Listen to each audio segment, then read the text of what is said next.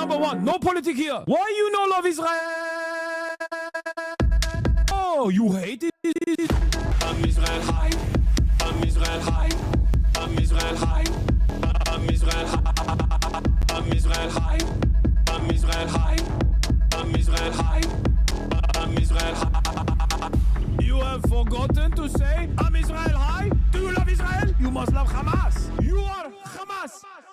I'm Israel high. I'm Israel high. I'm Israel high. I'm Israel high. I'm Israel high. I'm Israel high. I'm Israel high. I'm Israel high. Oh, Israel not number one for you. Oh, anti-Semitism. Israel, small nation. Israel, tiny nation surrounded by scary Muslims. Ah, you are anti-Semitism. You are Hamas. You are Hamas. No politics here. Say Israel number one. Tweet Israel number one. No politics here. No politics here. No politics here. No politics here. No politics here. No politics here. No politics here. No politics here. Say you condemn Hamas. Say I'm Israel high. Say you condemn October 7. You are Hamas. No politics here. No politics here. No politics here. No politics here. No politics here. No politics here. No politics here. No politics here. What's going on, everybody? I hope everyone's having a fantastic evening, afternoon. Free Palestine. Oh my God. I'm not even fucking, what a start. What a start. Rough start. What's going on, everybody? I'm Hassan Piker, and this is the Hassan I broadcast coming to you live from sunny Los Angeles, California.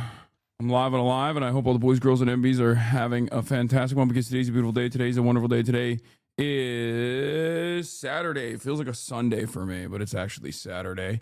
It is Saturday, August 2nd, 74 degrees and sunny here. How's your tooth feeling? It's perfectly fine now. I'm on my last day of antibiotics. I am late, but I'm live. I'm alive. It's 11:43, and let's get it twisted. Let's get it going. What is this? Oh my God, it's so loud. Folks, this is part of the broadcast where I tell you about my personal news about what's going on in the world of Hassan Hassan Piker. And the time period where I press the stop streaming button and press the start streaming button. So help me, that's what I'm gonna do. Okay. A new Chapel Roan song is about you. What? No, I don't think so. Anyway, can you show the giant Labubu, please? I'm teasing it. I'm teasing the giant Labubu. I will eventually, but anyway, folks, this is the part of the broadcast where I tell you about my personal news. Was this you in the group chat yesterday? Stop the look. The Labubu lady. Golden Labubu lady. Just got canceled for posting a blackface Labubu. Yeah, I wasn't. It was Cutie. Cutie was the one who broke the news in the group chat. Stop the look. And she broke it in a way where, like, she broke me. You know what I mean? She came after me. She made it seem as though I was the one who was pushing Labubu lady. To be fair, I was a little bit. Okay, and I thought she was apolitical, and my bad. All right, I of course stand with the Labubu Nation. I stand with Labubu Lady. I feel like I got betrayed as well as a fan. She betrayed my trust and my confidence. I am so sorry about the Labubu Lady, but we all are. We are Labubu Nation. We will recover from the blackface Labubu incident. Anyway, lol, you're never gonna beat the anti-black allegations, lol. Yeah, I know. Anyway, what was I saying? Do you see Cutie being jealous on Maine? What is this? How the hell you get so many Labubus? Bro, she is the reason why there's a Labubu shortage, okay? This is crazy. Like, my cousin has a little daughter, okay? I have a little niece, and I wanted to give her a Labubu, and we couldn't get a fresh one for her. Because the 1% own 99% of the Labubus. That's right, Pokimane. It's on site. You're out here showering people with Labubus, and I have not seen one, okay? I ain't seen a single Labubu come my way. What's that about? Lol, no, bro, you got to hit on the raffles. It's a skill issue. Another person is living your dreams. What is this? Set. Oh, yeah, this is on the docket. Good boy. Set. Set. Oh, what a good boy. Look at you. What a good boy. What a good boy. Yeah, told you. I mean, are the animal experts actually experts? Or can a man with a dream actually follow through and unlock his true potential? Now, what do I mean by this? A lot of experts have told me, Hassan, you cannot vibe out a bear. Hassan, bears can't understand you. You can't speak English to them. Stop trying to befriend a bear. Stop trying to say you would vibe out a bear. And you know what I was thinking of? A lot of ladies on the internet correctly said 4 months, man versus bear in the wild, I'm choosing the bear. But when I say I could also vibe out a bear, everybody gets mad at me. I'm not only saying, like, because I get it, like, oh, man versus bear, like, in the wild, like, this is supposed to show you, like, the violent nature of man, right? And all this stuff, right? Because, like, bears are, animals, but it's more predictable than, like, a man, right? That's, like, the whole point. That's the whole point of that discourse. I'm with you, okay? I'm with you. But I'm with you having said that, it also actually means that the bear is chiller than the man. Okay? Like, it's not just the man versus bear debate was being conducted on the virtues of the man being a violent and aggressive being, okay? Anti-woman and violent.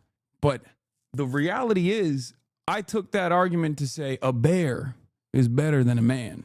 Because you can vibe out a bear. You can't vibe out a man. You can vibe out a bear, however. Anyway, that's all I'm saying. Here's the rest of it. This is a very well-trained bear. What a good boy, Dan. Also, look, what do you think this is? What do you think that is? That is a well-trained bear, okay? That's a well-trained baby bear. Look at how fucking scrunched her little face is right now. And I say little, but she's like 120 pounds. She's not little at all. Anyway, personal news-wise, end of the broadcast last night after gaming that took place. Some of you actually ran away because gaming was happening, but it was good. And it was actually a lot of fun. It was surprisingly a lot of fun. I played a Chinese, like, gacha style PvE co-op roguelike game, Terminal. I enjoyed it quite a bit. I will say, after that, I ended the broadcast. I hung out with my mom. We watched. I got my mom on. I got her on Miyazaki.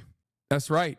I've been trying to get her because now that Criterion has anime, I've been trying to explain to her that, like, anime is there is, like, a lot of adult anime that you can watch, like anime that's not just for children, or anime that, like, adults can also consume. And so Studio Ghibli is, like, my entry point into this conversation. I think it's, like, the best way to try to get her to appreciate it, because she's an art PhD, and obviously as an art PhD, like, she has tremendous respect for all of the work that goes into the development of something like this. So I think, like, Studio Ghibli is the best entry point for something like that. And that's why I started off with Porco Rosso. And I had never actually watched it. I've only watched bits and pieces of Porco Rosso. Amazing. It was so good. We watched it last night. The English dub is ass. I'm sorry.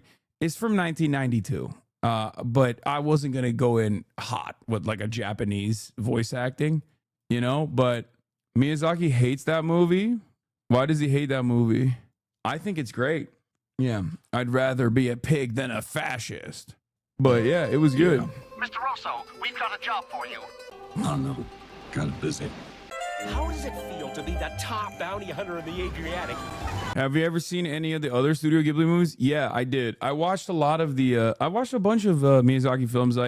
My favorite will always be, I ranked them last night. Hold on, let me pull it up real quick. But, like, everyone who says, like, Spirited Away, that's not my favorite. That's not my favorite at all. My favorite is Princess Mononoke at number 1, and then number 2 is Howl's Moving Castle, and then Spirited Away is number 3. I think Princess Mononoke is the best. That is my favorite. And then Howl's Moving Castle is my second favorite. And then Spirited Away is my third favorite. That's my order of business. I would put Porco Rosso. I might put Porco. I don't know if I put Porco Rosso over Spirited Away. I have not watched Boy and the Heron.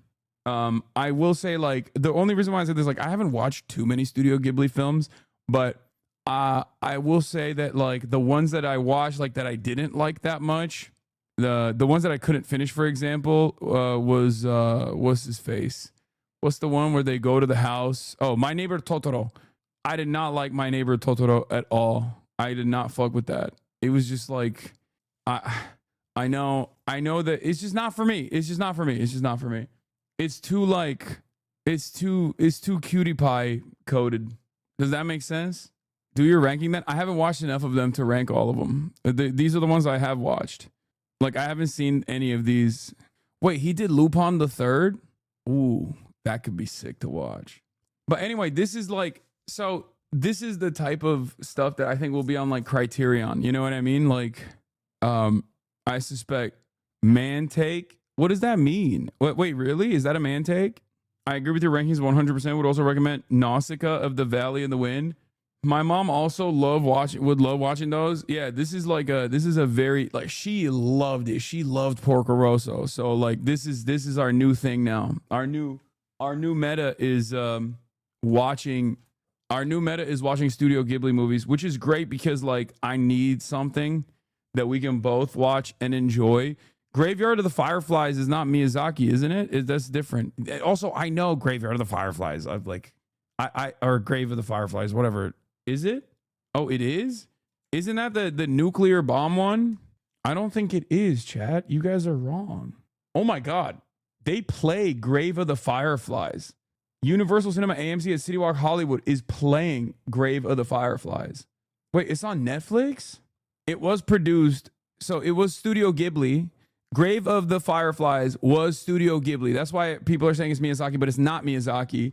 It's actually Isao Takahata, but it's still Studio Ghibli. That's why you guys are saying that it's like Miyazaki, but it's not actually Miyazaki. It's the firebombing one. Oh, Grave of the Fireflies is the firebombing one. Okay, it's not the nuclear bomb one. This is the, okay, I gotta watch this. I gotta watch this with my mom for sure. I heard this is peak. Okay, this is a good one. This is definitely a good one. Okay, facts. This is good. 打ち明けてしもうた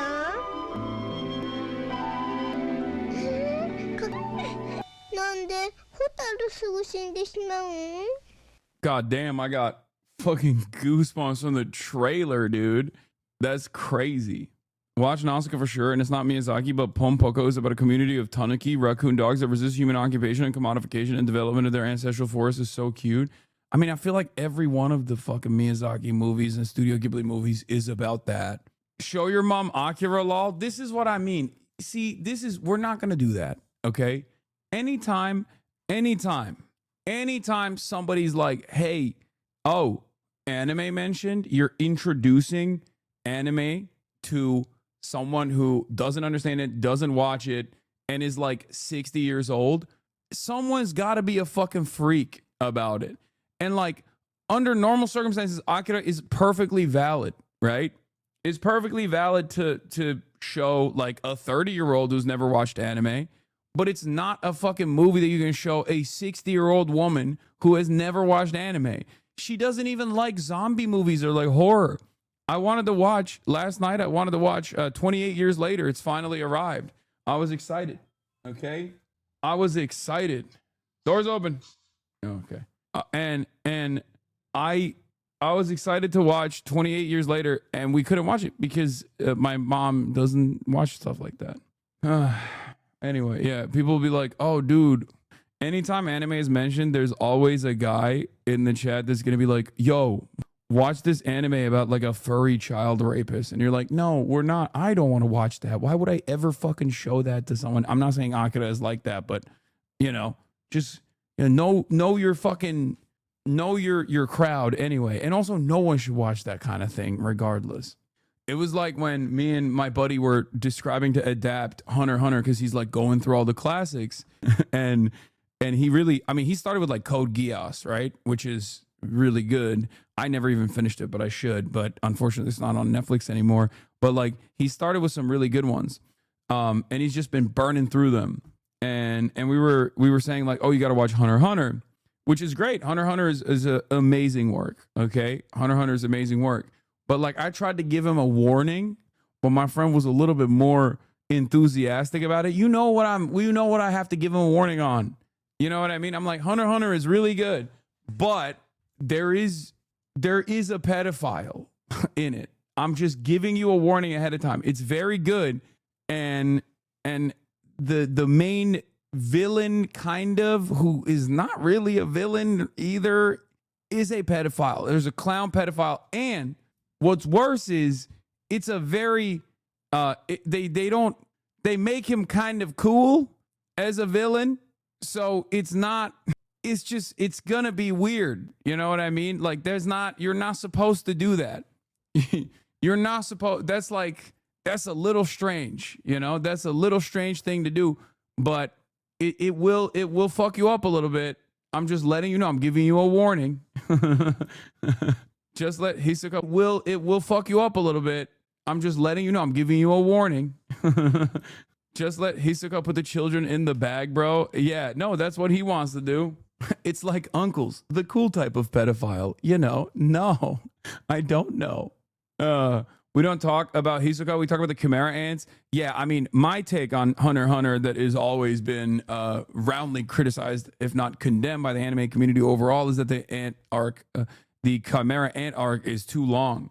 It's people say it's the peak arc. I get why. Payoff is great, but it's too long. It went for too long. They should have shortened it. They should have shortened that arc. Okay? It dragged. I'm not afraid to say it.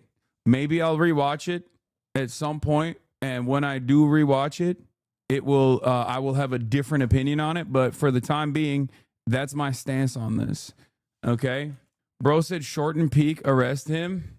All right, whatever. Where were we? Okay, let's blast off. It's Saturday. We have light news. Tackling slop tuber epidemic with Noah Samson. Is he even on Twitter? Anything can happen. Get in now. Also, on the food side, I've been on a chicken wrap arc. California Chicken Cafe. Sometimes I get influenced, okay? Sometimes I get influenced.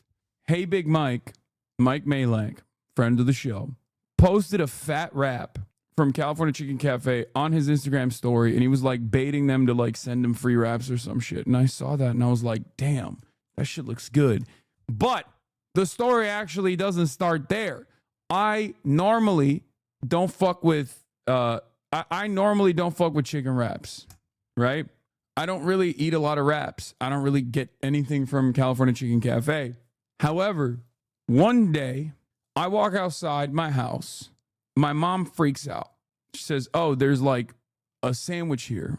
Someone sent a sandwich here. I think I've told the story already. I walk outside, I grab it. I'm like, oh no, is it like, you know, some fucking meme shit? Like, you know, people find your address or whatever or accidentally deliver something to your house. Or people sometimes will like send you shit just to fuck with you, whatever, right? And it wasn't that. I opened the wrap. I looked at it. I was like, this is a gay wrap. This is the wrap. This is a chicken wrap for a homosexual man. It was Christian's wrap. Christian accidentally ordered it to my house instead of his, right? And I ate it because I was like, I wanna feel like a gay man right now. I want to feel like a handsome twink. I want to see how he is so fit. Okay, so I ate it, and it was like specially made. He puts like broccoli and like carrots in it. I feel like carrots are too much, but he did something. He put alfalfa in it, and I thought that was a good move. And ever since I had that chicken wrap, I've been thinking about it because it blew my fucking mind. Double chicken breast, alfalfa, many greens in it, right? Bottom friendly diet. I don't know, but it changed me a little bit. And I have had that taste in the back of my mind. I had 2 chicken wraps yesterday. I had both lunch and dinner. from California Chicken Cafe with a wrap. It fucked me up. Now I'm a chicken wrap boy. You need the carrots, more vegetables? No, I eat a lot of veggies, dude. I saw on my TikTok timeline, there's an account that just like posts older videos of me. And they were showing like one of my older raps. I forget. I think it's called like Hassan the Human or something, which is weird, which is a weird name for an account. But yeah, I think this is it. Hold on, I found it, and it was like a Right, this is it. See how I make this? This is the tzatziki or jujik. I put the jujik in the pide or pita. Okay, this one's already broken. It doesn't have a lot of structural and. I didn't used to eat that many veggies back then. I have definitely upped the amount of veggies I consume since then. The chicken and okay, the chicken with like tahini sauce on it. I dump it in there. Where are the veggies? I got pickles, bro. That's veggies and onions. Then you take the onions and you put it in here as well. And then you take a piece of pickle and you lightly put the piece of pickle on there too. You know, and then finally, no, I don't saute my onions. Finally, a little bit of that eggplant red sauce. Lay it on nice and thick them, and that's it. That shit was gas though.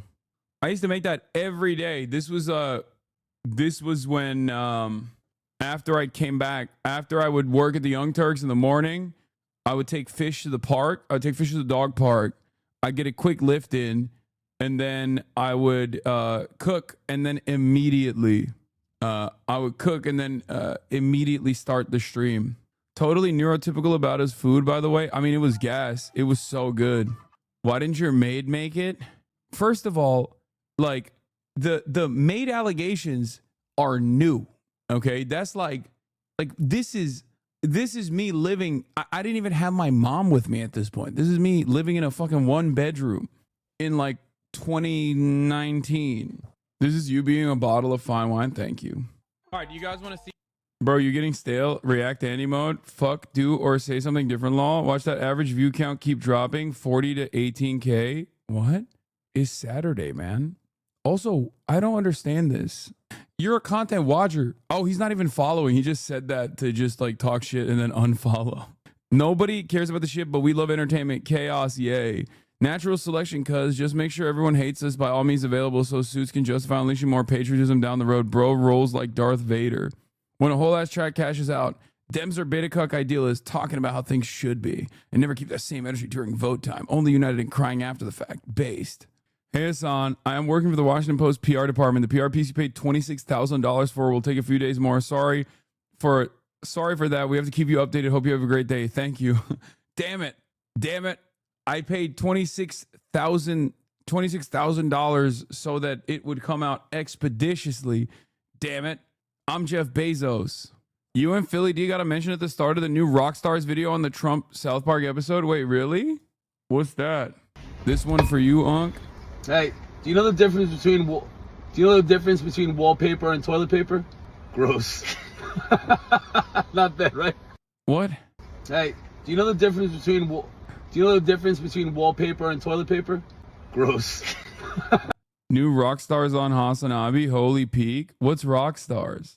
Nerd commentary. You're such a himbo, Lamau. I'm not sure what that was supposed to be. The Marvel Breakdown Nerd Bat Chest channel is a YouTube channel. Do we need to autistically describe the joke for you? No, it's a dad joke. He just doesn't understand the difference between wallpaper and toilet paper. The implication is that he's using wallpaper to wipe his ass. It's gross, right? That's the joke, right? I thought it was the joke. The joke was that. Maybe I didn't autistically understand it, to be fair. But I thought that was the joke. It just was fine. Fear and TikTok Cutie responded to. It's what you truly want. I can wear her skin, her hair, over mine. How I genuinely feel every time Hassan flirts with Cutie Cinderella. That's so dumb. I have rosacea. You don't want it. Here's the rock stars mentioned. New rock stars. South Park versus Trump Paramount lawsuit, and Stephen Colbert explained what the fuck is happening. Have you ever seen Alex Perlman on the DeFranco show basically saying he thinks Jubilee is a psyop? I think Jubilee is a psyop too. I gotta hit this with a repost as always. You already know. I like this channel. Good reviews. I fucking love them. They're great. Okay, Welcome what is back it? to New Rockstars. I'm Eric Voss, and what the drama is happening on South Park Season 27 with Paramount, CBS, Stephen Colbert, President Donald Trump, and how is all this stuff important to what we cover here at New Rockstars? I know. Oh shit, New Rockstars is stepping out of our lane to cover one of the most controversial political media stories ever, a topic that we should probably leave to YouTubers like Phil DeFranco or Hassan, and one that could get all kinds of people yelling at me beyond the typical folks who don't like my— Oh, that's it. That's the mention. That's what you guys were talking about. Listen, I love when a swagged out white boy tries to hit the Hassan like that. Okay, that's a man, right? That's the exact opposite of whenever someone fully knowledgeable of what my name is spelled like drops the double S. That's the opposite. Okay, that's a person trying. You don't need to do that. I never even expect it. Okay, I don't even expect it, but I know I'm in the presence of a cultured man. Okay, I'm in the presence of a man of culture who is he is not a regular white boy. Okay, does that make us cringe? No, I mean, I don't really care. Also, you know who does it the most? The people that do it the most are actually other Muslims, like Hassan Minhaj will do that, or like Arabs will do that too. Like that's the most common. I get that most commonly not from white people, but I get it from like Arabs and Muslims in general, like Muslim Americans. But that's not how your name is pronounced. It's Hassan. But it doesn't matter. I don't like. I'm telling you right now, it does not matter to me at all. It is Hassan is usually like I think it's like an Arabic pronunciation, right? Same with Murat. The way Pyro pronounces your name is so funny. Who's Pyro? What is this? I'm done talking about Epstein for the time being. Hey, this is dude. This is one of my young talents that I clocked early on. I'm going to trust my friends, the administration. I like these guys. The Jam Pod is like their new product, I feel like, but it's great. I'm done talking about Epstein for the time being. I'm going to trust my friends, the administration. I'm going to trust my friends in the government to do what needs to be done, solve it, balls in their hands. I've said plenty this last weekend. Balls in his hand? I know someone's balls is in your hand. I wonder what balls in your hand. In your mouth. They got that nigga Charlie Kirk balls in his hand. Balls. That nigga got the phone call of doom. I'm done talking about Epstein for the time being. I'm going to trust my friends, the administration. I'm going to trust my friends. I linked up with them when I was at the DNC. I saw them for a little bit. I feel like I think people really don't know how their name is pronounced as long as it isn't, really don't mind how their name is pronounced as long as it isn't low-key racist. Yeah. I've never cared. Yeah. I don't expect it. And I'm telling you right now, I do not expect it. It doesn't matter. Like it's not a big deal. If you can't say it right, it is not a big deal at all. That's why I said, like, when people say Hassan, it's not the correct pronunciation, but I still appreciate it because that's like, especially if it's a white boy saying it, they're trying to put some stank on it.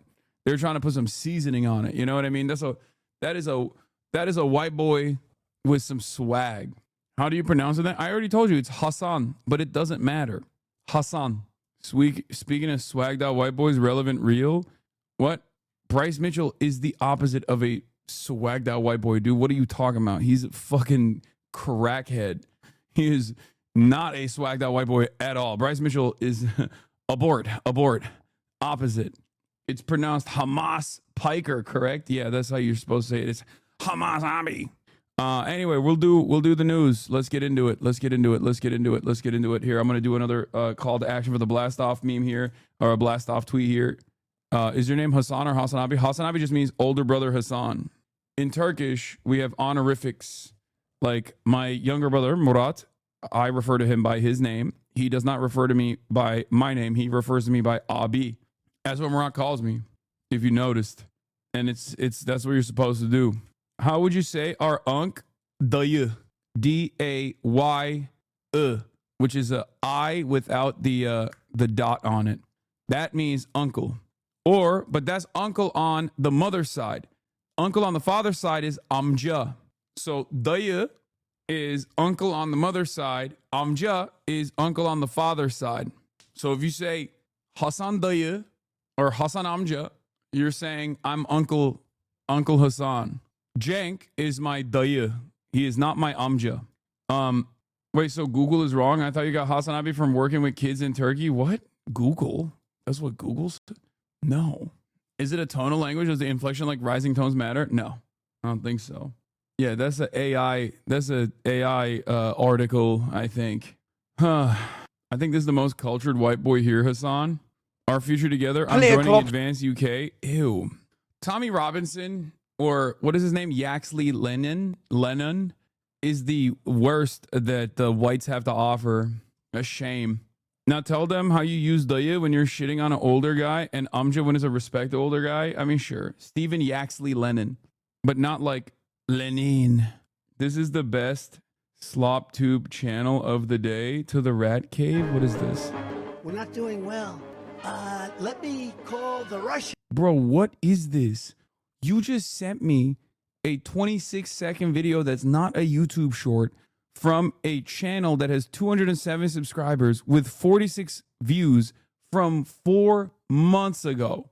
And I'm not even sure if this is your own personal channel that you're plugging in here. That's craziness. That is crazy. What is happening? That's crazy. That's crazy. That's crazy. You never finished this stream comp from yesterday? How much do you know about me?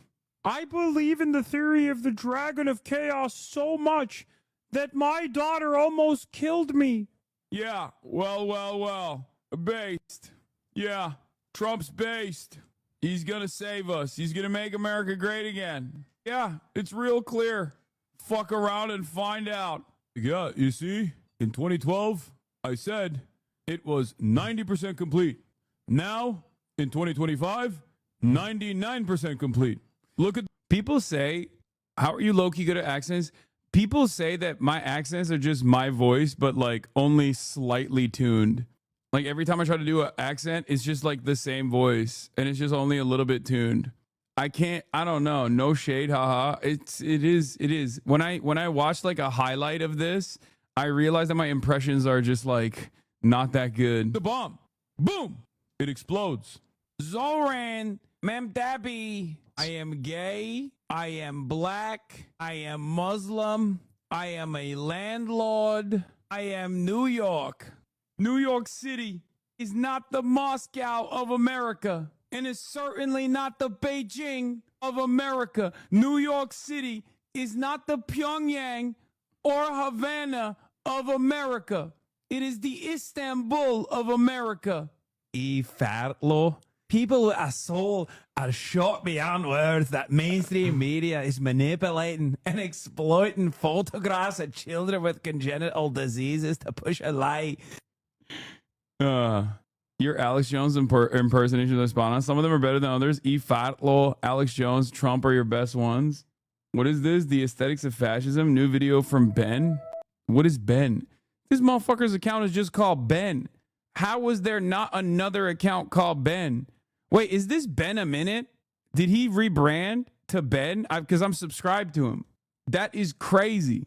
You would expect a platform like YouTube that has been around for quite a while. You would expect there to be a fucking Ben. He probably bought it. No, he probably changed his name. He recognized that Ben was available. It's actually a bad idea to just name your channel just that, though. And I know I learned the hard way because my second channel is called Hassan, and it's virtually impossible to find it. It's bad SEO. It's really bad SEO. So he should probably change that. If I were him, I would change it. Scenes from Ben is his other socials. Do you take 0.5 milligram Fin every day or every other day? I take it every day. Oh, I will say someone has been like I was looking at, this is another thing that I saw on TikTok the other night. You know how, wait, hold on. Let me see if I can find the actual fucking account. Oh, here it is. Here it is. I found it. The same shooting. There's an account called like Racist Nietzsche that I guess like compiled all of my reacts. What would you even call to the quote unquote cookie verse and the black pill edits that people are doing, like BP edits that people are doing.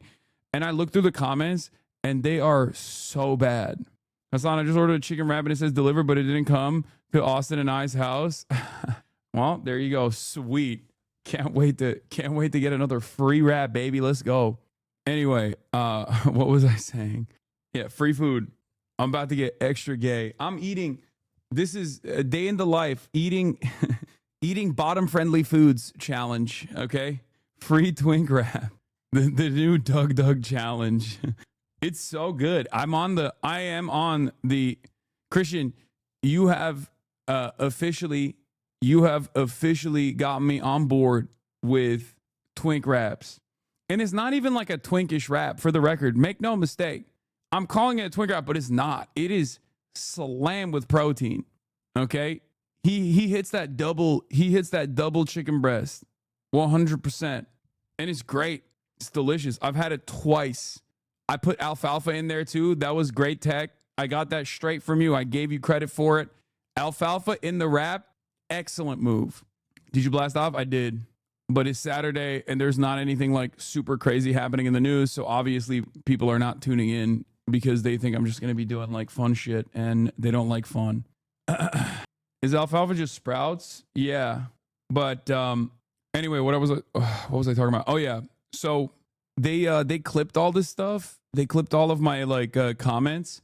And I always thought like there's annoying people that are kind of dumb in the Sloptuber universe. Okay. I thought there was like annoying people that were kind of dumb in the Sloptuber universe. Oh my Lord. It turns out, I mean, these are just teenagers. Like it hit me. I read some of these comments and it hit me like the internet has created an environment where the most ruthless people, teenagers, can just fucking rip you apart with the intensity that you assume is coming from a fully fleshed adult. Okay. But like when you realize most of these people are just like literally 14 years old, you're like, oh, this makes so much sense. Cause like if you're like if you've ever, I don't know, gone to a park or something and you're playing basketball and there's like 12-year-olds, 13-year-olds and you hear them like make fun of someone, like make fun of an adult, they're like vicious, they're ruthless. You know what I mean? That's the internet. That's just what the internet has become. And it's something that we forget, which I think actually plays a role in the ongoing discourse about all of these countries now making ID laws so that everyone has to put their government ID and give it to like a third party so they can just like log on to Spotify or whatever, which I'm going to talk about today because it's fucking crazy. But one of the things that's really funny is like these guys don't realize that the BP edit stuff that is now on TikTok that has become more mainstream started on the bodybuilding forum many, many decades prior when these guys were basically protein in their father's ball sack. You know what I mean? Like when these children who are probably like 14, 15, 16, when they were literally like not alive, that's when it actually originally started. And this is something that I've been obviously familiar with. And anyway, they're very mad and they don't understand like my commentary on this stuff. And they're like, this guy's an idiot. Like, he doesn't get it. He doesn't get, like, BP edits. I can't be the only one that doesn't like how it's fallen down the alt-right pipeline. The Cookieverse was better when it wasn't political. Bro, BP was alt-right before it was ever Cookieverse. Exactly. It was. And I think a lot of people don't fully comprehend that, like, the BP edit stuff, which is black pill edits, for those of you who don't know. And black pill is, like, when you, when you... It's communities that are hyper focused on like male aesthetics and it's basically like anorexia Twitter but for young boys. Okay, it's a subset of incel culture, but now it's like super normalized, especially among teens. And I was showing this to like Cameron, and it's really interesting because like I mean some people are just like memeing about it or whatever, but then other people were taking it super seriously. Hassan literally will never get it. He just needs to stop. And it's like really funny because like I was there when these when these incredibly stupid memes were being cultivated in the dark circles of the internet. peak relevant TikTok of how 14-year-olds. If I'm on the street on like a Friday at 3 p.m. and I see a group of 8th graders on one side of the street, I will cross to the other side of the street because 8th graders will make fun of you, but in an accurate way. They will get to the thing that you don't like about you. They don't even need to look at you for long. They'll just be like, ha, ha, ha. Hey, look at that high-waisted man. He got feminine hips. And I'm like, no, that's the thing I'm sensitive about. Yeah, I mean, basically. But you know what's crazy? It makes so much. Yeah, Wisdom also clocked it too. A lot of people are starting to notice it as well, because I think it's like gaining more prominence. But there's a literal BP guy called Syrian Psycho. He's very pro-Palestine. No, I know. As is the case with everything on the internet, it of course, it's like the Pepe frog. Okay, it starts off as like a cool thing, a fun little thing, a fun little drawn cute cartoon. Right wingers take hold of it. They start blasting it everywhere, and then it basically gets reappropriated back into like a reasonable piece of discourse. And then the neo-Nazis will like find a different version of it. Neo-Nazis will find a different version of that same thing and will blast that to like signal once again what they represent and what this actually represents. But ultimately, for those of you who don't know, because there's a lot of people who don't understand this internet culture stuff, and my job is to, you know, hold your hand and guide you through this process. A lot of the, yeah, you're just talking about how people steal AAVE and turn it anti-black. That's another very common meta as well, which Bill Burr also kind of funnily addressed on the Vulture interview that he did recently when he was talking about woke, the terminology of woke. But anyway, let me get back to this thing, okay? So originally, black pill and lookism, okay, that's what it's called. Lookism is the other term for it, is a genetic predeterminist movement online, okay? And it starts off with like body dysmorphia that a lot of bodybuilders have in bodybuilding forums. And it was just basically something that was super niche for quite a while. But then it moved into like its own websites, and it moved into like Reddit and 4chan, and it turned into like black pill. The idea that you are cucked by your genes and there is no solution. There's no way that you can improve the way you look.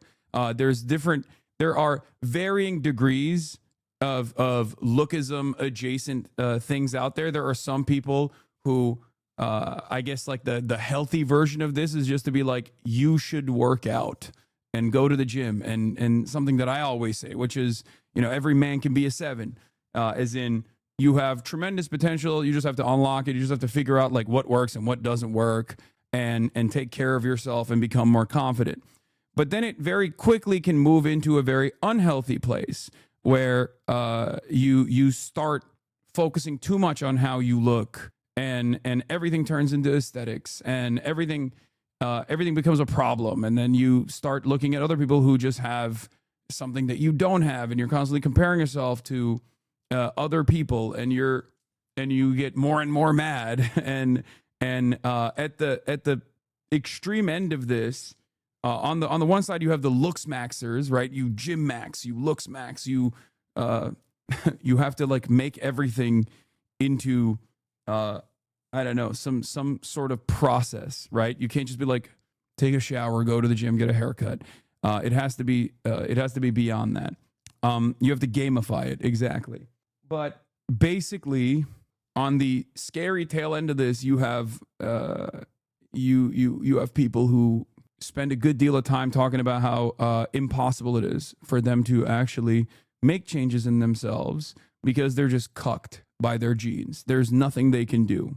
There's no way to overcome their genetic predetermined slot. Okay?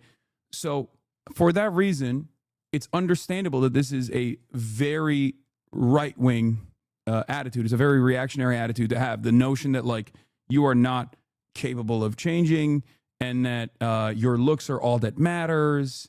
And it is just like a eugenics adjacent, if not a directly eugenicist movement, right? The thing is, a lot of people start off with memes, and it's not supposed to be that serious, and then move into a scarier and scarier community. Okay, they find themselves captivated by this kind of thing, and eventually those memes, just like a term that you would use ironically, turns into something that you use unironically. Eventually those memes become like a thing that you legitimately believe. Okay. And I'm sure there are plenty of people, because this is an extremely online community at the end of the day, there's probably plenty of people that have even found themselves in communities like this one, and luckily were able to pull themselves out before it took a dark turn, or know someone that's gone down this pipeline. The BP edits are like semi-ironic online. The Black Pill edits are semi-ironic online. There was a lot of focus on like looks maxing, like the Syrian psycho guy, for example. And I noticed that this was like literally lookism shit and like black pill shit, but I don't think that they were like aware. They had probably seen this somewhere online. They weren't fully aware of like where this kind of information was coming from. But now it's become, interestingly enough, like a genuinely political space. It has found itself perfectly aligned with the right-wing politics, like not even just like regular Republican politics, but like straightforwardly right-wing, alt-right style politics, which is where it started to begin with. I mean, it started at like bodybuilding forums and whatnot, and it was like initially apolitical, but it became a something resembling a mass movement in far-right circles to begin with. Anyway, here's Wisdom, friend of the show, Wisdom, with a take on this issue, because he's also noticed it as well, because it broke containment. I think like the moment that it broke containment was like when that one guy Clavicular said something racist about Marlon. And after that, people were like, what the fuck is this? This is like really racist. And then some people were like, of course it's racist. It was always racist. This is like genetically predeterminist attitudes. They're of course reactionary. It's eugenics, right? And then in the aftermath of that, he just like doubled down on that statement by hanging out with Nick Fuentes, prominent neo-Nazi Nick Fuentes. So much sense that the internet is toxic and there's so much like negativity and arguing and so much back and forth, whatever. There's literally kids everywhere on the fucking internet. Like, think about the craziness of this. You can be like an adult, you can be 20-something, 30-something, 40-something, whatever. And then you can see a post that triggers you, but it was just made by a 14-year-old in the middle of second period who had nothing better to do. Yeah. No sense of morality, no sense of right or wrong, no real idea of the world, what's going on. And now they're just on here talking to you in your space. And you don't even know that. It's fucking crazy. It's fucking crazy. That's why there's so much argument, so many beef, so much beefing, so much rage bait. I'm so sorry. I feel like you get to an age where the idea of rage baiting is so like beyond you. Think about what rage baiting is. I'm 24 now. When I was fucking, last time I would probably rage bait. I mean, not that I was ever rage baited, but like, I would probably would have been rage baiting when I was 17. At 18, I probably wouldn't have been rage baiting, maybe, but I don't know. That would have been the last time I would have rage baited. I'm too old to rage bait. I sound like a fucking unk. Now I see why y'all call me unk. But like, I couldn't have the time to try to deliberately make someone mad. That's such a young thing to fuck. I don't know if that makes sense. That's such an adolescent thing to fucking do. I'm making myself sound prehistoric as fuck. I know y'all are gonna have a field day with this shit. I don't give a fuck. Like, I really don't give a fuck. But isn't that fucking crazy? Like, you could be right now getting worked up, flustered, having an argument in the comment section, going back and forth in your replies, all because you're sharing the same space as somebody who has second period, third period, fourth period. They're in class. They have to say the Pledge of Allegiance every fucking morning. They're driving you fucking crazy on the internet. You're losing time, sleep, energy out of your fucking day because we're all traverse the internet with people of all fucking ages. Blows my mind sometimes. That's why, bro, I don't even reply to shit. But yeah, stay safe out there, chat. Yeah. It goes beyond that though, but that is a big part of it. You're just like, at a certain point, you got to realize, like, you're literally doing discourse with a child, and you think that this child is an adult because it's anonymous. Like, people, you don't know what this person's background is. You don't know what this person's, like, education level is. You don't know how old they are. You don't know what their lived experience is. Things that you could normally, this is something I've talked about a million times, as you guys know. The internet has this blanket neutrality, right? Where a fundamental part of interpersonal communication in the real world is lost, right? Because under normal circumstances, if you were to imagine someone writing a comment, but saying it to you in the real world, you'd be like, this is not how this would go, right? This is what I try to like explain to people all the time. Now, of course, I don't have the capacity to be able to comment like an anonymous troll because I've been online for longer than a decade with my government name. You know what I mean? Like, so for me, it's a little bit different. But for many of you that are writing with anonymous accounts, it's like hard to comprehend. But that anonymity, when you are interacting with people, that anonymity is what, hold on, Noah's here. Okay. That anonymity online creates a very unique type of social interaction, a very unique type of social interaction that cuts away at a fundamental part of having a conversation with another human being. Okay, I'm going to talk about this extensively. Hold on one second. Here. I think anyone who's still in high school or below should have their own internet, like their own special internet for that. And then once they've reached a certain age, then they get on the main internet. I'm not saying the main internet is going to be any better. There's still stupid people everywhere. There's still grown adults who rage bait, which is fucking sad. But like, that's my opinion. That way, everyone in high school and below can still vibe out, still have your thing, still like, it'll still be lit. Don't get me wrong, it'll be lit. But I feel like then we don't have to like, there won't be so much beef and negativity and rage and so much nonsense that manifests out of nowhere as often. Like it would still happen. You get what I'm saying? Maybe I'm talking shit. Maybe I'm wrong. Yeah, hold on. Pull up a chair. Ladies and gentlemen, boys, girls, and ambies, we've got Noah Samson in the building. I can't believe you still have that hair. That's crazy. Oh, the split dye? Yeah, dude. I just got it cut yesterday, and it's just like this because I ran out of dye, you know, on the charity stream. But it's gotta go. They did my bank crazy. Okay. XXX Tentacion Noah. Yeah. Noah Samson is a YouTuber. For those of you who don't know, he's done wonderful work. He's done wonderful work on his YouTube channel. He's also fundraised quite a bit for Palestine, for Palestinian charities. You might know him. Is this your first time like here? I've never been here. Yeah, this is my first time. Have we met before in person? We met we have, right? at a Halloween party in October of True. 2023. You were wearing a Barbie kind of jumpsuit, and I was wearing a maid outfit, and we talked about Palestine on the balcony. Oh yeah, something like that. It's really really weird situation, but I remember.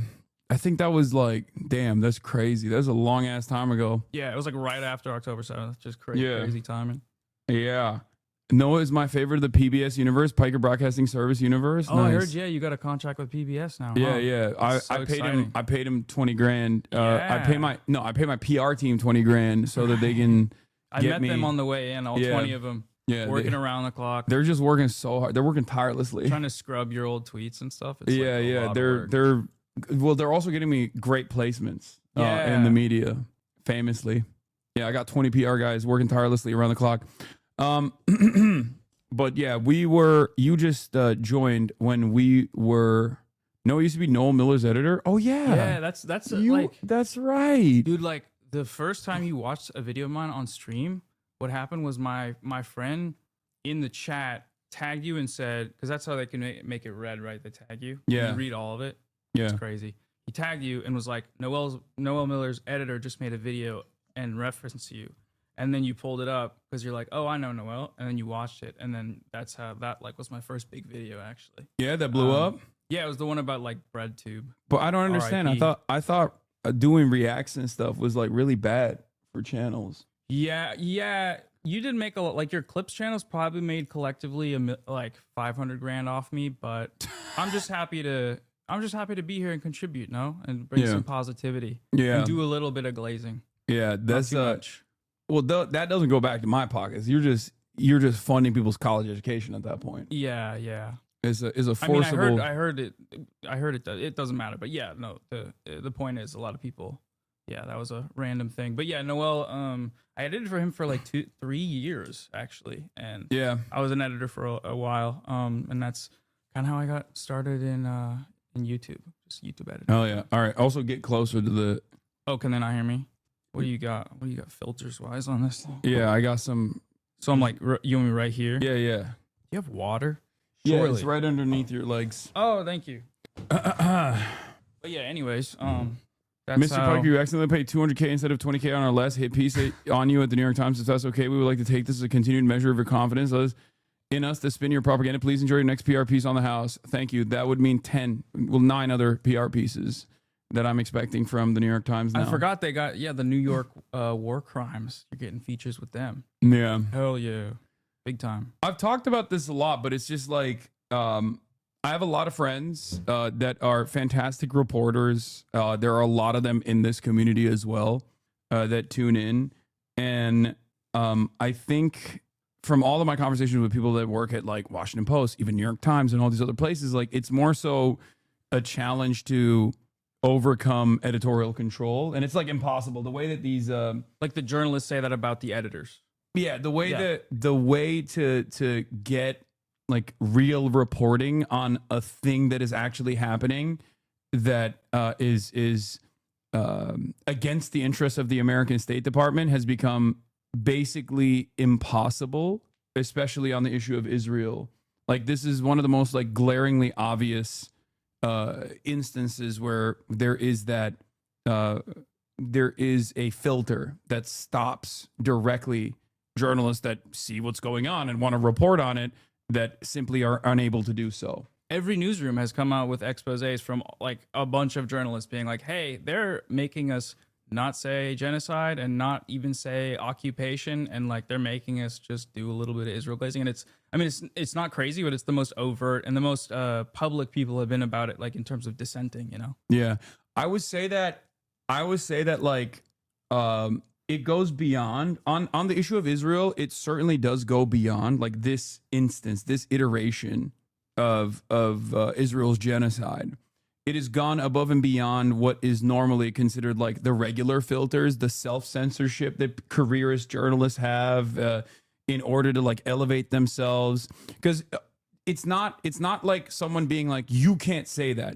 Under normal circumstances, people understand what is expected of them, right? People understand what is expected of them from higher ups that basically choose to cover certain stories, choose to omit certain information, right? Knowing full well, like when it comes to healthcare, for example, like they know that the editorial control there is, or if you want to be elevated in your journalism career, like you're gonna have to silence your actual opinions on certain issues and omit key details, right? Yes.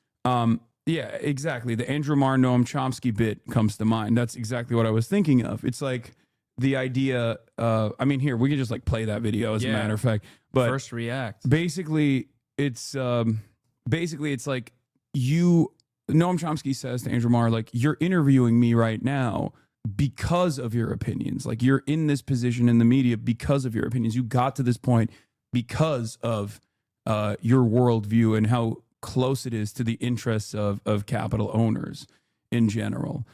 You didn't actively suppress your opinions. You just, this is who you are. And that's why you were elevated.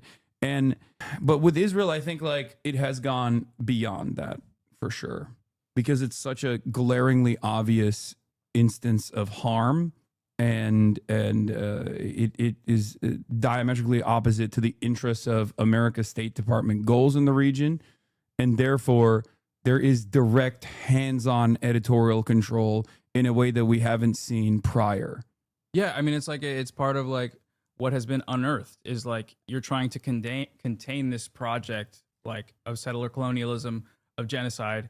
And when it becomes this overt, it's like you can only contain it so long, the lies, repeatedly seeing them over again. And now being, I think, more cognizant of the way more subtle things about like language, omission, like you were saying, things they choose to cover. Like I don't think the New York Times covered the Hannibal Directive at all. And I don't think the New York Times covered, there's another really significant one. Like they've barely reported on anything. Journalists being killed in Gaza. And it's like, yeah, it's all been galvanized by this whole process. And as horrific as everything going on is, obviously, it's like public perception has changed so much in the last 2 years. It's kind of stunning. Oh, the rape protest, the pro-rape riots. Oh, they didn't cover that. The right to rape. Oh my God. Yeah, the right to rape rally. Jesus. Yeah. And when they do, they will bury the lead.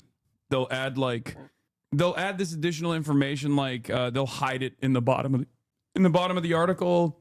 Dude, this one, the headline, the most important part of the article is obviously always like passive voice. That kids makes are starving in Gaza. They're Yeah. hungry. We don't know why. Just something's happening, and that's the result. There was a article they did on the Al Baqa cafe bombing like 2 days ago, and it's crazy because this is the piece that's supposed to be covering Israel in a somewhat critical manner. It's like an indefensible war crime that happens. Yeah. But the first, you'll see in the first paragraph when they talk about casualties in Gaza, they make sure to stipulate that the Gaza Health Ministry does not distinguish between civilians and combatants. The This is it, implication right? A being- seaside refuge in Gaza torn apart by an Israeli strike. The Israeli military said it killed at least 3 Hamas operatives at Al Baqa Cafe. It also killed a journalist, an artist, and 2 best friends reconciling after a fight. Starting with Hamas operatives, they said that they got him with no evidence, and I think one of the ties was that it was like the nephew of a Hamas commando who was just in the army there, but you're allowed to kill him while he's drinking coffee. Yeah. It was just a few paragraphs down where they're saying like, if the New York Times' metric, or because the New York Times' metric for like enemy combatant is whatever Israel says is an enemy combatant. If Israel's rules for declaring someone an enemy combatant was appropriate and was adjusted for the Palestinian side, you could nuke Tel Aviv and it would be considered a legal thing to do.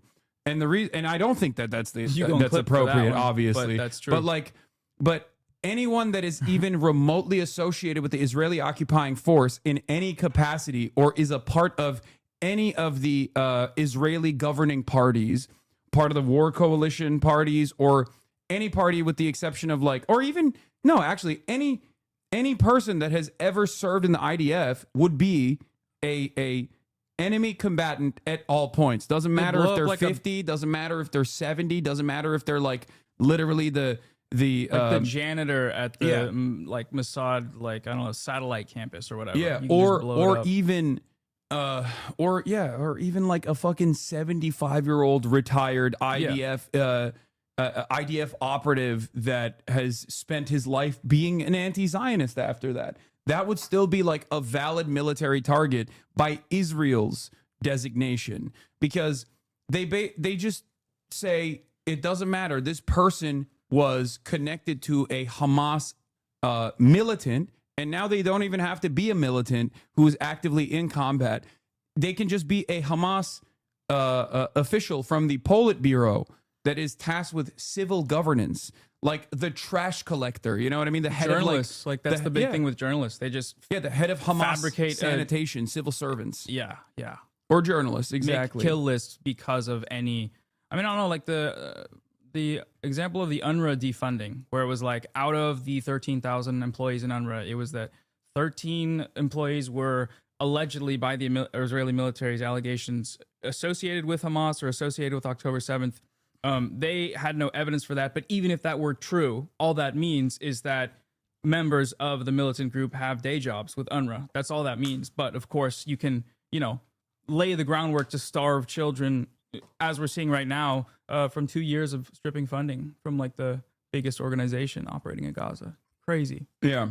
Are medical workers included? Everyone is included. Everyone.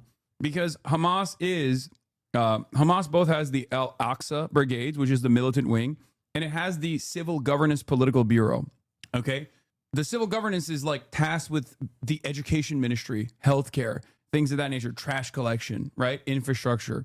And that's also still Hamas. That is the only governing party in Gaza. Okay? And therefore, didn't I say Al-Qassam Brigades? Did I say Al-Aqsa? Sorry, Al-Qassam Brigades is the militant wing. Al-Aqsa Flood is the October 7th operation that was named the Al-Aqsa Flood. And apologies. Yeah, they have the Israeli government has basically openly targeted, the agriculture minister or the head of police. It's completely unacceptable. It is a direct war crime. It's the power of like the terrorism designation, right? Yeah, but that's also the bad guy. And Hamas, being exactly. US No, that's designated why terror. that's precisely why that vague definition exists to begin with. Yeah. and they're using and abusing that. They're spamming that as aggressively as they possibly can. And it's clearly not working as well as it used to, but it doesn't really matter because for the media, it's enough. And there's still plenty of people who, when they hear "but Hamas," there's plenty of people who just That's like why they agree with put it. it right in this subheading there, right? They're like, I mean, dude, fucking, I don't know, 32 people were killed by Israel. They completely destroyed this cafe. I did a video on this. Like, oh my God, Channel 4 covered it. The British outlet Channel 4 covered it pretty well because they're like, dude, these two young women were reconciling a fight that they had and they were texting their family about it and they just blew the whole thing up. And all of what happened there, the mass slaughter, is just summarized here. They're like, okay, it blew up and then probably there was a Hamas guy there. So the average American reader that has been, propagandized to believe that that's evil. There was an evil, barbaric, rapist, evil, like Hitler in there means, okay, whatever. I don't know. Yeah. And that is, again, totally inappropriate. That is completely ridiculous. It is illegal. Okay. There are rules of warfare. There's rules of combat. There are rules for combat for a good reason. And people have tried to abide by said rules. They've obviously expanded on them aggressively over the course of many years, but you can't just shoot and kill someone even if they are literally a fucking militant otherwise, okay? They're not actively in combat. You just can't go up and like kill a veteran, you know what I mean? Or you can't go up and kill someone who is in the military but they're off duty. No, that you understand, like if they're getting treated in a hospital, the hospital's a valid military target now. Yeah, that's how it is. that's insane to me that like already Israel wounded from being attacked, laying in a hospital bed, drinking coffee at a cafe. Like you Blow can't up even do that, everything. and we don't even have evidence that these guys were that person to begin with. So yeah, that's another thing that we're going to talk about. Don't worry. Saw an Atlantic article with the headline "Hamas wants Gaza to starve." Oh, that one. We can start bastard. off. We can start off with that. So you've tackled a bunch of like the slop tubers and the ways in which they have defended Israel's genocide, but they haven't like. There's varying degrees of Hasbara defense of Israel out there, right? And I think what a lot of the slop tubers have decided to do is instead of like tackling the issue head on and really talking about the politics of it or the policies or the ideology behind Israel's actions or Zionism or any number of different things that they could cover, they've decided to cover this from the aspect of drama by basically positioning themselves against people like myself, yourself, and many other content creators who were unafraid to openly state their opinion about Israel, even immediately after October 7. And they basically rode the wave of enmity for as long as they could. What does enmity mean? Sorry. Resentment, Oh, hatred. yeah, okay, yeah. Yeah. Having said that, however, they've been noticeably absent from the conversation. If you notice, like in the past couple of months, I would say, As the tide is turning on public opinion. Yeah. And the tide shift has already taken place, and now I think for even their fan bases, like they realize this is even for their fan bases, this is like a non-starter, right? So they have been forced to change tactics, I guess, and like hyper focus on drama on other things.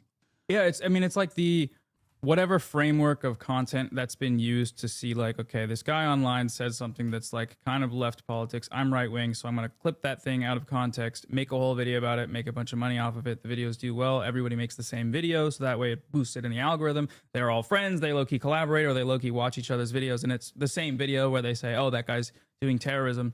That's the framework of how the content ecosystem works. And then a genocide starts happening, or a genocide escalates to the point of a very visible and obvious and well-documented genocide.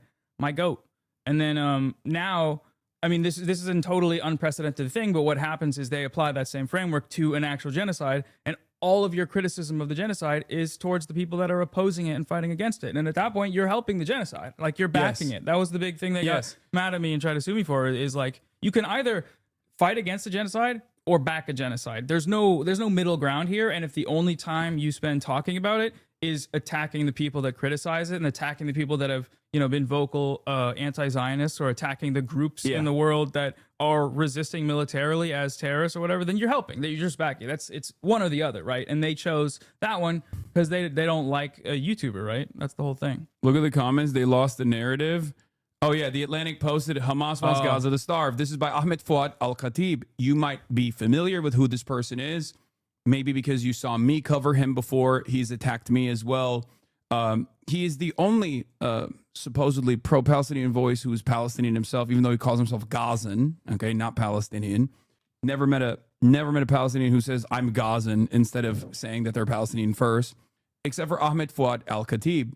Ethan Klein had him on his broadcast. They literally fundraised for the Atlantic Council, which Ahmed Fouad Al-Khatib is a part of. Atlantic Council is a pro-NATO right-wing think tank. Funded by the U.S. Defense Department, Yes. primarily? Yes. And Ahmed, we're gonna do a deeper dive into this because now that the toothpaste is out of the tube, cat's out of the bag, people are recognizing that Israel is deliberately starving the Palestinian population, and it's one of those it's one of those things that's like an undeniable war crime of epic proportions. And it's brought out harrowing images that even mainstream media has had to cover. More and more people are recognizing this devastating reality.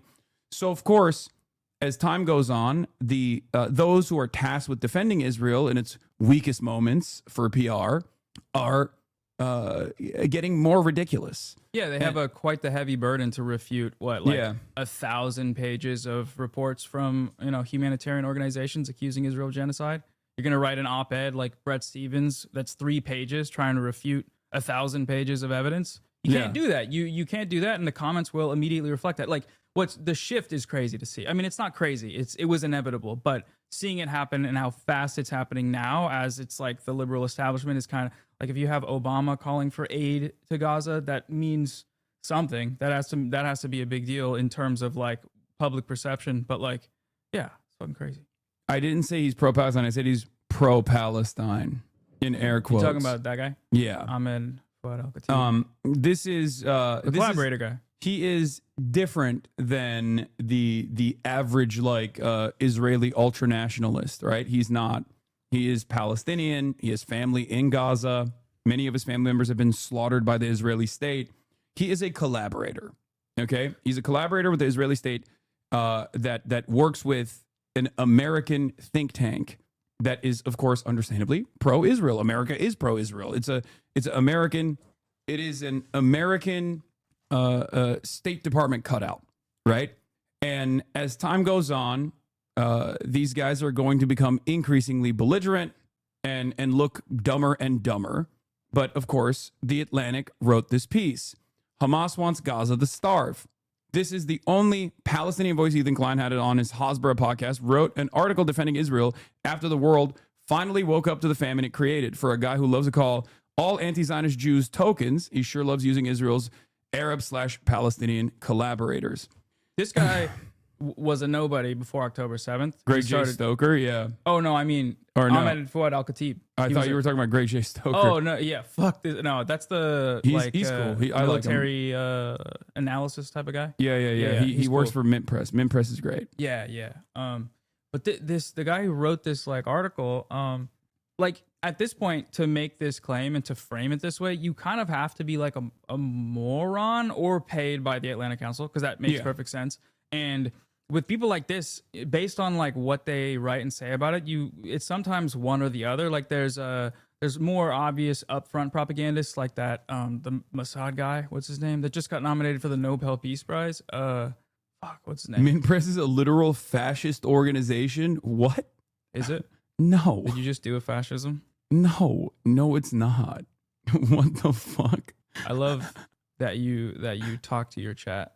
Yeah, what is it called? Getting one guide? Is that a thing? I learned about that the other day. I do get one guide quite a bit. That was just one message. Sorry, I'm just bored.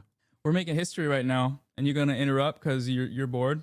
Yeah, no, that's normal. Okay, but that's part of the history is getting interrupted. The Palestinian who wrote this travesty has a master's in intelligence studies from American University and has written pieces for the Washington Institute of Near East Policy, a think tank founded by AIPAC in 1985. He now runs the Realign for Palestine program at the Atlantic Council, another think tank and CIA cutout. On Twitter, he openly reposts virulent Israeli Hasbaras and wages war against liberatory language. Okay. Ram and every other hostage should be set free immediately, and food should flow freely to starving Palestinians. There's too much suffering. It will only. I mean, I don't think this is a good example of of mentioning. Oh, the suffering, yeah, won't end when this theoretical thing happens that you want. I no, I'm saying like this is not the best example of his retweet of someone who is like a virulent Oh, hosperist. yeah. But he does do that. I'm not saying Chef Jose Andres is a virulent hosperist, but Yeah. But he does certainly highlight a lot of virulent hosberists in general.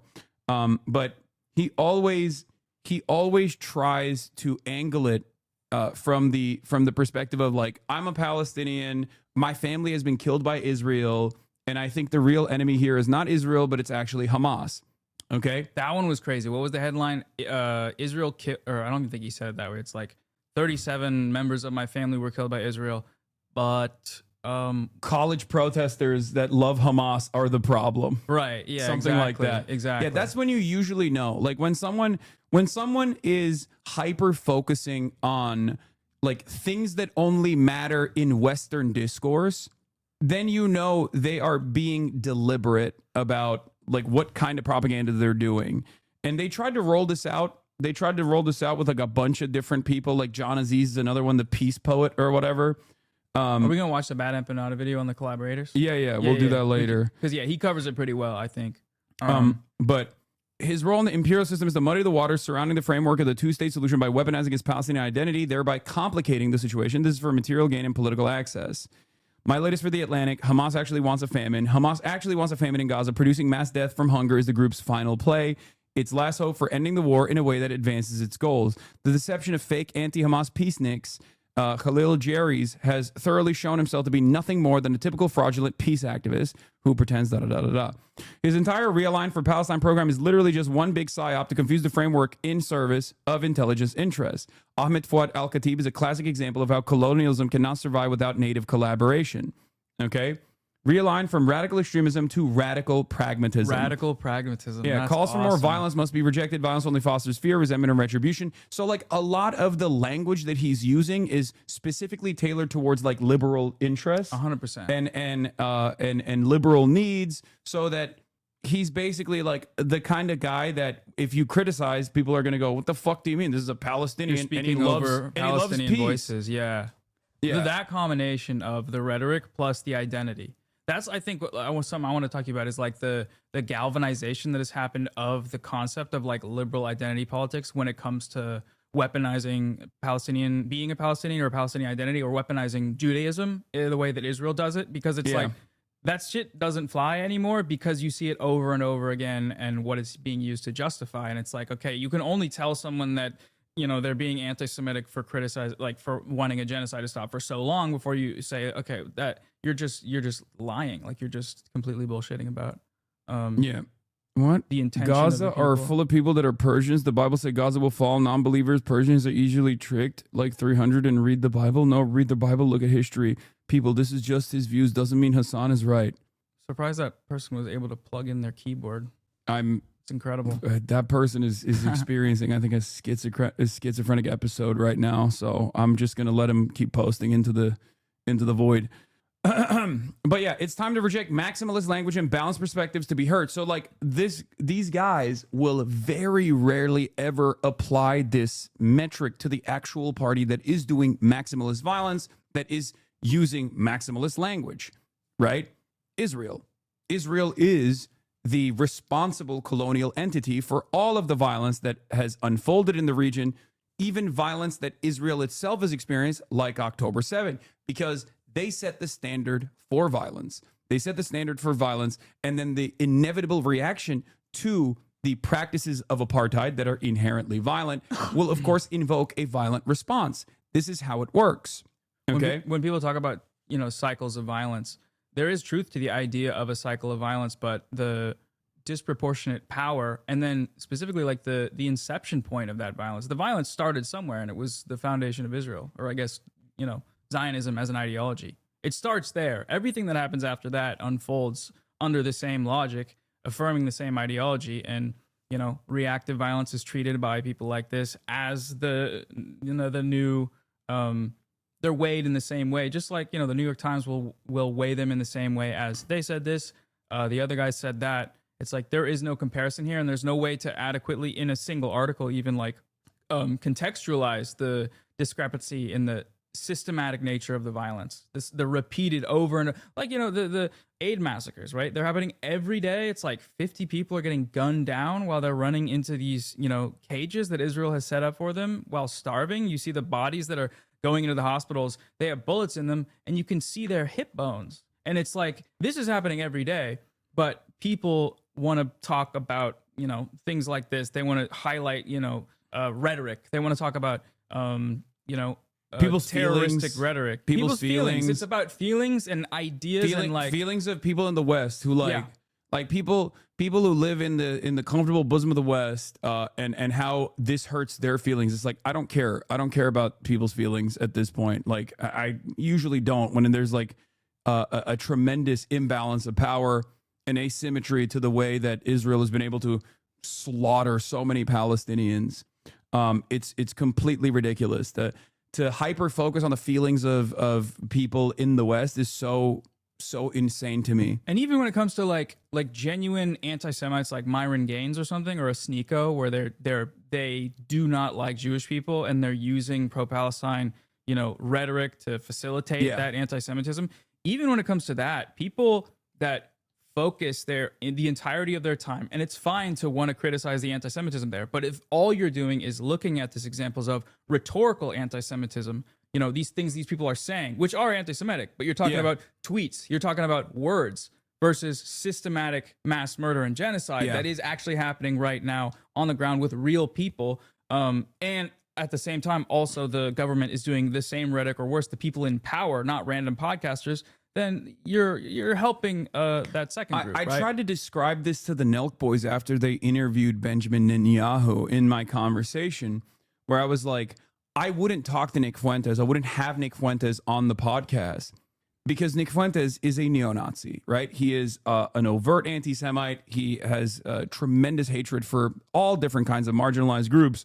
But even Nick Fuentes is still a fucking neo-Nazi in America as like a podcaster. He's like a media personality. Benjamin Netanyahu is an actual war criminal that is responsible for this genocide, right? And he's not the only party that's responsible, but he's perhaps the most responsible. He's like spearheading this. And there's even legal repercussions that are unprecedented from the likes of the ICC to try to get him arrested for these war crimes. Like, this is like, he is probably one of the worst people on the planet at this moment, right? And therefore he's even worse than Nick Fuentes to talk to. And I don't think Nick Fuentes is a person that I wouldn't give a platform to Nick Fuentes for his opinions to begin with, but he has the opinions and he's also implementing the action beyond it. Right. So you said you wouldn't have Netanyahu on. I mean, they wouldn't offer, of course, but that would never happen regardless. But obviously it would be very different. A conversation between me and Netanyahu would take place in a very different setting than a conversation between you wouldn't ask him about Burger King. No, it wouldn't be like my conversation with Rashid Al Haddad, who is a now 20-year-old Yemeni TikTok influencer. That's not what it would be like. That photo he posted the other day in front of the Galaxy leader with our photos printed out. Oh, I didn't see that. It's crazy. But yes, like power imbalance, a random kid subject to a genocide. Yeah. Since he was like 10 years old, probably. Yeah. Growing up in a genocide, that makes you a danger to the world, and you should be banned from Twitch, and you should be even if he was and I try to explain this to people, like, even if he was literally the leader of Ansar Allah, okay, even if he was like a member of the Houthi family, a leader in the Ansar Allah movement, like, that is still nowhere near at the same level of like doing unimaginable war crimes as Benjamin Netanyahu, and yet one figure is seen as like just a responsible state leader. What do you mean? That's just a foreign leader versus the leader of a foreign nation that is conducting a military campaign to stop the genocide. Okay. In any case, I wanted to briefly get into this, but I guess Bad Empanada also has a take on the pro-Israel grifters and the slop tubers. Ooh, this is the second channel? I don't know, but Bad Empanada Live. Oh. So the reason the reason why we're covering this for a lot of people who say like, oh, dude, like this is just drama. I totally understand why you think it is, but there is at this point like millions and millions of views that have come from these slop tube content creators in defense of Israel's genocide. Even if they don't directly say that they're pro-Israel, even if they sometimes say they're anti-Israel, okay? Or even if they say what Israel's doing a genocide. If they spend we all have a finite amount of time on this planet, and certainly as content creators, we all have a limited amount of time to make an impact. If you're using all of that time to attack the pro-Palestinian side as aggressively as possible and never reserve even a fraction of that animosity towards the actual responsible party here, Israel, then you're not pro-Palestine. You're just not. You are a coward who is pro-Israel, but too ashamed to openly say you're pro-Israel. Sure hoping your time here is finite, Law. I mean, we're all going to die, chatter. Wait, myself It included. was your birthday a few days ago, right? Yeah, I'm Happy 34 birthday. now. I'm yeah, so, you know, keep doing what you're doing. Seen a bunch of drama YouTubers defend Israel just because they don't like one guy has made me lose a lot of faith in humanity. I think it's not necessarily just that a bunch of drama YouTubers defended Israel because they wanted to attack one guy and thought this was a great way to farm clicks and do drama. It's the fact that there are plenty of people in those audiences that didn't go, this seems weird. This feels like you're just attacking this guy because you hate this guy. You're using this genocide as like a point of drama. Well, like part of it is farm they don't clicks. have a lot of them, and I would Like, it's venture the to say audiences that they don't have the exist that make context. me sad. They don't have the context when you say a clip of, it doesn't matter if rapes happen on October 7th. That doesn't change the dynamic that Palestinians shouldn't be subject to genocide. When they take the first part and then they make a whole 20-minute video about how you love rape, even though all you were saying was Palestine should be free and not genocided, then of course people are gonna, you know, come to a less informed conclusion, especially when they are slop tuber audiences where they don't have the context. And I think like that's why a lot of times taking the opportunity to provide more context is the most helpful thing to do with those people. But at the end of the day, they, you know, I think drama as like a category, it doesn't really adequately cover what we're talking about here, because we're talking about creators talking about other creators, but there's a lot of undergirding political issues that drama doesn't suffice if you're just, because it gives a sort of a tone that you're just talking about another creator for the sake of talking about them. Yeah. When they are doing drama content in the sort of what's the word, format that they've always used, but they're also defending a genocide with it by only attacking anti-genocide advocates. So yeah, it's I hope that their audiences at the very least, like as the attitude around this shifts, as more and more people come to that recognition, I hope that people in their audiences at the very least, like even if they still fucking hate me or hate you or whoever the fuck, right, they still at least like arrive at the correct position inevitably. That's why I'm more I guess I'm more open-minded about people who are like, oh, now it clicked for me, right? Like the average person online that has only now come to this conclusion. I have a lot less smoke for them than I do for politicians, for example. And my only expectation from those people that come to the conclusion, the correct interpretation of events, that Israel is doing a genocide, and it is perfectly valid, both legally and morally, to resist against the genocide of people, that they don't fucking do this wishy-washy, but, you know, I only came to this conclusion late because the left was too aggressive, or because I don't like Hassan, or because I don't like Noah, I don't like Bad Empanada and the way he was speaking about it. Like, don't try to come in after the fact and then still try to like attack people who have been on the right side on this issue from the start. I know people don't remember what you said. They remember how you made them feel. And maybe I made you feel really bad. I'm welcoming at this point, as long as you don't fucking consistently keep trying to cope and act as though you would have been right all along if it wasn't for these like leftists who were being annoying to you or something.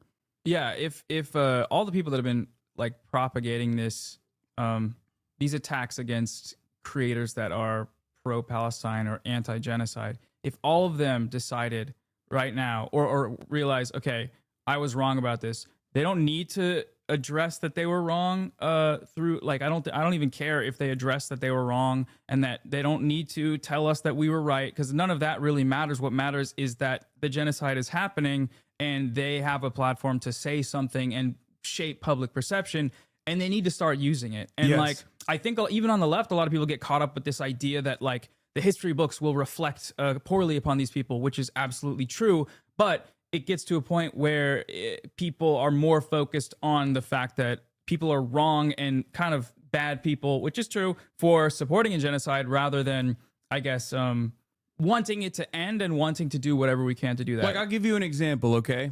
Mudahar.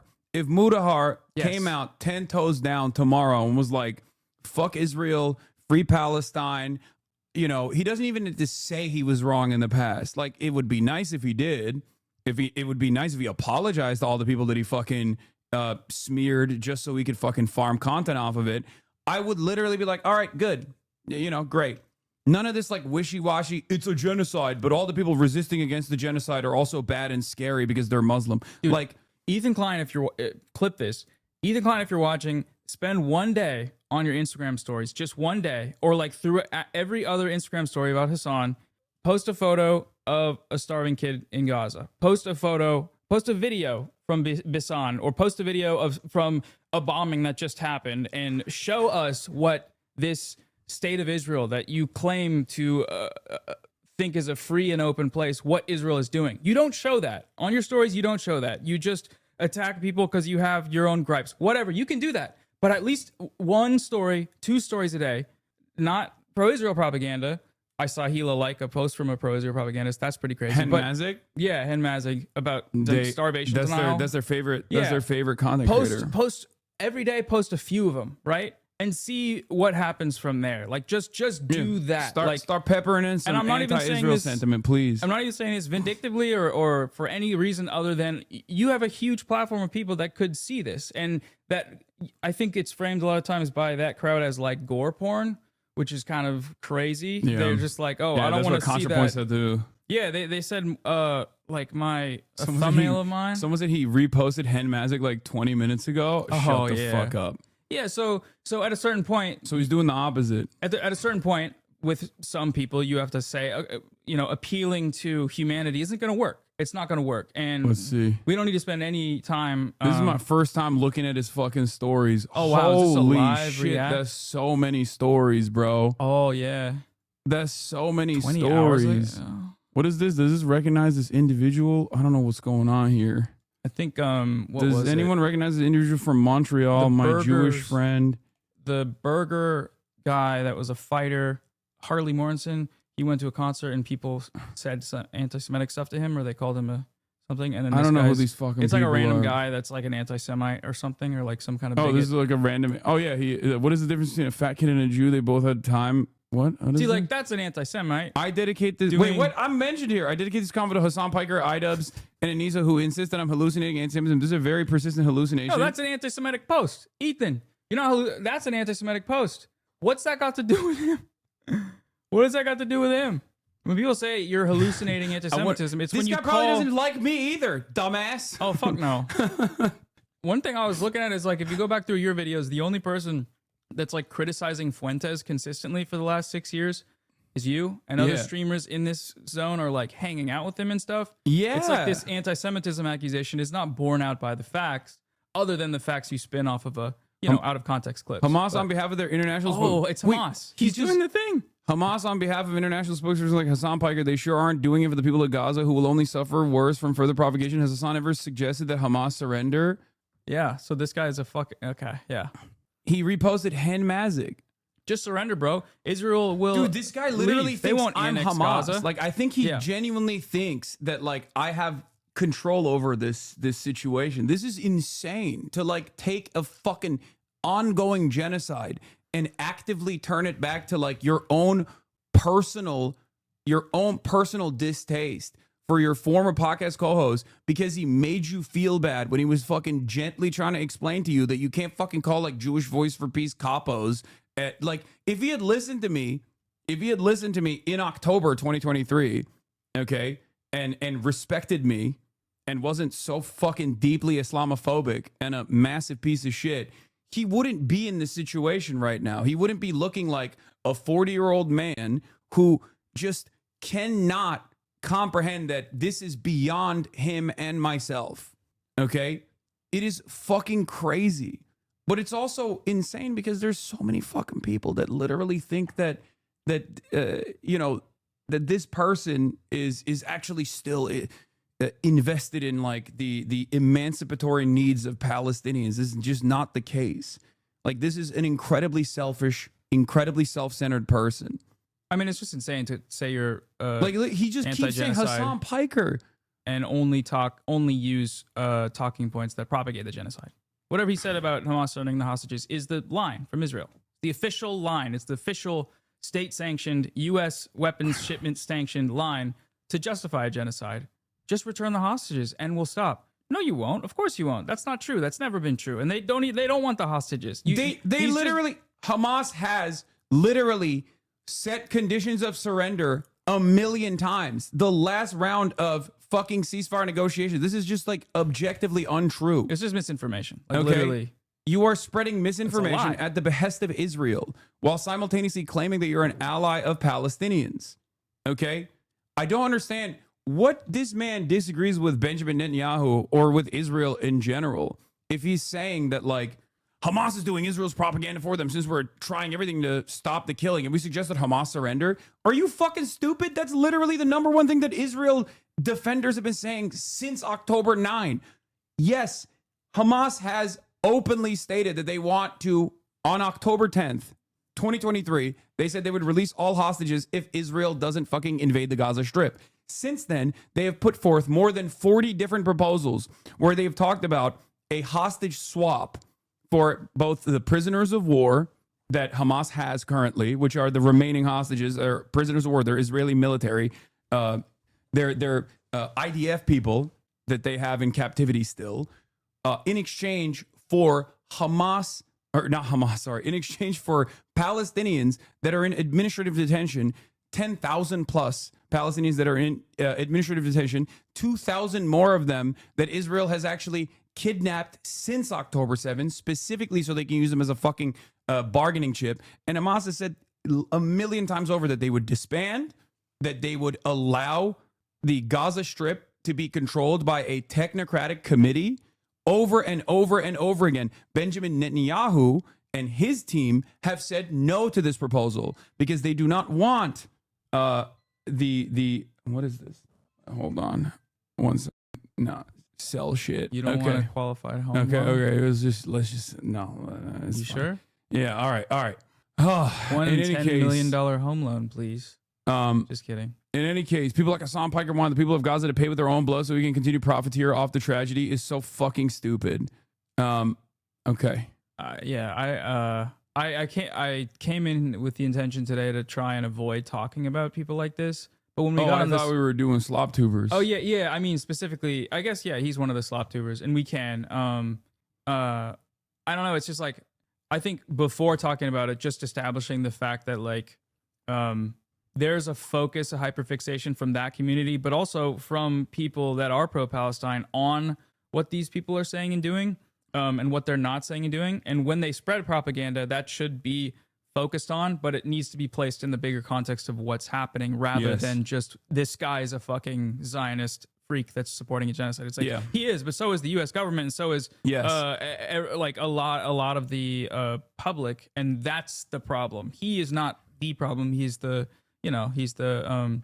his actions are the result of this broader system. But when he says shit, like when he's doing propaganda, like obviously we should talk about it. But when someone says like I'm a stalwart ally of Palestinians, that's the big thing, right? Saying you're an ally. That makes me so fucking mad because it's like I'm a stalwart ally of Palestinians. I spend every waking moment attacking other pro-Palestine content creators demanding that they get deplatformed, sue them for fucking ridiculous shit, try to silence them over and over again, spend every waking moment having my sizable audience fucking attack them, no matter where they are, literally spam like fucking media hits that they do, and try to get them to be deplatformed or at least like have be blackballed. Basically, it's not even working, but it doesn't fucking matter.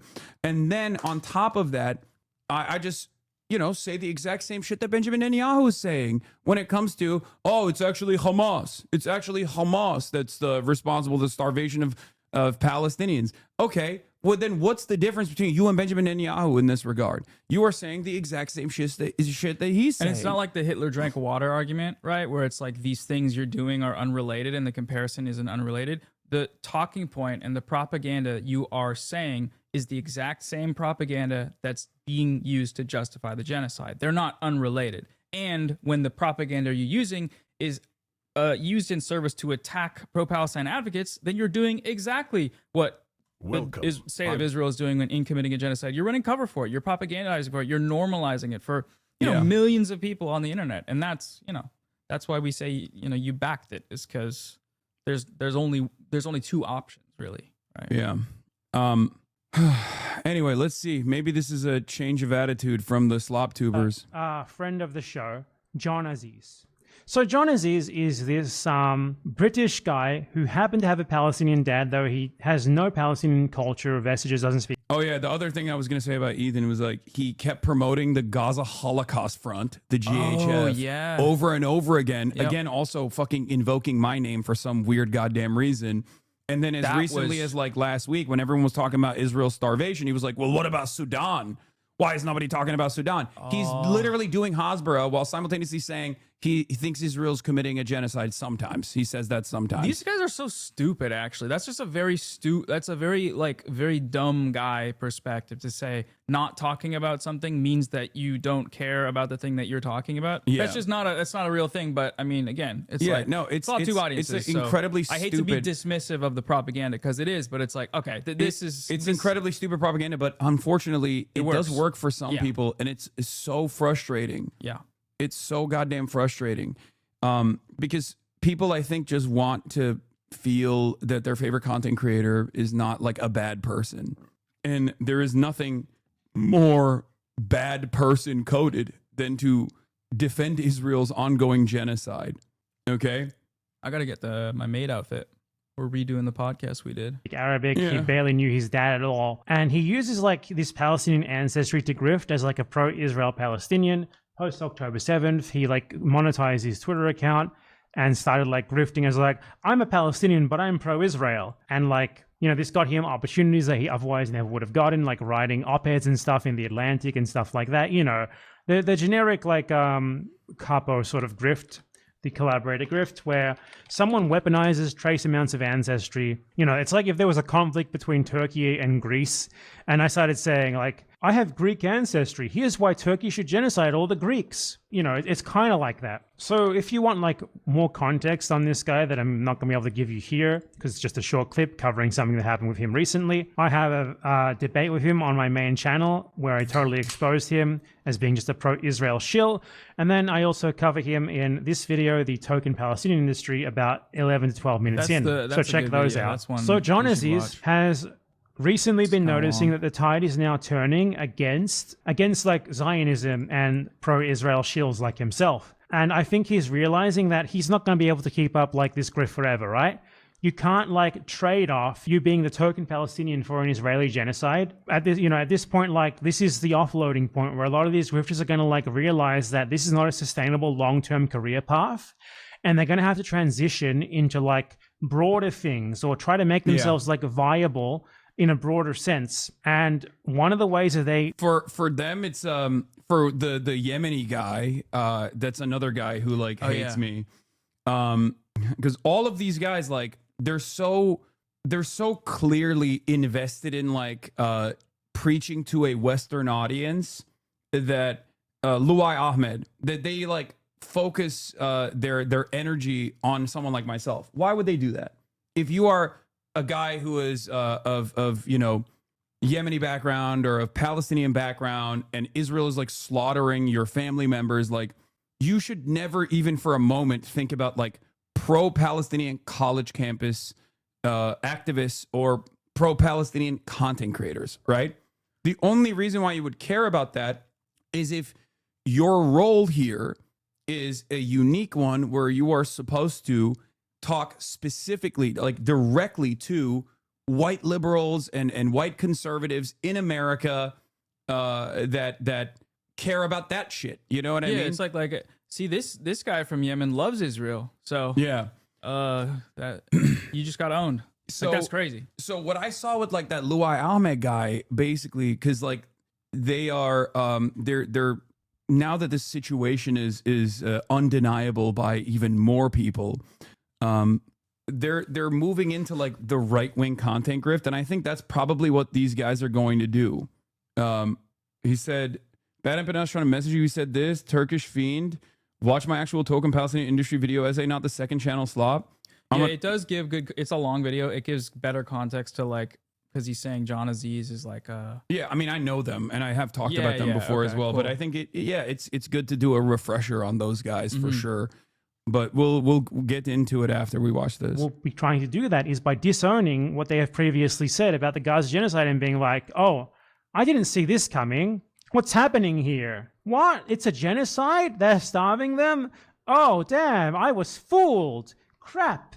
And now they might try to like rebrand as like enlightened centrist grifters or like even maybe pro-Palestinian grifters in the future because they want to keep the money flowing in from their Twitter monetization. They want to keep getting like op-ed opportunities in major media outlets and stuff like that. One thing I want to talk about is like it's one thing for someone to realize they were wrong and then actively work towards helping alleviate the problem, which is a genocide. It's another thing entirely to use this as a way to boost a media career. And I think with a lot of these people that are going to change their mind and try to reposition, we got to remember, we got to keep a very close record of what they said while it was happening and not let them do that. They'll try, but there should be a continuous effort to say, no. On October 10th, you started justifying what Israel is doing. You started weaponizing your identity to run cover for Israel and blame everything Israel's doing on Hamas, which is exactly what Israel's doing. Or college protesters. Yeah, exactly.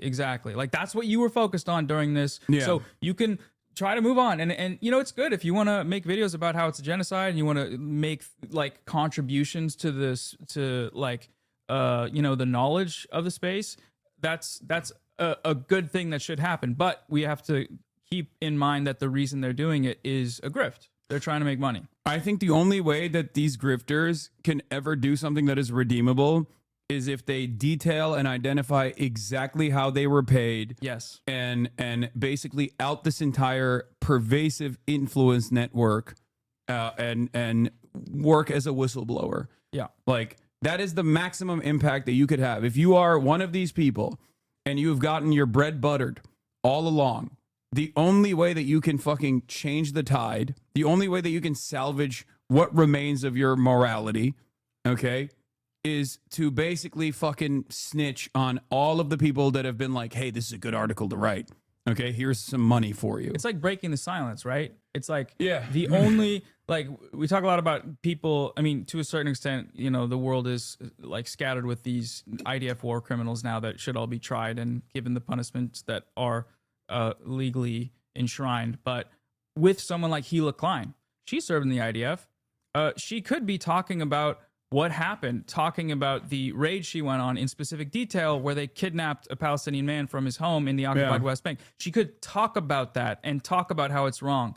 That's what she would do if she hasn't even said this, but if Ethan and her were actually pro-Palestine, they would try to use that position.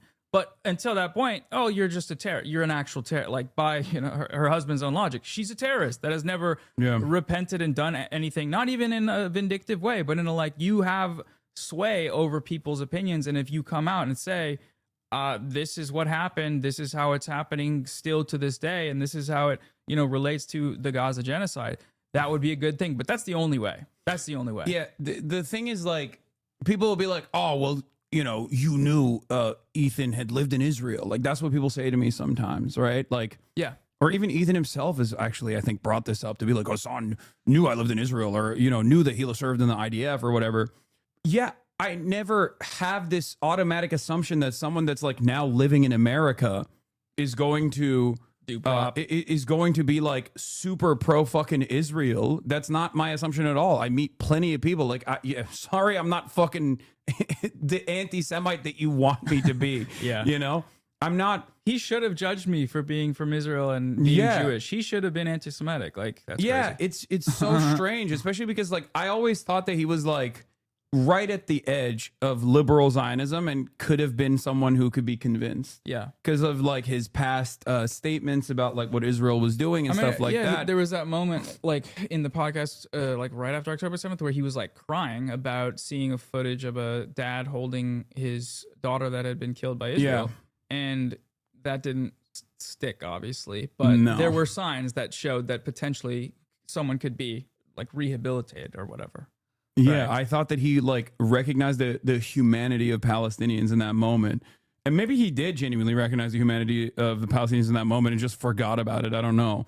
But once again, people going, he had a whole N-word compilation. Come on now. Guys, this is not about like being that's right all along. Slop brain. That's okay, internet you're brain. doing that internet thing. brain. We're not talking about that. I know. I knew that he had said fucking horrible shit in the past. I thought that because I have this idea that like people have the capacity to change and people can genuinely It's like become how you talk to the Nelk boys, right? become better versions Like, of themselves. You are willing to have a conversation with Yes. someone.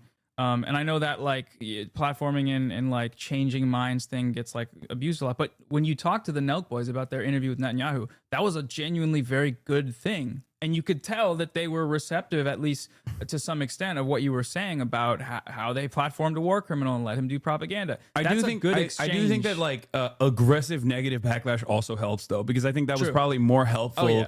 in Certainly. in getting the Nelk Boys to like change trajectory. Absolutely. And have like the Boss and Music podcast on. Yeah. So with Ethan, it's different in some ways, but just your approach generally, Dude, I think is I think prior to the Benjamin Netanyahu interview, the Nelk Boys have done less pro-Israel propaganda than Ethan, with the exception of like literally going to Israel and doing pro-Israel propaganda before October 7th. 100%. Like that's the difference. Like this man has spent every waking moment shitting on pro-Palestinian voices and constantly fucking repackaging like the same kind of propaganda that Benjamin Netanyahu ironically deployed on the Nelk Boys podcast.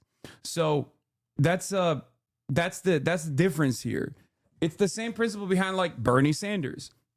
It's disappointing, and it definitely caused me to see him in a different light. That he like still holds on to this liberal Zionist position this far in, when as and this is a conversation I had with Noah Cullowen before on the broadcast, where he is like an incredibly prominent, the most beloved Jewish political figure in America, and who was always who has never shied away from demonstrating radical politics, right? And saying the truth. For him to, at this stage, still consistently, not Chuck Schumer, I said beloved chatter. What are you talking about? I'm saying like a popular politician who is run for the presidency and has openly said, has openly floated the idea of like denying weapons transfers to Israel in 2016. That was a radical proposition in 2016 for many Americans. And the fact that a Jewish man was saying that was huge for many Americans. Okay. And in this time and place, like Bernie should not be still promoting liberal Zionism and liberal Zionist talking points, saying Not Israel has a calling it a right, genocide. Israel has a right to defend itself. Hamas started this on October 7th. These are ahistorical and also just incorrect interpretations of this conflict. And he is unfortunately doing this like weird form of genocide denial, where he says Yeah. it doesn't matter what we call it, it's bad. It's like, well, if But it's the- genocide, you should call it that. But anyways, But the point I was trying to make with Bernie is that like Bernie doesn't get in the way of other people who are past him on this issue. Okay, he doesn't shy away from endorsing candidates and politicians like Zohran or even Abdul Al-Sayed in Michigan who are anti-Zionist. Right, he does not shy away from that at all. Whereas someone like Ethan Klein straight up will, similar to Brad Lander, exactly. Brad Lander is another good example of this as well. Brad Lander has done even more than that, right? But having said that, there are other people out there who are doing propaganda for Israel and have not shied away from consistently doing propaganda for Israel, even if it's at great harm to their social standing, which is something that they care about, right? And that's what's crazy to me. That is what's actually fucking insane in this situation, is like, you are so ride or die that you're still willing to do this thing that even your own fan base at this point is going to recognize is ridiculous. Yeah, all out of spite, all out of a personal vendetta, and obviously, you know, Zionist propagandizing from living there and, you know, being married to an IDF terrorist. It's like all these things coalesce into this thing where you're causing harm, but enough people are aware of what's happening that it's a losing fight, and that's why I'm curious to see what'll happen, because it's like, this is one of the most egotistical people that I've ever seen, like as a public figure on the internet or whatever. So being able to admit that you were wrong about a genocide and admit that you were propagandizing for it, it's not going to happen. It's just not. And that's, I mean, to a certain extent, like you're saying, someone like Bernie, you know, you're not going to stand in his way, just like you'll criticize him when it's necessary, but you're not going to stand in his way, just like he has, because he hasn't stood in the way of a lot of like activists and what's happening in the same way that a lot of Democratic politicians are. But at a certain point with someone like Ethan, you just cut your losses and say, okay, we'll just like kind of farm this guy to raise awareness for the genocide and educate people for the genocide. And that's like, I really appreciate that about like Bad Empanada, Overzealots, Chris Kunzler, and all these people that are doing this like really good work to just use this person that clearly doesn't, like, if it happens, great, but it's probably not going to happen. And you have to identify which people, I guess, you can facilitate change through. Because at the end of the day, it's not about us. It's not about me and you. It's not about content creators. It's not about anything that we feel about anyone or anything a politician feels about what's happening. It's about the material action and what's happening right now and what we can do to stop it. And, you know, there's that quote from this poet, I forget her name, but it's like, whatever you can do, throw sand in the gears of genocide. Like, however much sand you can throw, even if it's just a little bit in your nail, like, whatever you can do means for you personally something different for everybody. But you know, I think my favorite form of it and the most effective, at least for like my channel and stuff, is just farming people like that don't want to change, and if they don't, then you identify that and you move on and you use that to try and do something. And I don't know. Yeah, it's like I mean it's like, at this point, if you're still watching H3H3 and he spends an insane amount of time just like shitting on pro-Palestinian content creators and like regularly doing pro-Israel propaganda, you're not just like watching a regular fucking goofs and gaffs show. It's crazy, bro. Yeah, you're consuming fuck Palestine, fuck pro-Palestinian people propaganda. That's what you're doing. You are also, without recognizing it, slowly but surely, most likely changing your own political perspective, because he's drip feeding right-wing sentiment and pro-genocide positions, beaming it directly into your fucking mind. Dude, he's radicalizing them. That's the big thing that they get you for, is saying that you radicalize people into like crazy left tanky stuff that's not the good kind of leftism, which is liberalism, which is fascism when it comes to Israel. And that's what, dude, posting like 50 Instagram stories a day, that's like already laying the groundwork for some crazy shit to happen. 50 concerted Instagram stories about specific people and, you know, characterize pro-Palestine activists as terrorists, but then combining that with like a 4-hour show where, dude, I was going to say that if you watch it, I've watched a little bit of it recently. No, I know you haven't. That's good. But the way the vibes are fucked. The vibes of that show are fucked. It's just a guy like kind of sitting there being like all worked up and angry about everyone and bringing up names of people to call them terrorists, and like having to have his wife get him to stop calling people bitch because he's just calling the women he's suing bitch, and like all this stuff where it's like an angry guy surrounded by a bunch of yes men.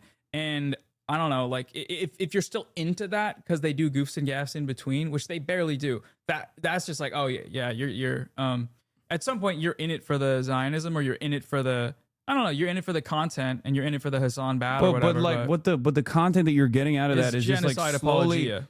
It's going to fuck your real world relationships as well. It is. Because like I sometimes like I'll see this on Twitter or on Reddit where someone will be like, I don't really understand. Are these people like Hassan snarkers? And they're like, they'll literally be talking about like a person who doesn't know who the fuck I am, who just has the same position that I have, because many more people are finally coming to this fucking conclusion. I didn't like break their brains into believing that Israel was committing a genocide. Israel made people recognize that it is absolutely invested in committing a genocide by killing children every day. Okay? So if you think you're like pro-Palestine because your favorite content creator says he is, and then you just like repeat the shit that he's saying, most people in the real world are going to look at you and be like, what the fuck? What? You're fucking, I think you're pro-Israel. That's going to start ruining your real world relationships, I've your seen real those life posts where it's relationships. like my wife keeps calling me a snarker, and I don't get why she doesn't know, like shit like that, where it's like, what, you're using a term that basically just means, it functionally means the same thing as terrorist, which means bad guy. And everyone that doesn't like me or criticizes me and my favorite content creator is a snarker or a terrorist or a bad guy, and everyone that likes him is like, I like get them. out of the get but out it's like of my this wife left space. me because I like H3 and I watch it all the time, and I like, every time I see Hassan's face, I start foaming at the mouth and my like legs break from rage or whatever. It's like this seems wild. I don't know. This That's seems like an that- unhealthy exchange. That's not good, man. I don't know how else to describe it. That's just not good for you. That's not good for your mentality. No. Okay. But then combine that with the fact that your brain is now full of pro-Israel talking points, and you come out of your little like echo chamber to talk to someone, like the thing comes up, and then you're doing propaganda, and they're like, we all know it's a genocide. You're just in this little space that calls it a genocide, but doesn't actually act in a manner that would show that they believe that, or acts in a manner that actively, disputes that claim or denies it. You're an insane person, and they should be shunned. They should not be allowed to be the local dog catcher, as you said, because that's insane. But one day, once they're out of it, it's kind of like having a relative that's an addict or whatever. You're like, yeah, this shit's not going good for you, and it's kind of, you're hurting everyone in your life, and it's really unfortunate. But I'd like Glad it if you you're getting stopped. better. Yeah. We should open a rehab center, Ethan Klein Zionism Rehab Center, something like that. And how can they do that except by rebranding? Because, the tide is turning, the genocide is only getting more and more obvious and undeniable with time. So if they want to keep the cash flowing in, they want to keep their totally unmeritorious op-ed writing career going, they're going to have to find some other way to keep up with it. So John Aziz has recently been posting totally uncharacteristic things like, enough is enough. This is a government minister. It's not some random crazy person. Stop this right now. There is still a chance to make peace after an Israeli government minister said that Israel is racing ahead to wipe out Gaza and make it Jewish. Now, this is something that these people have been saying and doing as well this whole time. It's nothing new. But John Aziz has been defending it for the last 2 years. But now that he sees that, maybe I can't sell this anymore, maybe reasonably I should try to be jumping ship if I want to have any sort of future career as a grifter. Maybe this is my off-ramping phase. You want So food? now he's transitioning from, there's no genocide, they're doing nothing wrong. Actually, what they're doing is good to, what? Bad things are happening. This is the government's fault. And a couple of years down the line, when he gets called out for this, he's gonna point to these posts and say, "Hey, I was announcing this when it happened," and ignoring his previous 2 years of justifying it. And he's like, "Man, I've been bamboozled. I didn't know about this. I saw some individuals saying stuff like this, and I dismissed it as crazy outliers while also condemning it. The truth is that I should have taken a much harsher line against this poison all along. It's coming from the literal fucking government. It has been the whole time. Yeah. It's coming from Israeli society as a whole as well. They all want this." Any poll shows it. Let's look at recent polls showing that more than 80% of Israeli Jews want all Palestinians expelled from Gaza. My fault. Recent survey conducted by Pennsylvania State University by an Israeli professor at Pennsylvania State University, published in Haaretz on the 28th of May. 82% of Jewish Israelis back expelling Gazans. And this guy's like, I saw some individuals, just some individuals, like literally 4 and 5 of them, more than 4 and 5, in fact, saying stuff like this. And I dismiss it as crazy outliers while also condemning it. They've all been saying this the whole time openly. It was the plan from the very beginning. They leaked plans. Like the Israeli government leaked plans outlining their expulsion plan. Literally immediately after they started invading Gaza. Paper drafted in October 2023, which proposed expelling all of Gaza's residents to Egypt. 82% of Jewish Israelis support this. And this guy who has been insisting there's no genocide, they're not going to expel anyone, it's just to destroy Hamas and get the hostages back. Now he's like, what? It's actually to expel and kill everyone? That's the face. And take over Gaza for Israel? Oh my god, no way. What? Crazy. I had no idea. 2 years of genocide. It's coming from the government? What? No way. There's going to be a lot of other people having this about face. Like Lonerbox has been doing this recently as well. Though he is worse than John Aziz still, make no mistake. Loner's prediction for Israel's aid plan came true immediately. Unacceptable. Unacceptable. Look at that. It's funny because he's like crafted because he's crafted such a Zionist audience, those videos don't do well, I suspect, as opposed to like, I bet the comments are a mess. Yeah, they're like, what are you saying? Israel's not number one? What are you saying? Israel number one. Fuck you. You hate Israel? Do you not love Israel? I wish I could do an accent, but I would just come.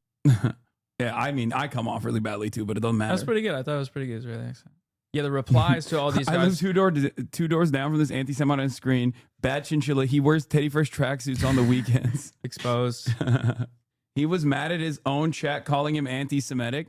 I wonder why you have cultivated such a community that would consider any criticism towards Israel to be anti-Semitic. I wonder how that happened. Dude, oh no! This guy said, what did he call it? He called a one-state solution anti-Semitic. Yeah, right. He also he had some choice words. I heard he said something along the lines of like, if all Jews are pro-Israel, right, then you're and they're all no. If all Jews are pro-genocide of Palestinians, you're anti-Semitic for being against the genocide of Palestinians. And I was like, yeah, okay. Who cares? What do you mean? Like, that's such a fucking stupid argument. What do you think? Like, if that's anti-Semitism, the word doesn't mean anything. Yeah, anymore. then being Jewish is being pro-genocide. That's what that means. And it's like, that's anti-Semitic. Which is incredibly anti-Semitic. Yeah. It is such a fucking stupid argument that you could only put together if you just think like Jews are magical, mystical people or something. Like, what the fuck do you mean? They're allowed to do that. Right? Like, that's so they insane. Get an excuse. I mean, that's the logic of Israel, though. Right? It's like this happened to us, so so anything we do is justified because anything we do is in defense of allowing it to happen again and just weaponizing it, right? Contemplative thumbnail. Unacceptable. Oh my God, Israeli policy didn't work at giving aid to Palestinians in Gaza? No one could have ever seen that coming. It's almost like it's not intended to help them, but it's like, oh man, Israel really effed up. They took a big L here with this bad policy. They were genuinely trying to, like in good faith, trying to implement a policy to help people in Gaza, right? That's the sort of thing that he's going for. And he's like, oh man, this policy, I'm just critiquing them. This is the sort of Everyone has something to say about ContraPoints. the guy who would like critique the amount of rations in the death camps rather than just denounce the Nazis for having death camps. That's who he is. These people are going to be trying to dial back and whitewash what they have been saying this entire time. Think about it. Lonerbox is my favorite Marxist. You should listen to him sometimes, brother. That's awesome. I bought my wife a Teddy Fresh hoodie yesterday. Long story short, we're getting a divorce, and I'm ashamed to say I was married to an anti-Semite for 10 years. True, it's anti-Semitic to not. Don't let them off the hook. Teddy Fresh as they like realize shit. that what they're doing doesn't sell anymore. He did say that. He did that with Vanilla Mace. And this is before I even met Vanilla Mace. Vanilla Mace literally was like, Teddy Fresh tried to send me like a PR poll, and and she was like, yeah, that's gross. I don't want that. And he straight up was like, she's an anti-Semite.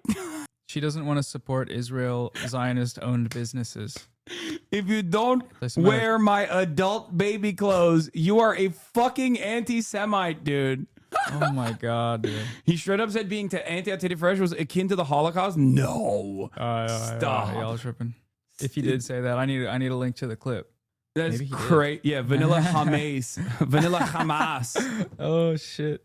You got a funny chat, man. Sometimes when they're not yelling at you or trolling you. Yeah, she didn't even. Yeah, she wasn't even talking about like Zionism. By the way, she just said the clothes are ugly. That's it. That's anti-Semitic, man. Which is, of course, incredibly anti-Semitic. I can't believe you being said Jewish is liking shitty, weird clothes. That's what being Jewish is. He's which gonna is clip not you. Anti-Semitic. He's by the gonna way. clip you. He's gonna clip you and be like, "Oh, that's we Teddy got him. Fresh He's or being shitty, anti-Semitic. weird We got yes, him." Yes, brother. I Please. was quoting you. You made the sandwich. Anyway, they will try to distance themselves from it. Oh, he released another one too.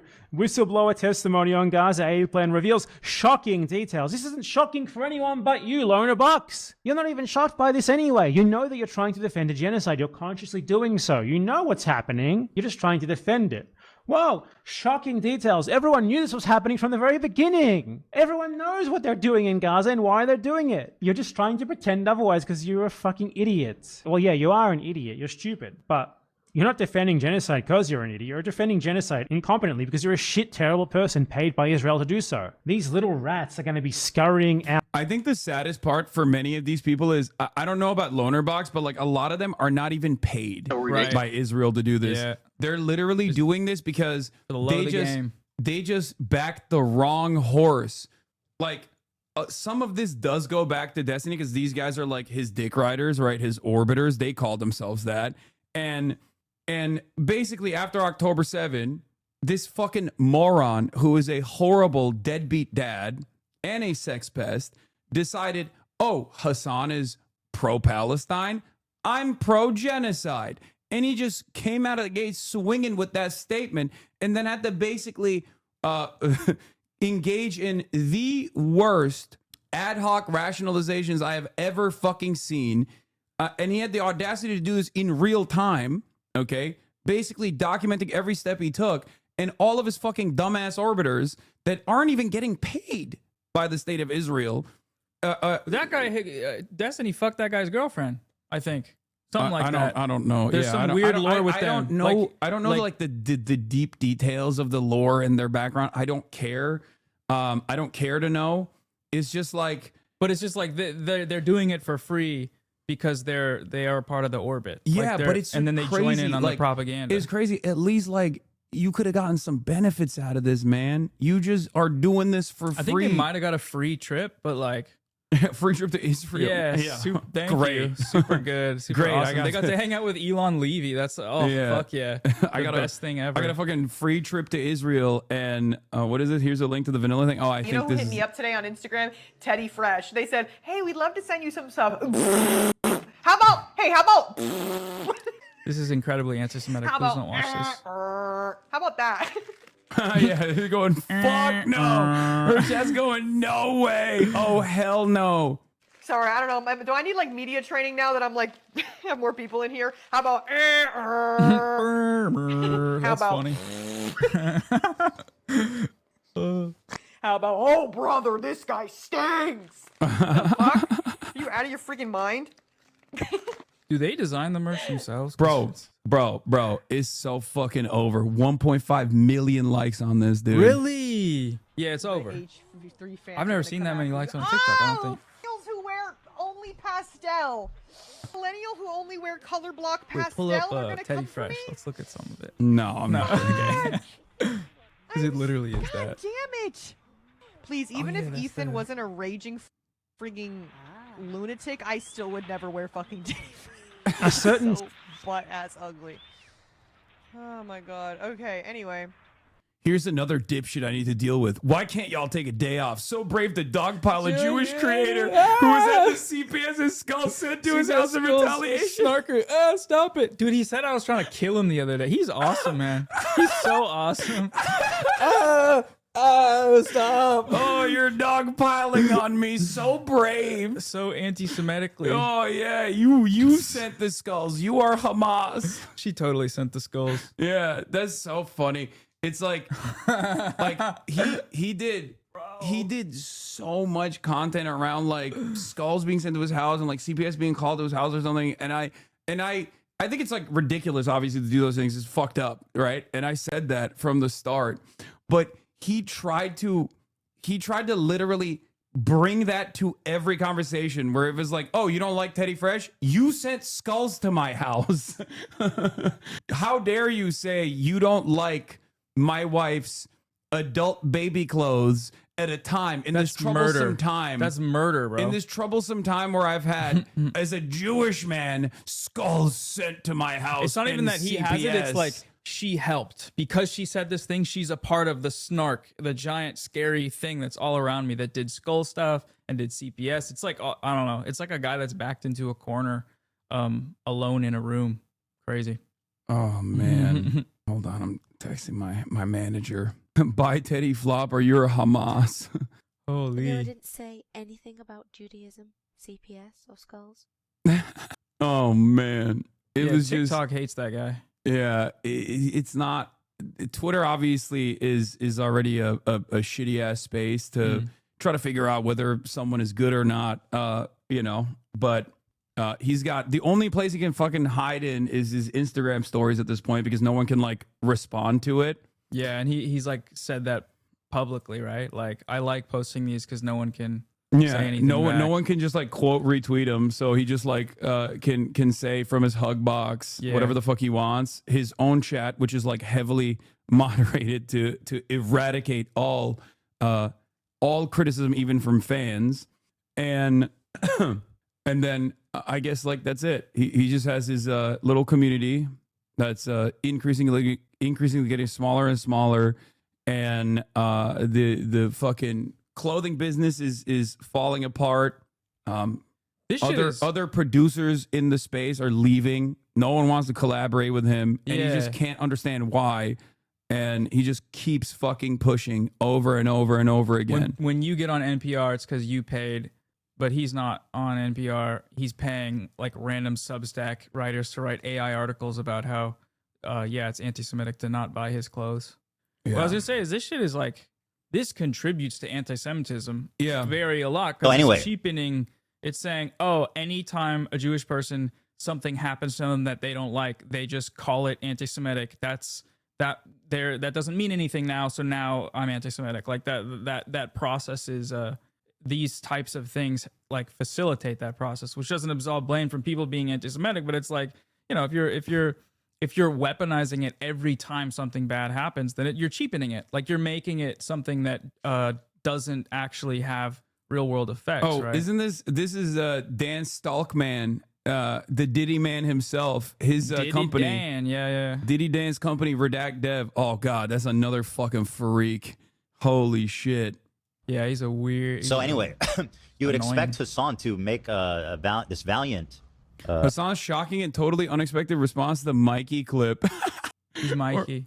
It was Michael from Pennsylvania who's banned right now because he says some fuck shit. Then and then immediately was like, "Oh, I meant Zionism. I didn't mean Judaism." But He it doesn't. said like Judaism is a constructed demonic identity, but then he said it was Zionism. He meant to say, right? Yeah, and then they of course snipped the second part. I mean, you got. That's you can't be saying that, white baby. Yeah, you got, and it's so it's funny because like I didn't know what he had said at the time. Okay, I just literally said I don't know what he said. I'm talking about fucking children being starved right now, and this is what you want to bring up because you want to farm a clip. Okay, and I don't give a fuck. Okay, I don't give a fuck. I ultimately don't care. I'm not Michael from Pennsylvania. Go take it up with him. Okay, that's what I said. Yeah, and I also said in the process, you're just looking to farm a clip from you, from me. Yeah, and they clipped it, and then he literally played that part on his stream. This is the video. I saw this. Offering to his Jewish audience. And if there are any Jewish audience left in his crowd, which I'm sure there are maybe a few of the like the ones who are proud tokens to be spent by a person who fucking wants you to die. You hear that, chat? All Jewish folks in the chat? He wants you to die. And they're still here. Yeah. Are you guys? You need mental health. They're you guys suicidal. Must hate yourselves. They're suicidal. Please get some mental health. And not in the regular depressed kind of way, but in a special, different kind of way. You hate yourself. You want, you're all tokens. Oh, not anti-Semitic, by the way. Him saying that, yeah, not anti-Semitic. Crazy, bro. And who's about to defend a Nazi? Let's hear what he has to say. But I hope that if there are any Jewish people left in his audience, low to no.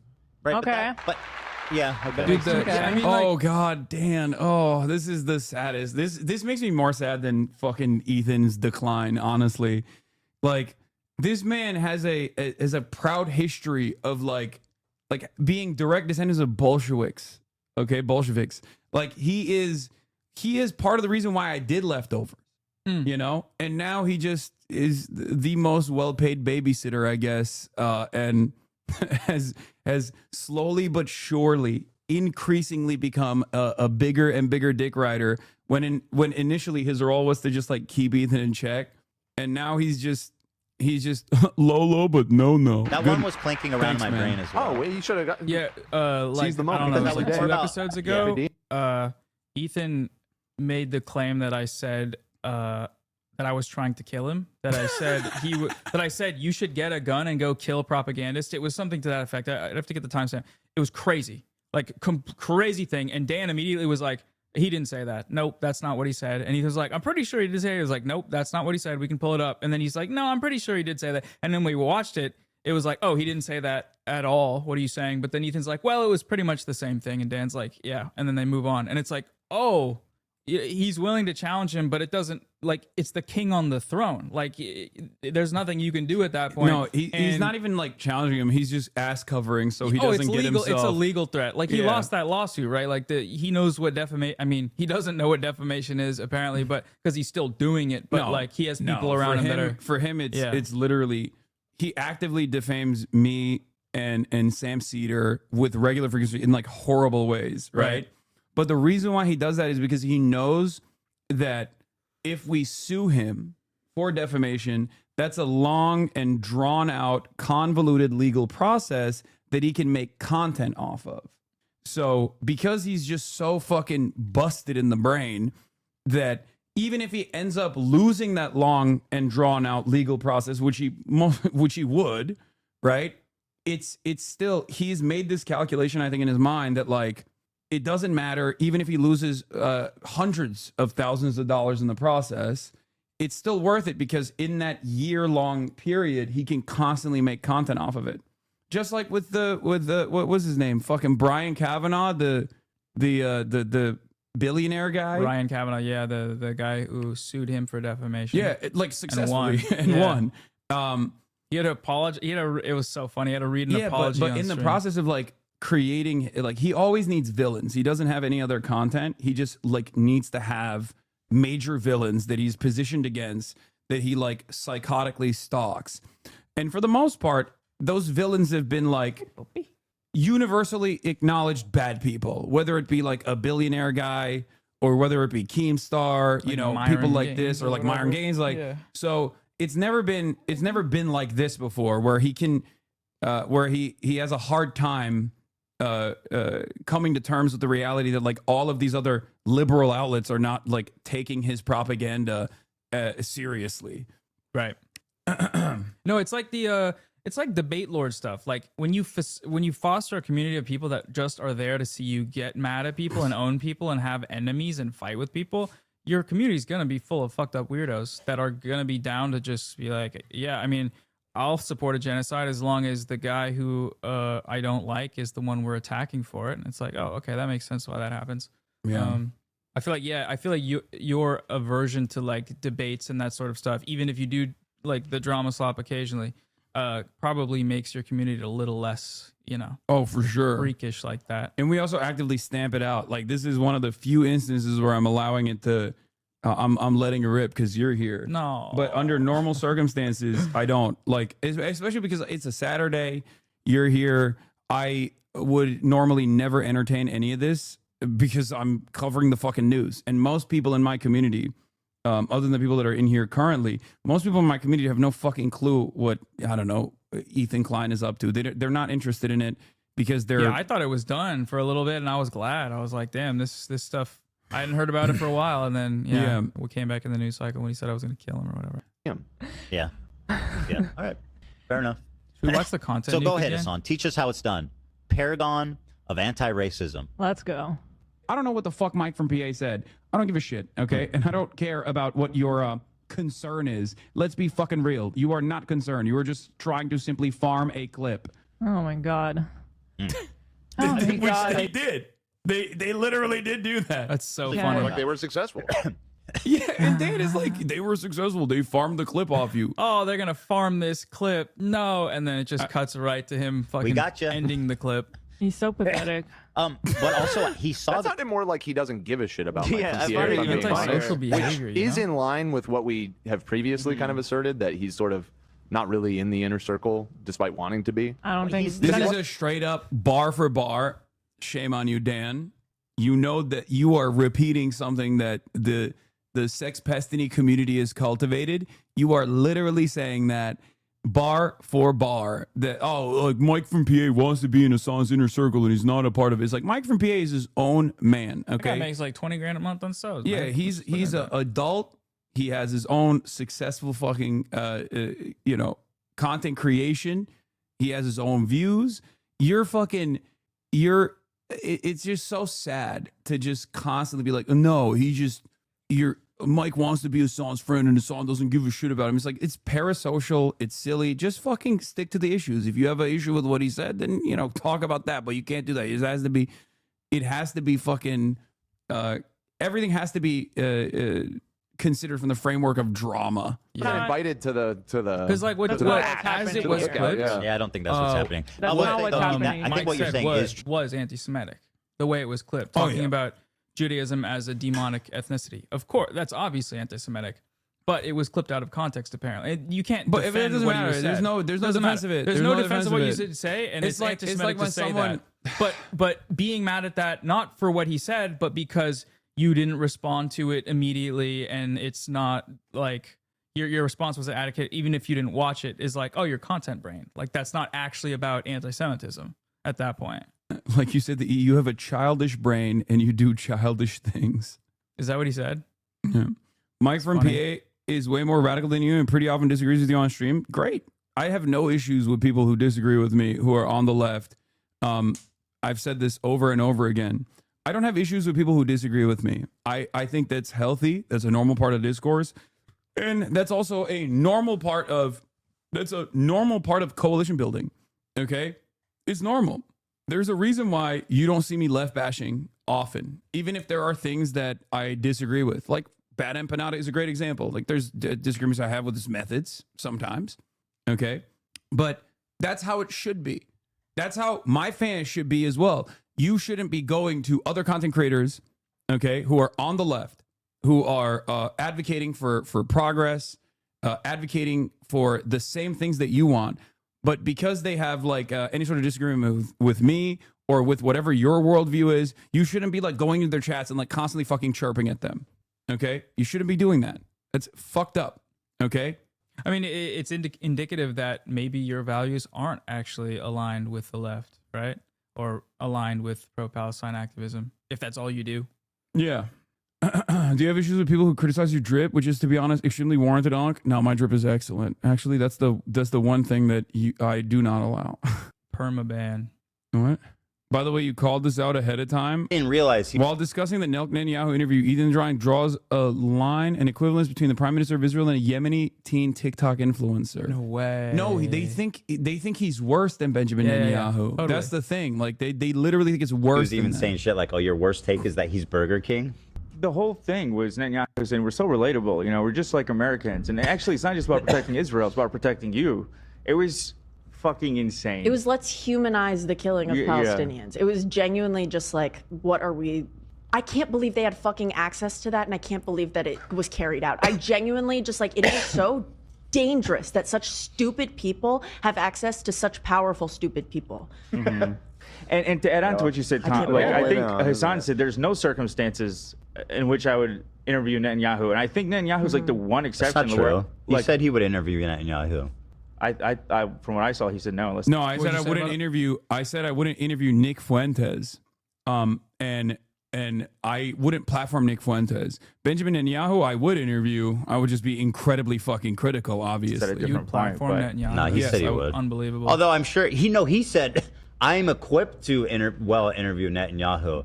Meanwhile, again, he goes, I heard you guys have this video. He goes, you guys asked him about Burger King and McDonald's, like, which is crazy. And then you crash cut to Hassan being like, yo, there's KFC in Yemen, bro.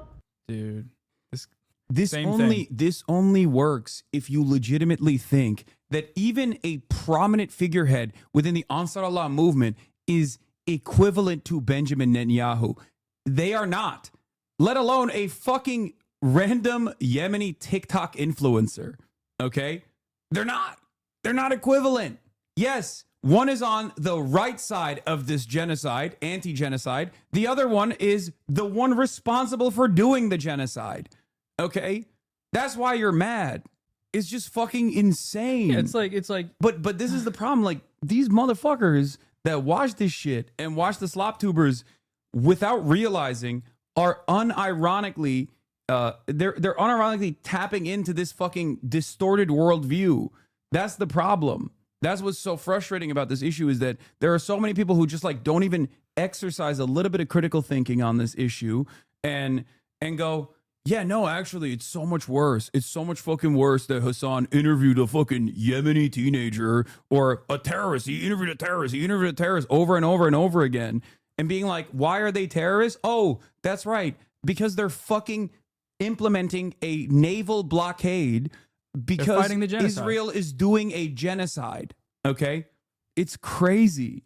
Yeah, in the just world, Rashid would be able to sue these people for everything they have, because the evidence they had for him being a Houthi is crazy. But even if he was, right? But yeah, that's what I'm saying. They're so against unbelievably the genocide. They're against the genocide. They're so unbelievably committed to the delusion that this guy is a Houthi, is what they keep repeating over and over again. Even if he was, it doesn't matter. And I've said that from day one. Like, I have told Ethan Klein 10 toes down within the framework of Israel doing a genocide and a regional actor trying to take action against Israel doing a genocide. The Houthis are right. They are correct. They're correct to do a naval blockade. They're the only ones following international law. The obligations of states under the Genocide Convention to intervene against genocide. Norm They're the only ones. Finkelstein literally said the Houthis deserve a Nobel Peace Prize, that they're heroes of morality. Okay? Like, their domestic issues are utterly irrelevant in this conversation. Okay? We are talking about a fucking genocide. And I've proven that this does not matter. This calculation does not matter to you either. Because you don't make this calculation when you're talking about the Allied forces during World War II. You don't say, well, the Easy Company was comprised and defending America, which at the time was a segregationist, homophobic, anti-woman country, okay? And in many respects, maybe we haven't really evolved from those positions, but that doesn't matter. It doesn't matter. They were on the right side. They were fighting against the fucking Nazi scourge, okay? You don't make that assessment when you're thinking about World War II, when you're thinking about the Holocaust. You don't go, I don't know, was the Easy Company, like, what was the Easy Company soldiers and their opinion on black people, their opinion on women, their opinion on gay people? It's fucking ridiculous. What a fucking hack loser bitch that guy is. Fuck Dude, him. do the hamburger. Like, they're talking about the I love that they interview. invited Hassan Piker on to nestle in so comfortably with Myron, Nick Fuentes. Wait, what? And Sneeko. He's Wait. Now he's saying I'm like nestling in with Myron, Sneeko, and Nick Fuentes, people who fucking despise me, by the way. And I despise them. And you've talked about that at length. And I have talked about For them like, what? more than he has. That's the craziest part. Exactly. Because I do care about anti-Semitism. He doesn't. He just wants to weaponize it against not even like critics of Israel necessarily, but it usually is critics of Israel, obviously. But but it's more so just people who fucking make him feel bad. It's Jews in your chat. Like, that's, he said Jews in your chat are tokens. He called them tokens. That's like, that's anti-Semitic. Yeah. Myron, Nick Fuentes, and Sneeko. He has the same valuable opinion as all of them on the topic of Israel. He's a valuable voice, and the panel of great anti-Semitic fucking lunatics. So, by the way, is no one gonna push back? Are there no? What happened? Did their mics get muted? Like, I know none of those motherfuckers in the room feel that way. You saw how, like, even he on his own got to the point of talking about you, and that riled him up to the point where, like, he's yelling, and they didn't even say anything. So I'm assuming challenging him on that point on anything to do with you would result in, I'm pretty sure it has. He kind of freaks out. So it's like, he that's does. the vibe of the show are so fucked, because it's like everyone's like, I don't want to say anything about this because this guy's gonna freak out at me and it's gonna be uncomfortable for the next hour. Who's this? Are you gonna have Peyton on soon now that he's out of jail? Peyton. I don't know. I think that the inability for people to distinguish between that group of people that are anti-Semites that have extensive evidence of being anti-Semitic versus you, who is pro-Palestine and has an extensive evidence of being against anti-Semitism, and then framing you as just the same thing because they don't they're not willing to even look into it. How is Goblin anti-Semitism?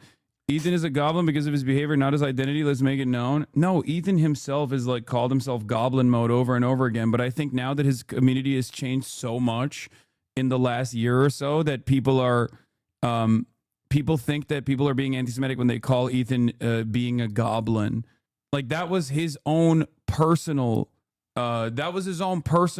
assessment that he would just be like, he calls it Goblin Mode when he behaves in these. I guess now it's all Goblin Mode now.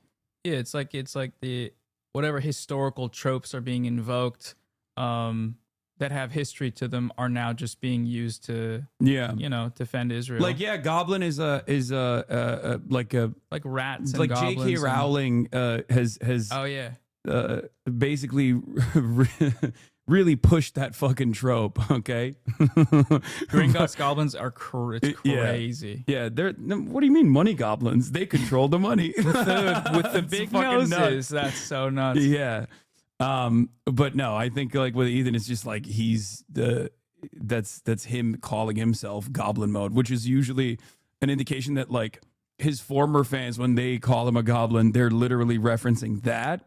And it's really interesting because like his new fans don't know that. Right.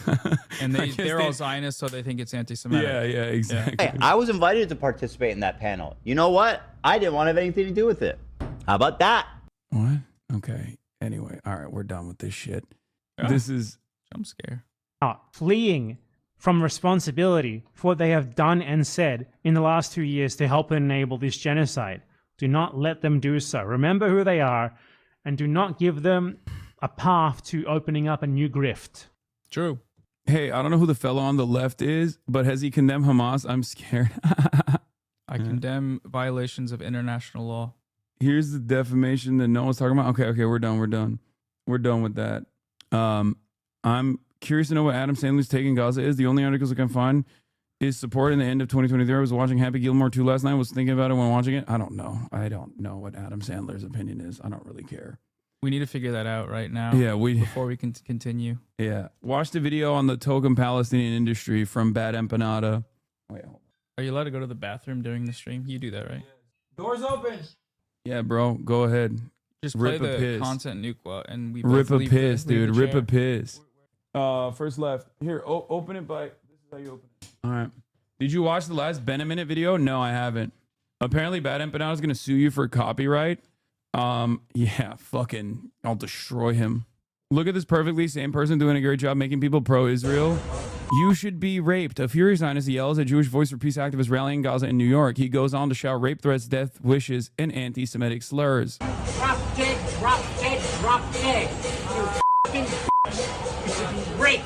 You deserve it. You're not a Jew, you're a You're lucky I don't have a gun because I take a machine gun and kill you all last. Jesus Christ, dude. Oh my God, bro. Bro, you're like 68 years old, man. Go home. Why? What are you doing? What an insane thing to say to other Jews. God damn, dude. divorce behavior, dude, it's just like, I'm telling you, this is just mental illness. You are mentally ill, okay?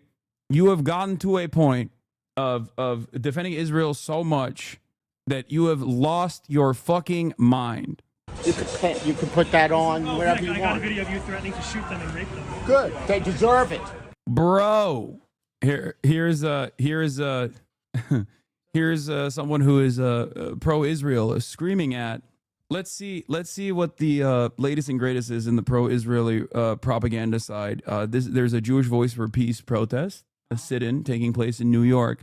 Let's hear what this wonderful, kind old man has to say to them. Drop dead, drop dead, drop dead. You fucking raped. You deserve it. You're not a Jew, you're a You're lucky I don't have a gun because I take a machine gun and kill you all last. You can put that on wherever you want. I got a video of you threatening to shoot them and rape them. Good. They deserve it. That's interesting, man. That's cool, I guess. I don't know. I don't know what to fucking say. That's great, dude. That seems like a normal way to spend your afternoon. Oh, wait. Oops. Your mic was off. Oh, yeah. Sorry. Go ahead. Speak. Just saying, like, this is some shit they say in interviews in Israel. You know, you can't be doing that here. People will clip it. That's super normal of him. And he just called them, like, to defend Israel, to defend the Jewish state, use a slur for Jews and tell them, wait, and they're Jewish too. Tell the Jewish people they need they're Jewish. I'm gonna do a mass. Okay, I can't even say that because it'll get clipped. But like, yeah, that's crazy, man. Yeah, he said he wants anti-Zionist Jews to be raped and machine gunned, and that he would actually machine gun the anti-Zionist Jews himself if given the opportunity. Thank God for gun control, by the way. Oh my God, dude. Just normal stuff, I guess. Yeah, it's like the You want more pita too? Sure, yeah. There's Thanks. extra pita here. Sick. I'm gonna give you. That would be dope. Like this stuff, as it happens more, it makes people see that like the people defending Israel are psychotic. They are fucking like the lengths they will go and the things they will say. You have to be. And you have to be right. And the way you seeing it over and like over at again. At this stage, you have to be so shameless and so repulsive. Right. To not even be able to read the room, because there's plenty of people who still love Israel, want to defend Israel, but at least they have the capacity, because they're like in the real world around other people, they have the capacity to recognize that like the environment has shifted so dramatically that they just shut the fuck up. You know, they just shut the fuck up. Shut the fuck up, or stick to the party lines about Hamas in hospitals and civilian casualties. No, but even that, I think like as time passes, like, because that's the last hang up. That's the last one. Right? That's the last hang up for people is like, but Hamas as a counter. And I think it's like a relatively successful counter still for especially boomers. Because I think like as more time passes, like, I mean, you got people who are just like straight up saying they're pro Hamas, right? You got like in our generation and younger, people are just like, no, I'm pro Hamas. Who cares? Right? Like that's what they're saying. I did not get a gay rap. I wanted him to have Mediterranean food that I love. That's bomb. But for boomers especially, like boomer libs, right? For boomer libs, like the but Hamas line still kind of works. Yeah, we saw it in the New York Times, like right that. That is, well, I mean, it's working less and less. That's my point. The whole like but Hamas, but October 7, but Hamas, but October 7 has worked to at least like to make people turn a blind eye to the atrocities, but it's a much smaller. It works when nobody's paying attention and when they're not live streaming the genocide. You can. There's a longer video. What more did he say? What? He had more words. Great, and I hope this guy puts it on. Why I oughta? What did he say? He said, "Why I oughta." That's funny. I hope you're old, bro. That's funny. I mean, if he wasn't like a rapist, mass murderer, fantasizing about doing that to a bunch of anti-Zionist, anti-genocide Jews, it would be a funny comical character, I think. Why I oughta? This just happened today. I guess, yeah. Dead, dead, Yeah, drop like when dead. the UN is Hamas, and when the New York Times is Hamas, and when everyone that says we should stop a genocide is Hamas, it's like, you can't keep that up. It doesn't work. Bro, I had someone reach out to me and was like, why are you saying this? Because I made fun of Rabbi Shmuley. Rabbi Shmuley said, God is an anti-Semite. Oh, yeah. And I was like, now after the UN is Hamas and after the New York Times is Hamas, now God is Hamas. Yeah. And someone didn't understand it. They were like, this is like shocking. This is a shocking thing you said. Like, why would you say this? And I was like, dude, I'm making fun of this who does that person. leave? Like the devil, I guess? No, the devil been Hamas, dude. Yeah. God damn, man. You fuck! You're not a Jew, you're a cunt! You're no Jew, look at you, you're disgusting! You're vile, disgusting! This guy, on the other hand, does not look disgusting at all. He looks cool. Pieces of shit! All of you should drop dead! You're lucky I don't have a gun, because I take a machine gun and kill you all last! Filth! Filth! Filth, you He's fuck! Loki getting him with that middle Fuck, finger. piece of shit, you're not a Jew, you fucking piece of shit! Drop dead all of you! You can put that on wherever you want. I got a video of you threatening to shoot them and rape them. Good, they deserve it. Anyone who This is supports this shit, Daniela Weiss shit at the, a settler interview. That's what this sounds like to me. Yeah. But where is this in New York? Crazy. We're getting real bold with it.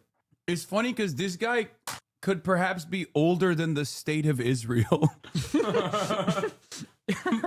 Like, I mean, he probably isn't. He's probably like, he's actually 40. This is just what he looks like because he's a fucking fascist, but Yeah, that shit ages you quickly, I feel like. yeah. Notice how when he recorded, he didn't use slurs or say anything about rape or killing them. Yeah, but he was being recorded, so he got. you're not a Jew, none of you are disgraceful. And Gaza, it's Hamas who's keeping the food, you morons, if not even half of it. Israel has convinced. unnecessarily re-engineered the distribution of aid, failing to achieve its goal of separating the civilian population from Hamas while further constricting its supply. And for these actions, it is attracted the justified condemnation of the international community. This is the part of the article they think is anti-Israel from Al-Khatib.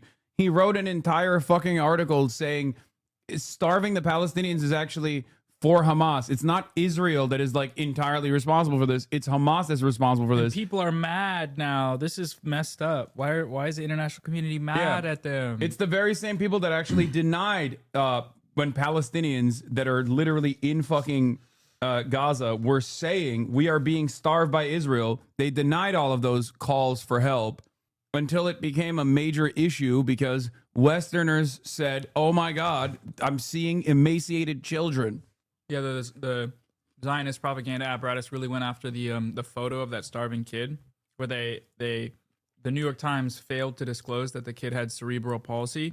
So showing the starving disabled kid without saying that he was disabled, just being starved, was like Hamas propaganda, right? That was insane. That's like they're still running with that. But to me, that reflects how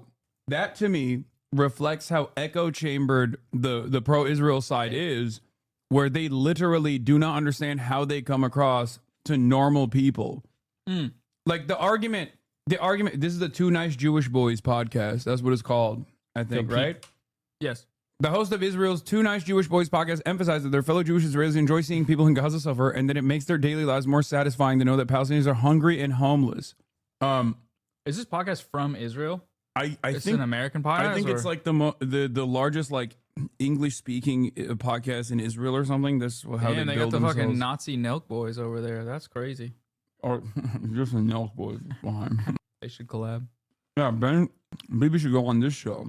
He's the. It's because we're looking for international legitimacy. No one actually gives a shit. Zero people in Israel. If you go up to them and you're like, do you care if this baby in Gaza gets polio? They'll be like, I don't fucking just. Yeah, Riv Oppenheimer would care. Yeah, okay. There'll be like 20 people who care, and they're all wearing Meretz shirts. Like, fuck them. They're wearing what? But Meretz. seriously, nobody would give a shit. They'd be like, leave me alone, man. I'm trying to like buy Eat shit ice cream. for Shabbat. Like, Yeah. fuck off. I don't care about this Gazan kid Yeah. with polio. Also, as long as they're in their Nakba state in their tents, you know, and we're living still, like, you know, if you put aside the news, day to day is okay. Yesterday we went to a concert. Yeah. In Erkon Park. We had lots of fun. Me and my girlfriend, Shalom Chanoch. Wow. We danced. Yeah. And it Tel was, Aviv beach it was footage right amazing. now. And A zone you of can't help but interest shit. think like it's nice to know that you're dancing in a concert while hundreds of thousands of Gazans are, you know, homeless, like sitting in a tent and eating. Makes it even better. Yeah, more enjoyable content. I mean, put the fucking Nova Festival footage in context of what they're saying here, and you kind of understand where the animosity comes from. You know what I mean? Do they think Like- this helps? Do they think this is good, or it's like they just like what are these guys? What are these guys doing? He literally just said, we're going to our festivals and dancing while the Palestinians are being fucking starved to death, okay? Like, that's crazy. That's crazy. Why the fuck do you think a person literally gets to a point where they are getting on a gyrocopter, okay, and parachuting into a fucking festival to shoot people? How do you think people get to that position? Okay? How do you think people get to that position? I can totally explain to you the steps of how people can, you know, be born into a society that has actively dehumanized this outside group, and then they join the military, and in their minds they're thinking like they're doing something right, and then fucking you know, like it's the same as like America in some ways, okay? Where you just join the military, you think you're doing the right thing, you think you're defending the country, but many Americans cannot comprehend how someone gets to a point where they just go, I'm getting on a fucking gyrocopter on you know, Mario Kart paratrooping into fucking Nova Festival. No one does that for fun. No one is doing that because they're like, oh my God, I just really hate Jewish people so much. That's why I'm doing it. No, they do that because they have no other alternative. It's over. They have realized that Israel has run them out of options. Yeah, if they protest at the border, 1,000 people, 6,000 people get sniped, right? Yeah. That's what that's how Israel responds to peaceful protest. Sir. If only they put the live video footage feed. of Gaza. Like, but seriously, you guys like that. That's what people don't understand. Look, like I know that you guys might be appalled by this, some of the listeners, but seriously, this is how Israelis feel. And you might think that Eitan Weinstein and Naor, who like refuses to kind of back me up on it publicly. I'm from the UN. Yeah, he's the UN. But you might think I'm extreme. But I have conversations with lots of people, coworkers, friends. People enjoy knowing that they are suffering.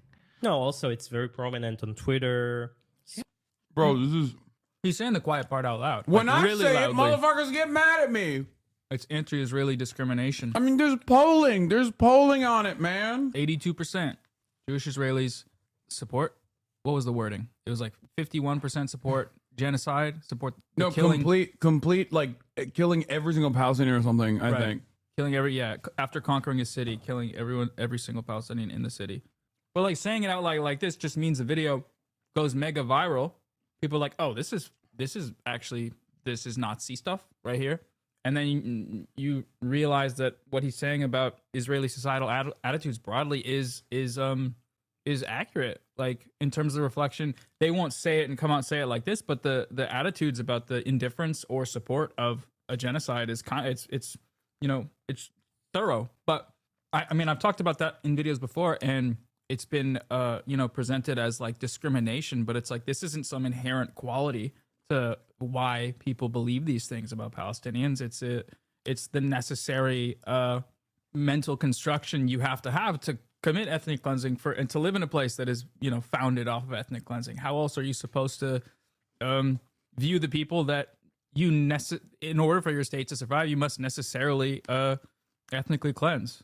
You have to think stuff like this, at least to some extent, and then I don't know, the media strategy of just coming out and saying this is like, Yehuda said he was the one Jew in the video who didn't get arrested. Sad face, talking about the fucking bald guy. yeah, the That was mass true. shooter, raper guy. True.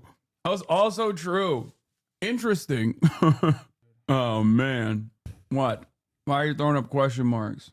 Oh, this was the original These delicious cookies. what? No, little you're a Muhammad. starving Palestinian No, you child. cannot have a cookie. What the fuck is Not this? until you give us back our land. You want a cookie? You want? I can't tell. Is this like a fucking anti-Semitic? That's the thing. You can't tell. You can't tell.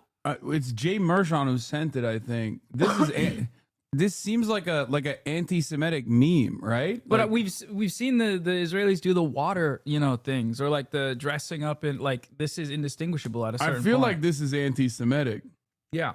I think this is anti-Semitic. I don't know. Oh wait, what? No little Muhammad. Wait. Oh, it might not be anti-Semitic. It might be. Oh, I mean, it is anti-Semitic, but it might be actually a pro-Israel person. No, wait, but like, dude, no Nazi is gonna find a specifically crafted Star of David yarmulke. Like, Yeah. I don't think. That's a commitment to the bit if he is a Nazi. Wait, what the? No, he says like these are delicious cookies. No, little Muhammad, you cannot have a cookie, not until you give us back our land. That him saying little Muhammad makes it. I can't tell if this is like a 4chan groiper who's just like this is how Jews are, or if it's actually just like a person in Israel who's doing this. I mean, because what he's doing here is indistinguishable from what the podcast Two Nice Jewish Boys were saying, right? In Yeah. the name of the state. Like this is wild. Like I have no idea. I still think it's like a Groiper guy. I still think it's a groiper guy because this is POV or a starving Palestinian child. Yeah. Yeah. Yeah, he isn't wearing it right. It isn't a Jewish person. I think it's a 4chan groiper who hates Muslims and Jews. Yeah. The fact that he said like little Muhammad made me feel like he might be actually just like Islamophobic enough, but groipers also hate Muslims too. Dude, it's a confusing time to be in the world. No, that's not the correct way to wear a yarmulke. I think he was wearing it like that so he can show it. So the star, yeah. Yeah. Yeah, I don't think this is a Israeli person who's like doing this sincerely, even though there are a million actually Israeli people that have done Right. exactly this. But in this circumstance, this is probably a Nazi. Crazy, man. What is this? To be fair, this motherfucker doesn't wear it correctly either. That's swag. You don't understand. He's like, it's like when you're a teenager and you're cool and you He needs to keep tilt the your new era sticker on it. yeah. It's just you just hate him for his swag. I think. Yeah. Yeah, it's good, right? Yeah. Don't reveal this TikTok. What is this? Yeah. Oh yeah, the entire history of the Palestinian people in one book, a hysterically funny, not real post on Instagram by Israeli mega celebrity Natalie Dadon. Natalie Dadon with an extremely unexpected and original not twist. The dehumanizing shit received 44,000 likes on Instagram. Israeli Judeo-Nazi model and influencer Natalie Dadon posted this on her Instagram with a caption, "If you're looking for me, I'm on the Israeli Harman, not Syrian. It's all ours except it." Oh, I remember yeah, this this is after post. they fucking took more Yeah. Syrian territory. Gonna go shred the fucking pow, dude. Yeah, sick. His account, Menschmager, his account on TikTok. Yeah, this guy's definitely a fucking 4chan groiper, dude. Are you kidding me? Like, dude, look at how many fucking George Floyd memes he's posting. Yeah. Wait, why does he say loud and proud? Proud IL. That Wait, like, what the fuck? I genuinely can't tell. This is Stop. crazy. What the fuck? Schrodinger's Nazi Zionist. Oh yeah, dude. Free Palestine from the river to the sea. Do you even know where Palestine is, buddy? Oh. Yeah, he's an Israel guy. I think this is like Performance art. What is happening? Hey yo! Performance art, schizophrenia. Hey yo! What the fuck? This is. I mean, listen. This is like. Is this Yair Netanyahu's account? Did we find Yair Netanyahu? His actual account? Is that what this is? This motherfucker just hates Because he everybody. was posting. I don't know if you know this. Benjamin Netanyahu's son Yair Netanyahu was caught posting like Jewish merchant memes, like the puppeteer memes about George Soros, and people were like, "What the fuck are you doing, bro? What is going on here? This is literally like Fagelin. This is the This is the Feiglin archetype. What is Bro, that? he has a payot. He's Jewish. One does not have a payot if he's not Jewish. Yeah, it's... No, I think he is. I think he actually isn't. Let's like watch this more. Is, Let's watch more. This isn't an elaborate 4chan... Israel has killed 110 people in Gaza today, including more than 40. It's not enough, but I'll take it. Wow. Yeah. Israel has killed a Dude is called Menschmager, 100% Nazi. Dog. Hava nagila, hava nagila, hava nagila ונשמחה. Hava nagila, hava nagila, hava nagila ונשמחה. Hava nerenana, hava nerenana, hava nerenana ונשמחה. Stoking anti-ginger sentiment for me personally. Bro, I don't understand. Okay, listen. Rarely do I ever find something online where I'm like after a couple of videos, I can make a final assessment. Because right now we're trying to figure out if this is a anti-Semitic neo-Nazi who is, anti-Israel and trying to present Israeli Jews in like the most negative light, or if it's actually an anti-Semitic neo-Nazi who is Jewish and pro-Israel. Okay? And I cannot understand what the fuck, like what, check before October 7? I don't think he has anything before October 7. Let me tell you something. This is like, he just a new recently. guy. I am proud to be. Yeah, like Israel. even when he says proud, it's like, it's fake. It's fake. Playing up there. Yeah. It sounds fake. Brother, his name is Menschmager. No, I know. Jacob Goldschmidt? No, dude, his name is not actually probably Jacob Goldschmidt. That doesn't matter. You can just like fake lie about your name. In the George Floyd vid, it seems like he's not having a payot, so I think it's fake. Yeah, I think I'm still leaning on the side of him being like a groiper who is effort posting. Like, I mean, one thing we can say is that he is a neo-Nazi for sure. Yeah. Whether pro-Israel or anti-Israel, okay? And also, he is deeply mentally ill. Yeah. Groiper is trying to bait exactly this. I think so, too. Anyway, but this is, on the other hand, someone who we know is just like simply pro-Israel. Let's see what she had to say. איך אני מתרגשת. טוב, תקשיבו, המהדורה החדשה Okay, listen, the new edition has arrived. I've been waiting for this book for so long. You have no idea. You can order this book for me. I'm just going to go through it. Check it out. It's really detailed by chapters, history, origins, flag, kings, currency, ancestral tomes. It's inside this book, the whole history of the Palestinian people, and you're going to find out that it's actually empty pieces of paper. שימו לב, כל ההיסטוריה שלהם.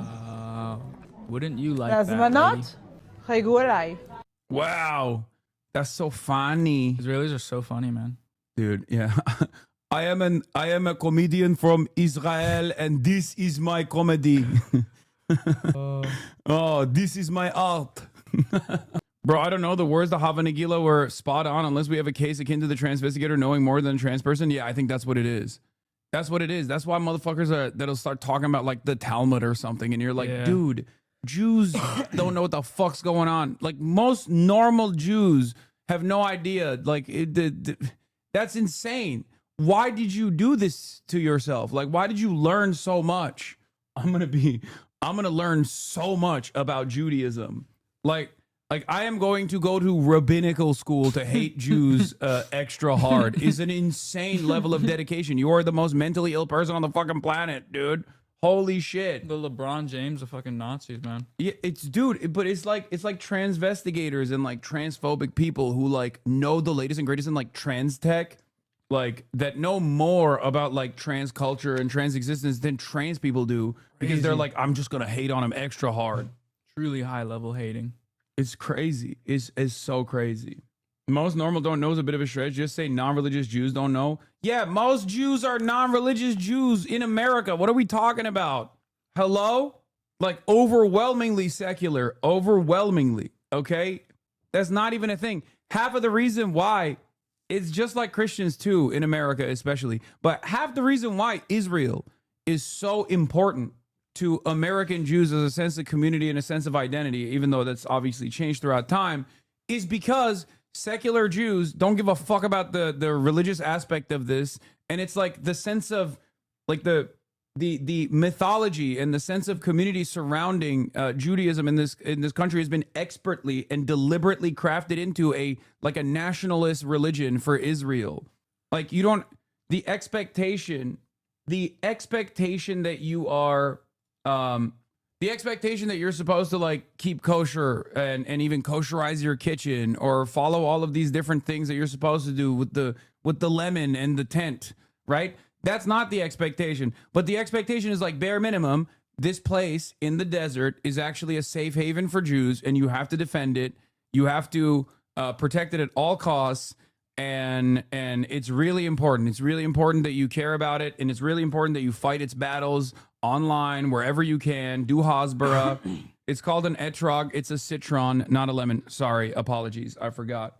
It's etrog and the sukkah. Yeah. Okay, come on. I've nailed the kosherizing your kitchen part. Okay, call me some fucking slack. Okay, Hassan calling Sukkot the lemon tent holiday. Was that off base? I don't think it was off base. It's close. It was close enough. Okay. Somebody said you should say La Boo Boo in an Israeli accent. That's what they're saying on the streets. La Boo Boo. La Boo Boo. Clip it. Clip it. There you go. Anyway, my point is, what is this? Please remember to do it. What kind of lawyer?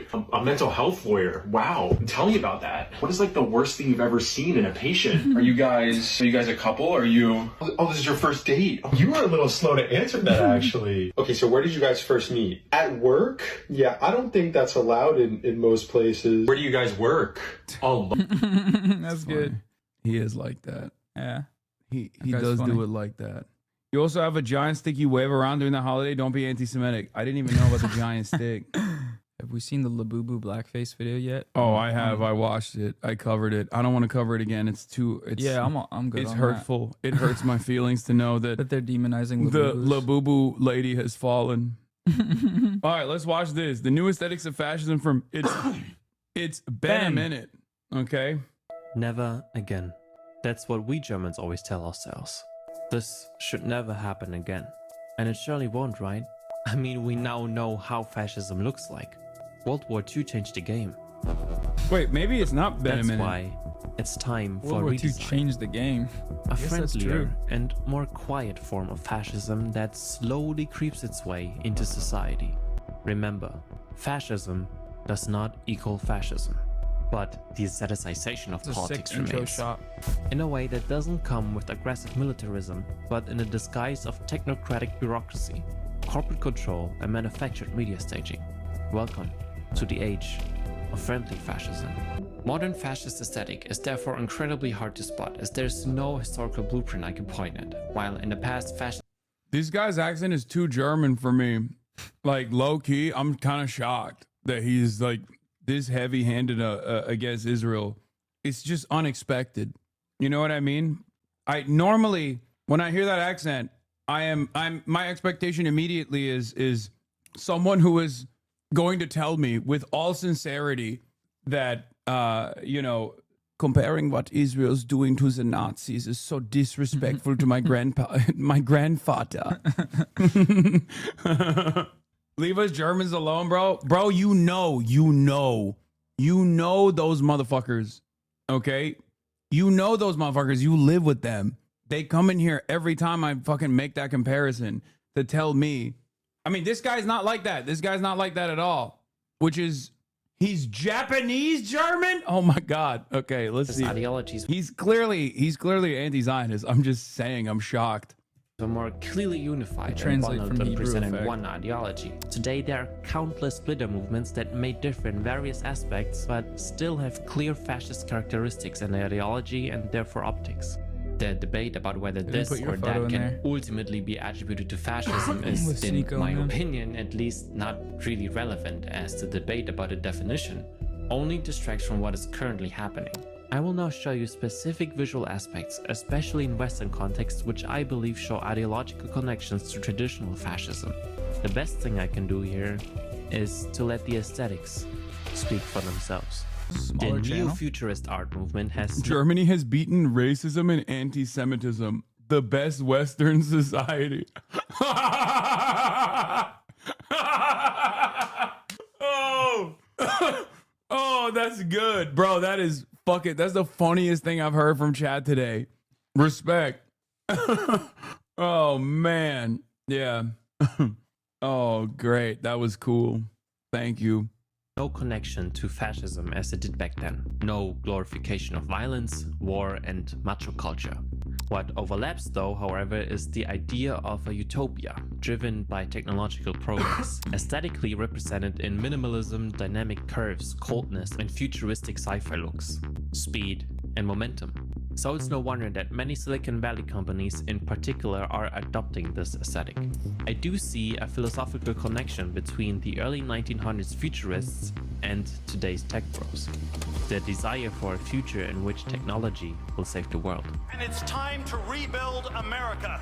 There is a cult surrounding tech bros like Musk and Zuckerberg. Beyond just their wealth, the whole techno-optimist mindset helped foster a culture where these absolute losers could be idolized. Okay, I love this guy. Libertarians like Musk, Zuckerberg, Bezos, and Thiel also clearly reflect the macho culture, as was the case in classic futurism. How does it feel being on the other side reacting? That I don't know. celebrates the Weird. aggression a bit Like more, looking in the damn has its mirror. own merits that are really positive. I don't know It's what to one add. thing to say we want to be Just keep kind cooking. of like welcoming and make a good environment for everyone, and I think it's another to basically say that masculinity is bad. If you take a closer look at the glorification of war, the glorification is striking when you look at companies like Peter Thiel's Palantir. The ties between Silicon Valley and the military-industrial complex run very deep. A tech utopia led by strong men. The glorification of power, progress, masculinity, and military dominance now comes in a context of What did he make that Oh, he made The Art of Hasanabi 3 years ago. Whoa, Hasanabi head. Yeah, no, he is. That's why he's. Is he in the chat? Or like, have you seen him before or something? I mean, clearly, I probably watched that. Yeah. And I mean, he's not. Sometimes there's people that will watch and then will turn into haters after years, especially if there's like one issue that they really care about. I've seen people that used to be fans that like turned into major haters after October 7th, for example. But this guy isn't one of them, clearly. But I don't know if he's been in the chat recently. Hassan, you're spoiling the video. Oh no, he's in here. He's literally in here. Oh. Yeah. Oh, he linked his video. Oh, wait, but he's saying don't. Yeah. You're spoiling the video. You're spoiling the video. And Four? Then, okay. Wait, Hell so yeah. don't watch it, or what does he mean? Oh, just No, don't no, talk. no, no, Let it I was play. talking. He's making a joke. I was talking about something that he covered as well. I think that's why. Oh, from 3 slick years ago. minimalist corporate advertising or image campaigns rather than the avant-garde art movement of futurism. Imagine a tech-driven future in which corporations rule the world, climate change destroyed entire cities, fixed social hierarchy. Ben, tell him there's a part 1. Okay, calm down, man. This is 40 minutes long and it's really good. Okay, calm down and go subscribe. Shut the fuck up and go subscribe. Put the subscription in the bag, chatter. Exist and Ryan Gosling slowly bleeding to death. I think we can all agree cyberpunk might look cool, but is a future nobody really wants. So how do I sell a future that will most likely happen, but with a less dystopian look? You've seen the line, right? He told me he hates you now because you're a Germany slander. No, he's been a Hasanabi head for that long. He has heard me fucking shit on Germany in the same exact way. Because liberal Germans are fucking unbearable. Okay? And he is not a liberal, clearly. He's a fucking anti-Zionist. He's an anti-fascist. And not the anti-Deutsche kind, okay? The motherfucking anti-Deutsche anti-fascists are so funny. I mean, they're fucking freaks. But still funny regardless. That's solarpunk. Solarpunk is meant to be the optimistic counterpart to cyberpunk, a utopian aesthetic where nature and technology coexist in harmony. It combines tradition, conservatism, and polished tech futurism at the same time. Solarpunk does indeed represent a certain counter-movement to neo-fascist concepts, but there are dangerous tendencies into which the aesthetic could drift off. In the context of the so-called eco-fascism, authoritarian forces can be misused to emphasize blood and soil nationalism, population control, and racialized conservation. The danger is that the aesthetic of harmony with nature can be repurposed for exclusionary or nationalistic goals, an aesthetic that is used by nations such as Saudi Arabia or Israel. a polished visual world that is intended to whitewash the blood of regimes, an attempt to erase bad PR after entire populations have been erased. Solarpunk is an excellent Trojan horse to maintain the illusion of a tech utopia and to sell the people a beautiful image that's worth aspiring to and fighting for. This aesthetic takes on fascist traits when the utopian imagery basically only depicts white people, relies on Eurocentric aesthetics, or presents colonialist imagery. That utopia becomes worth expanding for. Basically Helldivers. And spread managed democracy throughout the galaxy. Become a legend. Become a Helldiver. Helldivers is so great, but it's also yet another instance where, like, no matter how hard you try as a content creator, as an artist, to literally be like, I'm making fun of you. This is me making fun of how stupid your worldview is. The people who are being made fun of go, nah, dude, you made me look sick. This is awesome. Did the right wing guys like Helldivers? Like The only time where they got mad at Helldivers was basically when they were like allowed the trans flag to exist in the game or something, and people were like, what the fuck, Helldivers is woke. It's like, dude, yeah, of course it's woke. It's making fun of you. It's so stupid. I just hate how stupid right-wingers... Just very, very dumb. I hate how stupid right-wingers are, because there's so much liberty that comes from being that dumb, where you just have so much... One, you have more fun in general, and that pisses me off, okay? And two, you get to interpret things in a way that suits your purpose every day of the fucking week, and it doesn't matter. You will never be told that you're wrong. You will never hear that. Or if you hear that, you can just, because you're a dumbass, you can just turn around and be like, should I reflect on this? No. This person is woke and gay. Boom. Over. Done. I saw like a few days ago, a tweet went viral of a guy posting a picture of the general from Avatar, like the comically evil general that just kills all the Na'vi and is trying to like aid the colonization for like a corporation. And it was super viral because he was like, if you thought this was the bad guy in the movie, you're a dumbass. And it's like, oh my God. Like you could not craft a more comically evil character in a movie. Yeah. He wasn't even like complex. No. He wasn't even like, I didn't like the movie for reasons like that it's like comically evil. Okay, well, let's not go that far.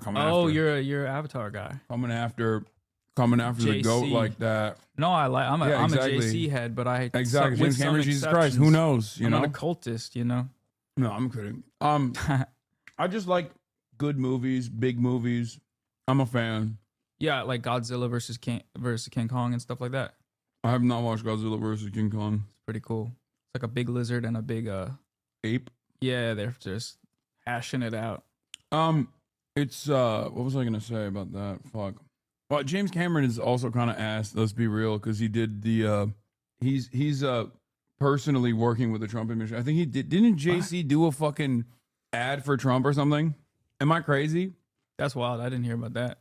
Somebody wrote Spike Lee. No, I think he did. Oh, it was Michael Bay that did an ad, but James Cameron did something as well. Michael Bay did the ad, which is unsurprising. Michael Bay did an ad for Secret Service, but James Cameron did something with Trump that was weird. Never mind. Different guy. Never mind. He's actually slamming Trump. What did James Cameron do? Alien 2? Aliens? No. What did he do that was like shocking? Titanic. Nothing. You're just a hater. No, I like James Cameron. I can't remember. I just remember in the back of my mind right now, it's not that big of a deal, but I remember seeing something that James Cameron did that pertained to Donald Trump that I thought was like kind of weird. Like it was kind of like weirdly aligning with Trump. He divorced Catherine Bigelow. No, it wasn't this. Terminated creator James Cameron joins board of AI company. No. I mean, that's lame, but that wasn't it. That's funny though. And bad. Yeah. How do we get? Oh yeah, the Avatar tweet.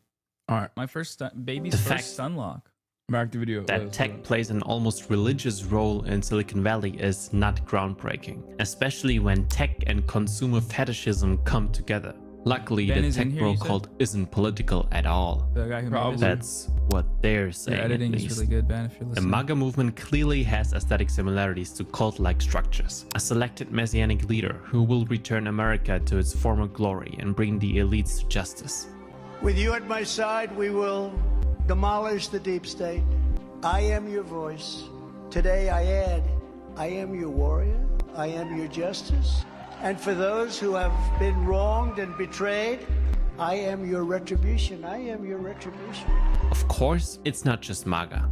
Look at the AFD's Björn Höcke, for example. The aestheticization is just nowhere near as uniform and intimidating as it was Well, in the 1920s. that's pretty hard to mobilizing that. That's pretty hard to deny. You know. Look at this guy. Just Yeah. Well, that guy actually. Speaking of denial. Oh my god. That's what's so crazy, dude. Germany fucking sucks so much dick that they like have all of these like anti-Nazi laws and shit, and they're so busy using it against like literally anti-Nazi, anti-Israel, pro-Palestinian, anti-genocide protesters. Meanwhile, the AFD is just cooking, dude.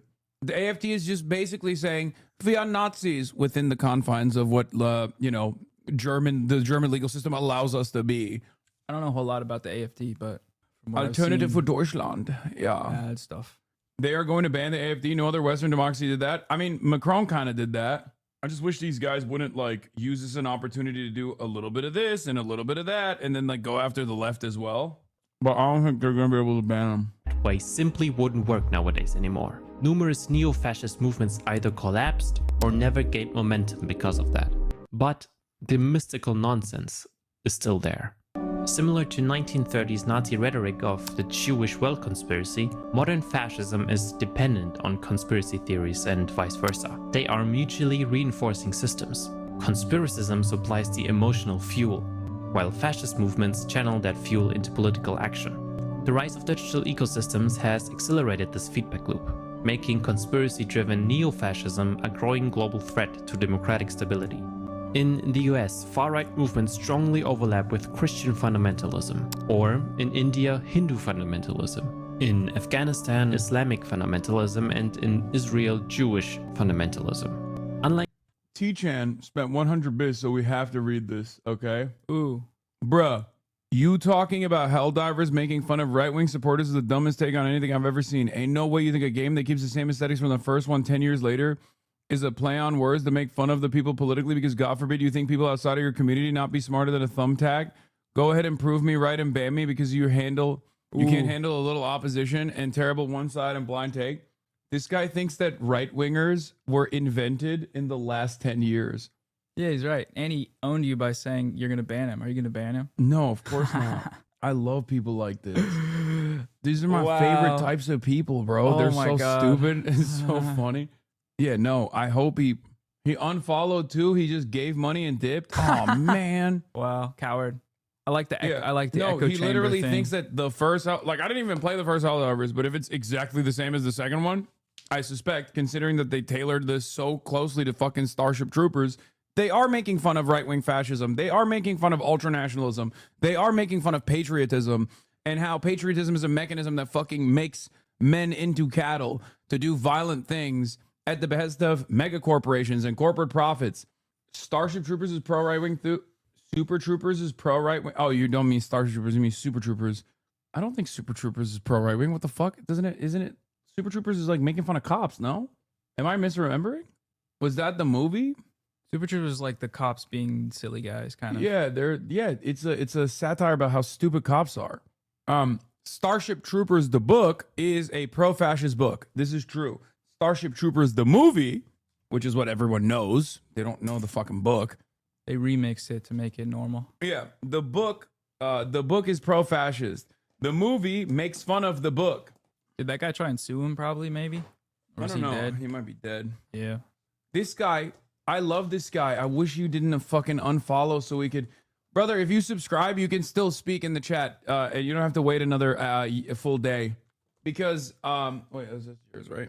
Yeah. I would love to hear your feedback on this. Seems like it's just a guy who's a little confused. T-Chan 891. Come back. We want to make fun of you. No, we're not. No. No, we would never make fun of him. His No. rationale for saying it's not critical of fascism is that it has the same aesthetics as the last game that made fun of fascism. Starship Troopers, the movie, is a masterpiece of cinema. Yeah, it's a great movie. You're saying I'm out of focus. Literally just add him. Yeah, no, but he unfollowed me, so he can't even speak again No. until he waits an entire day. But he can overcome that if he subscribes for $5 or for free with a Twitch Prime. Not $5, sorry, $6 or for free with a Twitch Prime. In the 1920s, religion isn't just opportunistic, it's central. A nation and leader chosen by God, with the Bible as the highest law. Therefore, patriotism is your duty to show your gratitude towards your God. The fusion of fundamentalist religion with authoritarian nationalism. Pastors socially distancing, mitigating, and walking with BLM. BLM, by the way, which is funded by Soros and founded by a lesbian Marxist who prays to Satan. The esoteric occult mysticism of the Nazis is replaced with Christian aesthetics. It's also, of course, not an exclusive US-based phenomena. When looking at other nations, religious fundamentalism is often used to justify the power hierarchy.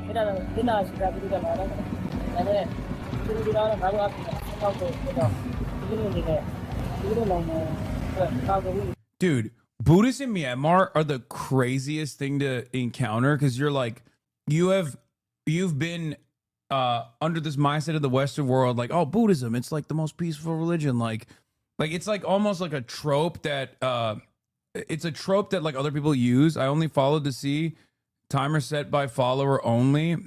Okay, well, you're a follower and a subscriber now, bitch. Oh, you are a subscriber now, not a follower. But you're wrong though. Just so you know, you understand. Helldivers makes fun of right-wing patriotism.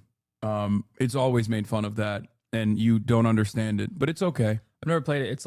It's just a lot of like what that clip was showing. It's it's also it's literally Starship Troopers, the game. It's the most faithful adaptation of Starship Troopers. The movie of Starship Troopers turned into a video game. Like you're spreading democracy. Like they openly say you're spreading democracy when you invade other planets. But yeah, people talk about like Buddhists being like a peaceful religion, and then in Myanmar you got like the same, like you got Buddhist motherfuckers being like Muslims need to be ethnically wiped out. Linking one's own nationality with supposedly sacred values produces a threatened image of identity that must be regained. It not only produces a longing for the past, but also a fear of losing this collective identity, culture, and supposed values. Drifting off into Fantasyland serves one clear purpose: to manufacture the illusion of a deep ancient foundation for their ideology. This is a really good video. Yeah. Even the score is good. God damn, Nostalgia dude. for the past is still a Really major well put theme. together. Instead of addressing concrete changes in living conditions, people are promised a return to some traditional good old days like the 1950s or Reagan's 1980s in the US, Russia with the Soviet Union, or Germany with trying to bring back traditions in order to revive a lost culture, a lost nation. How this is exactly supposed to improve the lives of the people? Don't ask, bro. It just feels right, bro. And it's not just the culture that's lost, it's masculinity. So the irony, of course, is that in Nazi Germany, they also did that. But because German mythology and German history did not have like the same deep well that like Mussolini could tap into with Roman society, Roman history, Nazi Germany basically had to invent this new mythos because if you go back far enough, the Germans are just living in fucking mud huts, right? So and I mean, I think it's cool that they literally were able to push back for an extended period of time, far beyond what people thought was possible, the Roman invasion. But ultimately, they had to just like make up fake like Viking shit and take on a lot of the Roman mythology anyway. That's the whole salute is literally a Roman salute initially. The Heil Hitler salute that you know is like the Nazi salute. Nordic runes, and this like greater Aryan mythology. They stole the swastika. They just ruined a whole bunch of different like long-standing cultural artifacts by just associating it with horrifying violence. Ugopnik has done a few videos on that, I think. You've seen those. Yeah. Really good. The Roma salute was made up by Mussolini. Wait, I thought the Roman salute originally was... Wait, what did the Romans do? Don't they do like this or something? Like the Romans did some type of salute. I don't know what it was. Like the Roman salute wasn't real? No. Not like the hand... Not the hand... I'm not going to do it, obviously. Not the Elon Musk They want salute. you to do it, man. Yeah. They did this. This is how the Romans saluted face up. It's kind of hard. Dude, this is... This is from FaZe, like Jakura. You know what Jakura is?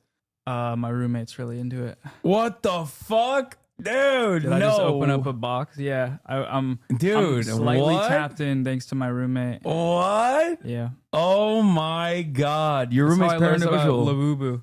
Yeah, Your well, roommate's I don't think parasocial. He is a little. Well, I make fun of him for that, but I feel like he watches a lot of the worst content out there, and I don't think that's No, necessarily yeah. bad. But no, it's no, like no. Jason's the man. That's, yeah. That's He just nephew. watches all of what's happening on the internet, and like this is the latest thing that he's tapped into. But it's Okay. What's the latest on that? Are they like? What are they?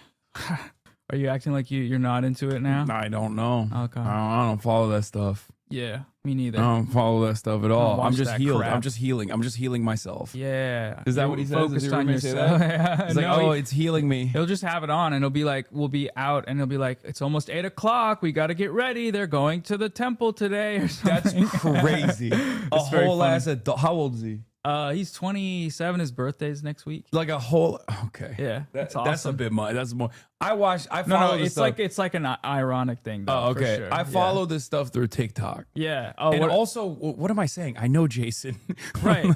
I That's your boy, right? Yeah. I forgot that I also personally know one of the parties involved. I mean, I Yeah. know soccer now as well, but not as well.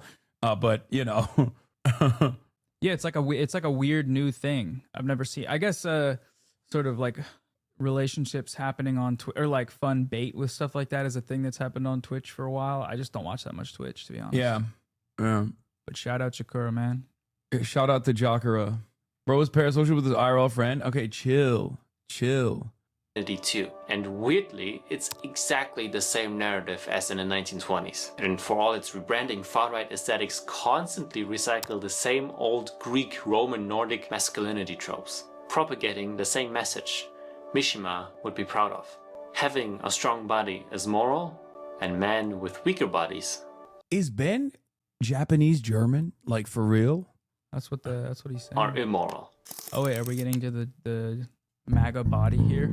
Okay, we are now Yeah. slowly getting into online culture war. This is the Goofy Zone. Everything I'm showing you now is very stupid, cringe, and laughable. You could basically repeat everything I said in my previous video about fascist masculinity, hypermasculinity, aggression, dominance, strength, back to tradition, militarization of the male body. What can be mentioned, however, is the hustle culture. While in the past gym bro aesthetics were already big in the 1920s, linking physical pride and strength with money or cars is a more recent twist. A serious consumption of hustle culture. I think it's capitalism.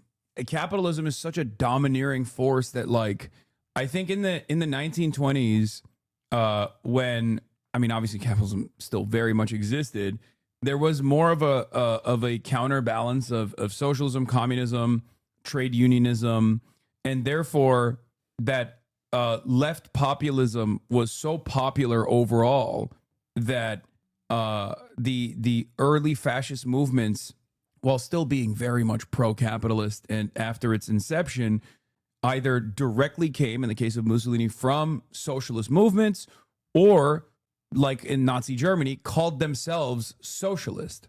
So I think the real reason why today's fascist, like modern fascist movements, actually signify capitalism as a formative part of its like marketing is because there is no self-identifying left movement out there. Like there is no real viable socialist alternative. And therefore, people don't even recognize that they might exhibit socialist tendencies or socialist values. So I think a lot of these people don't even try to present themselves as that. And that's why they go fully invested into the right-wing pro-capitalist aesthetic. Content could potentially lead to even more content tailored towards young men. Fitness, routines, self-help content, then to apolitical podcast bros, dating advisors, and lastly, why the man crisis really exists. A deep dive into this pipeline can be seen here. Yeah. In line with 400,000 today's likes, irony that's awesome. poison social media zeitgeist. I love that though. Be a man, and it's just like wolves and lions. Kitties wrestling, That's killing not each other. That is what men love to do. Yeah, be a man, be like this wolf and a lion. Punch a guy and The almost kill him. manosphere aesthetic doesn't even live up to its own ideals. Neither did many men in the 1920s and 30s, of course. But hypocrisy has reached new heights these days. We literally ended up in this position because everyone's a fucking That's how we ended up here. I made a whole video about this as love well that. if you're interested. The Wet It's- Brothers. I think it was funny. The funniest part about like new manosphere culture shit is that they're so gay. They're like literally they're it's about like hot naked men. You know, there's like be a hot guy, be naked, be wet, wrestle with one another. They're dorks and they're pretty gay. it's like, wear skin tight. Wear skin tight clothing. Showcase your bod. Yeah, you love my bod, don't you? It's like you fucking love it. Like, I mean, patriarchy in some ways is like it's like a bunch of guys getting together and deciding what to do about the world or what to do about like women or like how to date women by talking to other boys about what they like. Yeah. And it's just a bunch of guys like Who have never in had their like a own- real human connection with another woman because they physically are incapable of treating women like human beings. Yeah. A lot of dating content. I feel like black pill edits. I'm getting a lot of those on my timeline these days. And Oh, it's I like was just covering that before you got here. Yeah.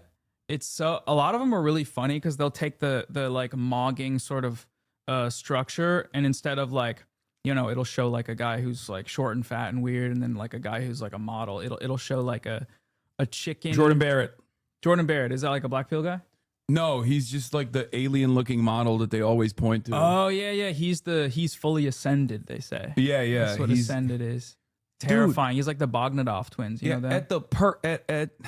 At the end of the day, you're sitting around watching a dude who's being paid to be hot, who doesn't know you exist, okay? And you're just going, this guy is my god. What the fuck? He's a Bogdanov? No, he doesn't look like a Bogdanov twin. But The guy I saw, maybe there's videos of him that are edited or something, but like, oh, they always put the Chad jaw filter on too. yeah. But like the idea of what is attractive to women is being mediated and debated guy, by right? a bunch of men. Yeah. This So is the like guy. he's like he's apparently the number one guy for the black pill guys, or he Yeah. was. Maybe he fell off, is what they're saying, like because he got too much surgery or something. But it's like, I mean, I'm not shitting on this guy, but the way people like, this guy's do fine. stuff He's to just like themselves. He's just like a model. Yeah. He's I think he's gay himself. Uh-huh. Like in the real world, he's not not the image that they've created around him. I'm talking about like the real person. Jordan Barrett is just like a guy. He's just a model. He's a famous model. But he's kind of like his antithesis is, you know, Jeremy Meeks. You ever seen that guy? He's like the really handsome guy who was in a mug shot. Oh yeah. With the blue eyes, you know. Yeah. He's like the antithesis. He's the guy who This guy, yeah. serves as like the incel sort of what's the word, like rage point, because he's really hot and he got famous even though he was a convicted felon or something, or he had like gun charges or something. And it's like women like men, even if they're criminals, if they're hot and have the correct jawline, and that's the most important thing women want, and it's all they care about. Yeah. So even criminals are getting pussy, but I'm not, because women don't like how I look and they're shallow for that. And it's like, I think Jordan Barrett, like when it comes to looks maxing, is like the aesthetic ideal of what they're trying to get to. Yeah, but and then they like hammer their jaw or whatever. But yeah, oh my god, that Bone is smashing. The crazy, yeah, bone smashing is like the craziest thing that these motherfuckers do.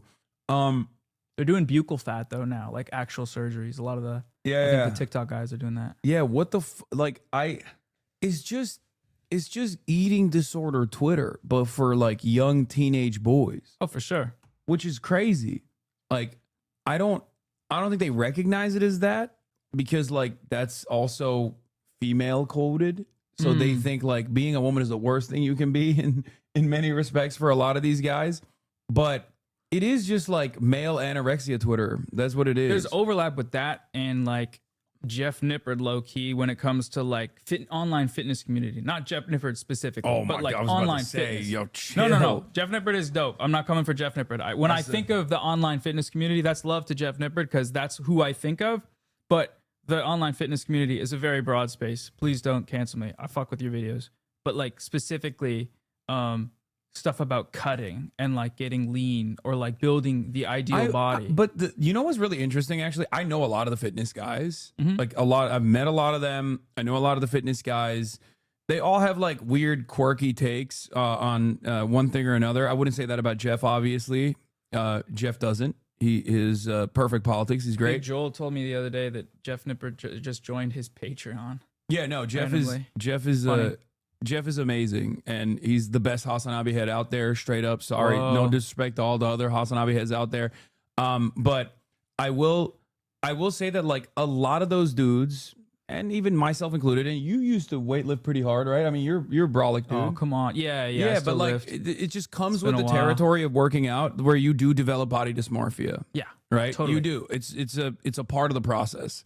But a lot of those dudes don't do this kind of shit either. Like this is something beyond that. Like the BP edits, I think, are beyond like well beyond the Yeah. traditional fitness. It's like side. a spectrum though. Like it like I don't think it's necessarily a pipeline. Maybe you could describe it that way, but it's like because I have been watching fitness content, I'm starting to get recommended. Oh, yeah. That's how I end Yeah. up with black belt TikToks. Yeah, right? they definitely try to like. That's definitely a part of it for sure. Yeah.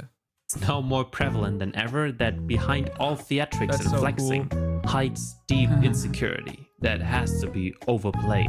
I mean, if you have to use filters and music to reinforce your toughness, don't be surprised when... Or if you have to constantly say you're a fucking alpha male or a sigma male or how fucking macho you are. It's like, no, you're not. It's so fake.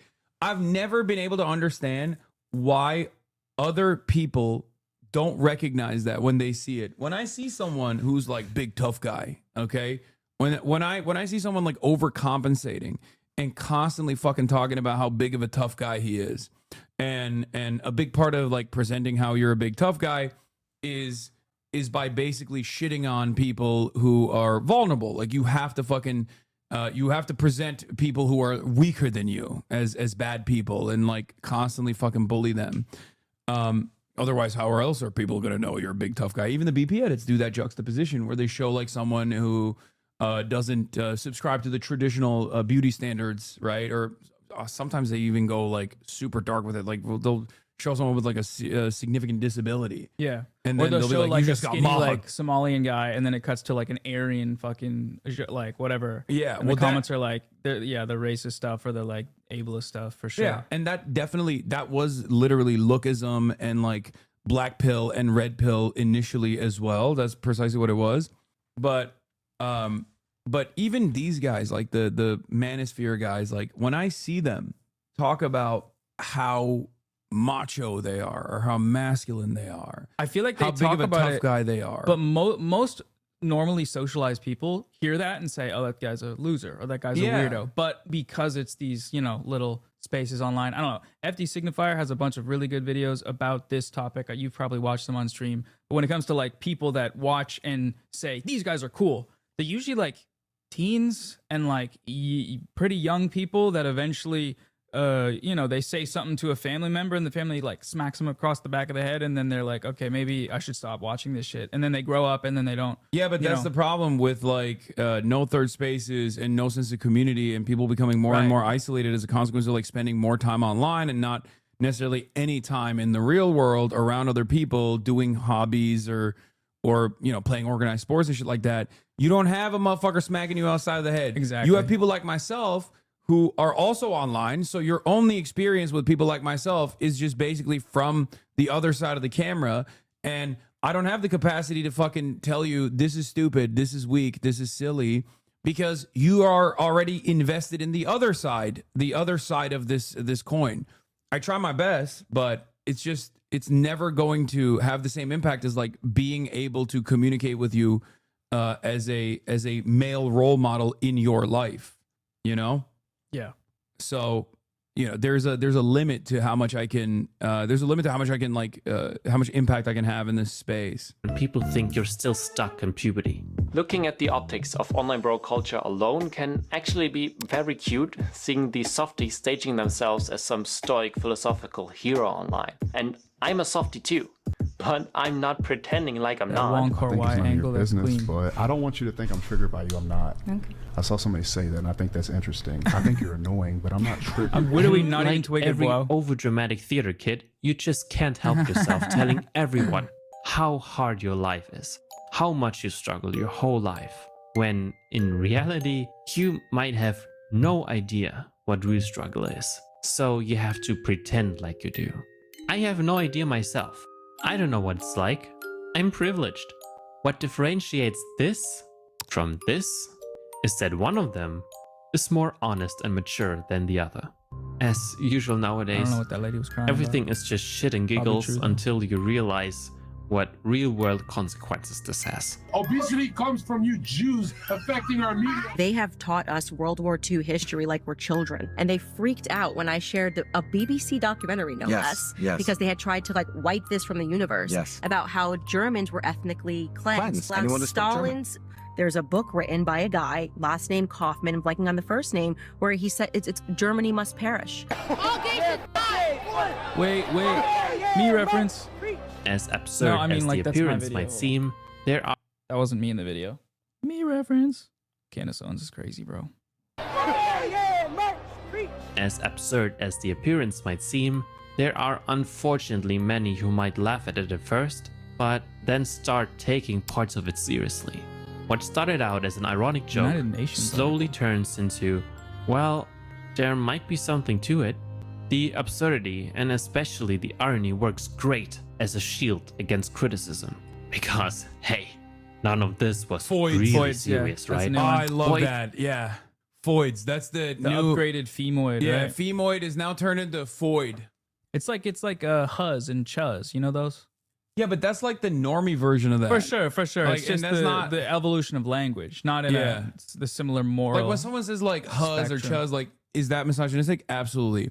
But this is like a fucking entirely separate wavelength of Totally. I mean, in a Chomskyan linguistic sense. Oh, It's okay. Like Huz and Chuz. Yeah. That's what he said about it. Inside the manosphere love to identify themselves Void with is characters crazy, from though. pop culture. Whether it's Thomas Shelby, Patrick Bateman, or so-called edgelord characters like Joko or Eren Yeager. Edgelord characters are particularly popular with incels because they see themselves in them. You know, the misunderstood outsider of society who are the actual victims. Wait, me? Or just straight up Nazi Superman.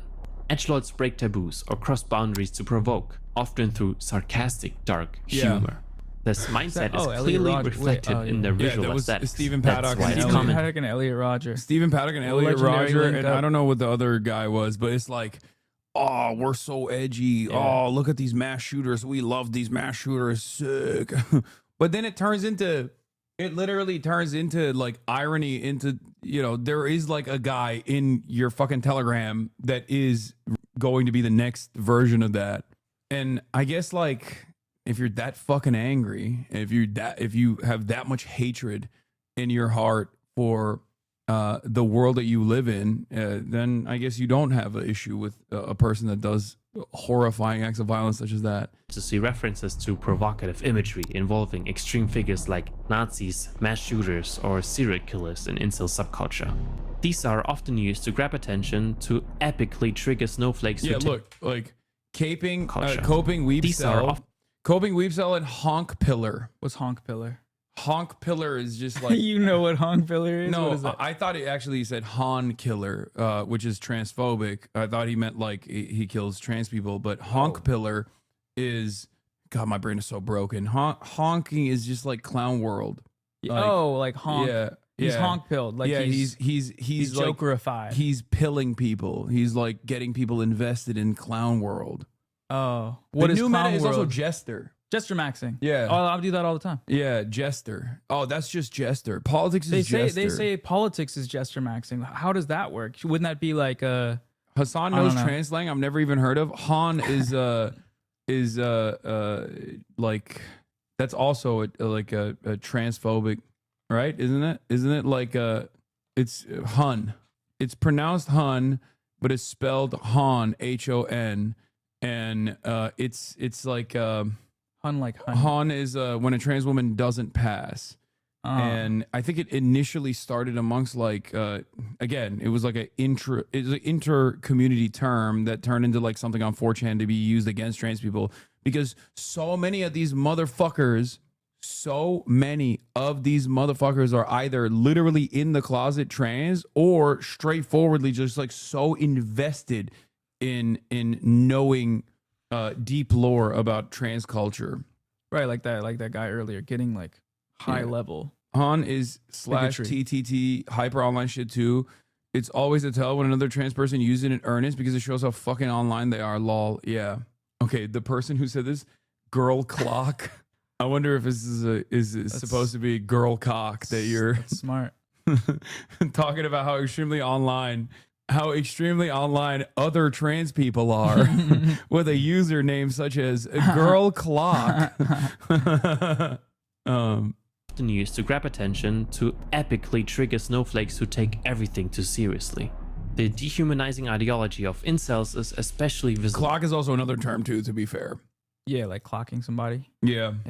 And the cartoon-like portrayals of racist, offensive caricatures like Chads, Janks, or Tyrones. These exaggerated figures may come with a tone of ironic, dark humor, but are clearly ill-intended and just plain cruel. The caricatures closely resembles anti-Semitic cartoons or other forms of dehumanizing propaganda from the past. Unlike the Nazis, who used eugenics to justify racial hierarchies, incels use eugenics to measure attractiveness based on external wheat traits. waffles. This reinforces Done the some videos fascist on tone him. of Wait, I gotta look. You at know some wheat of these. waffles? No, what's that?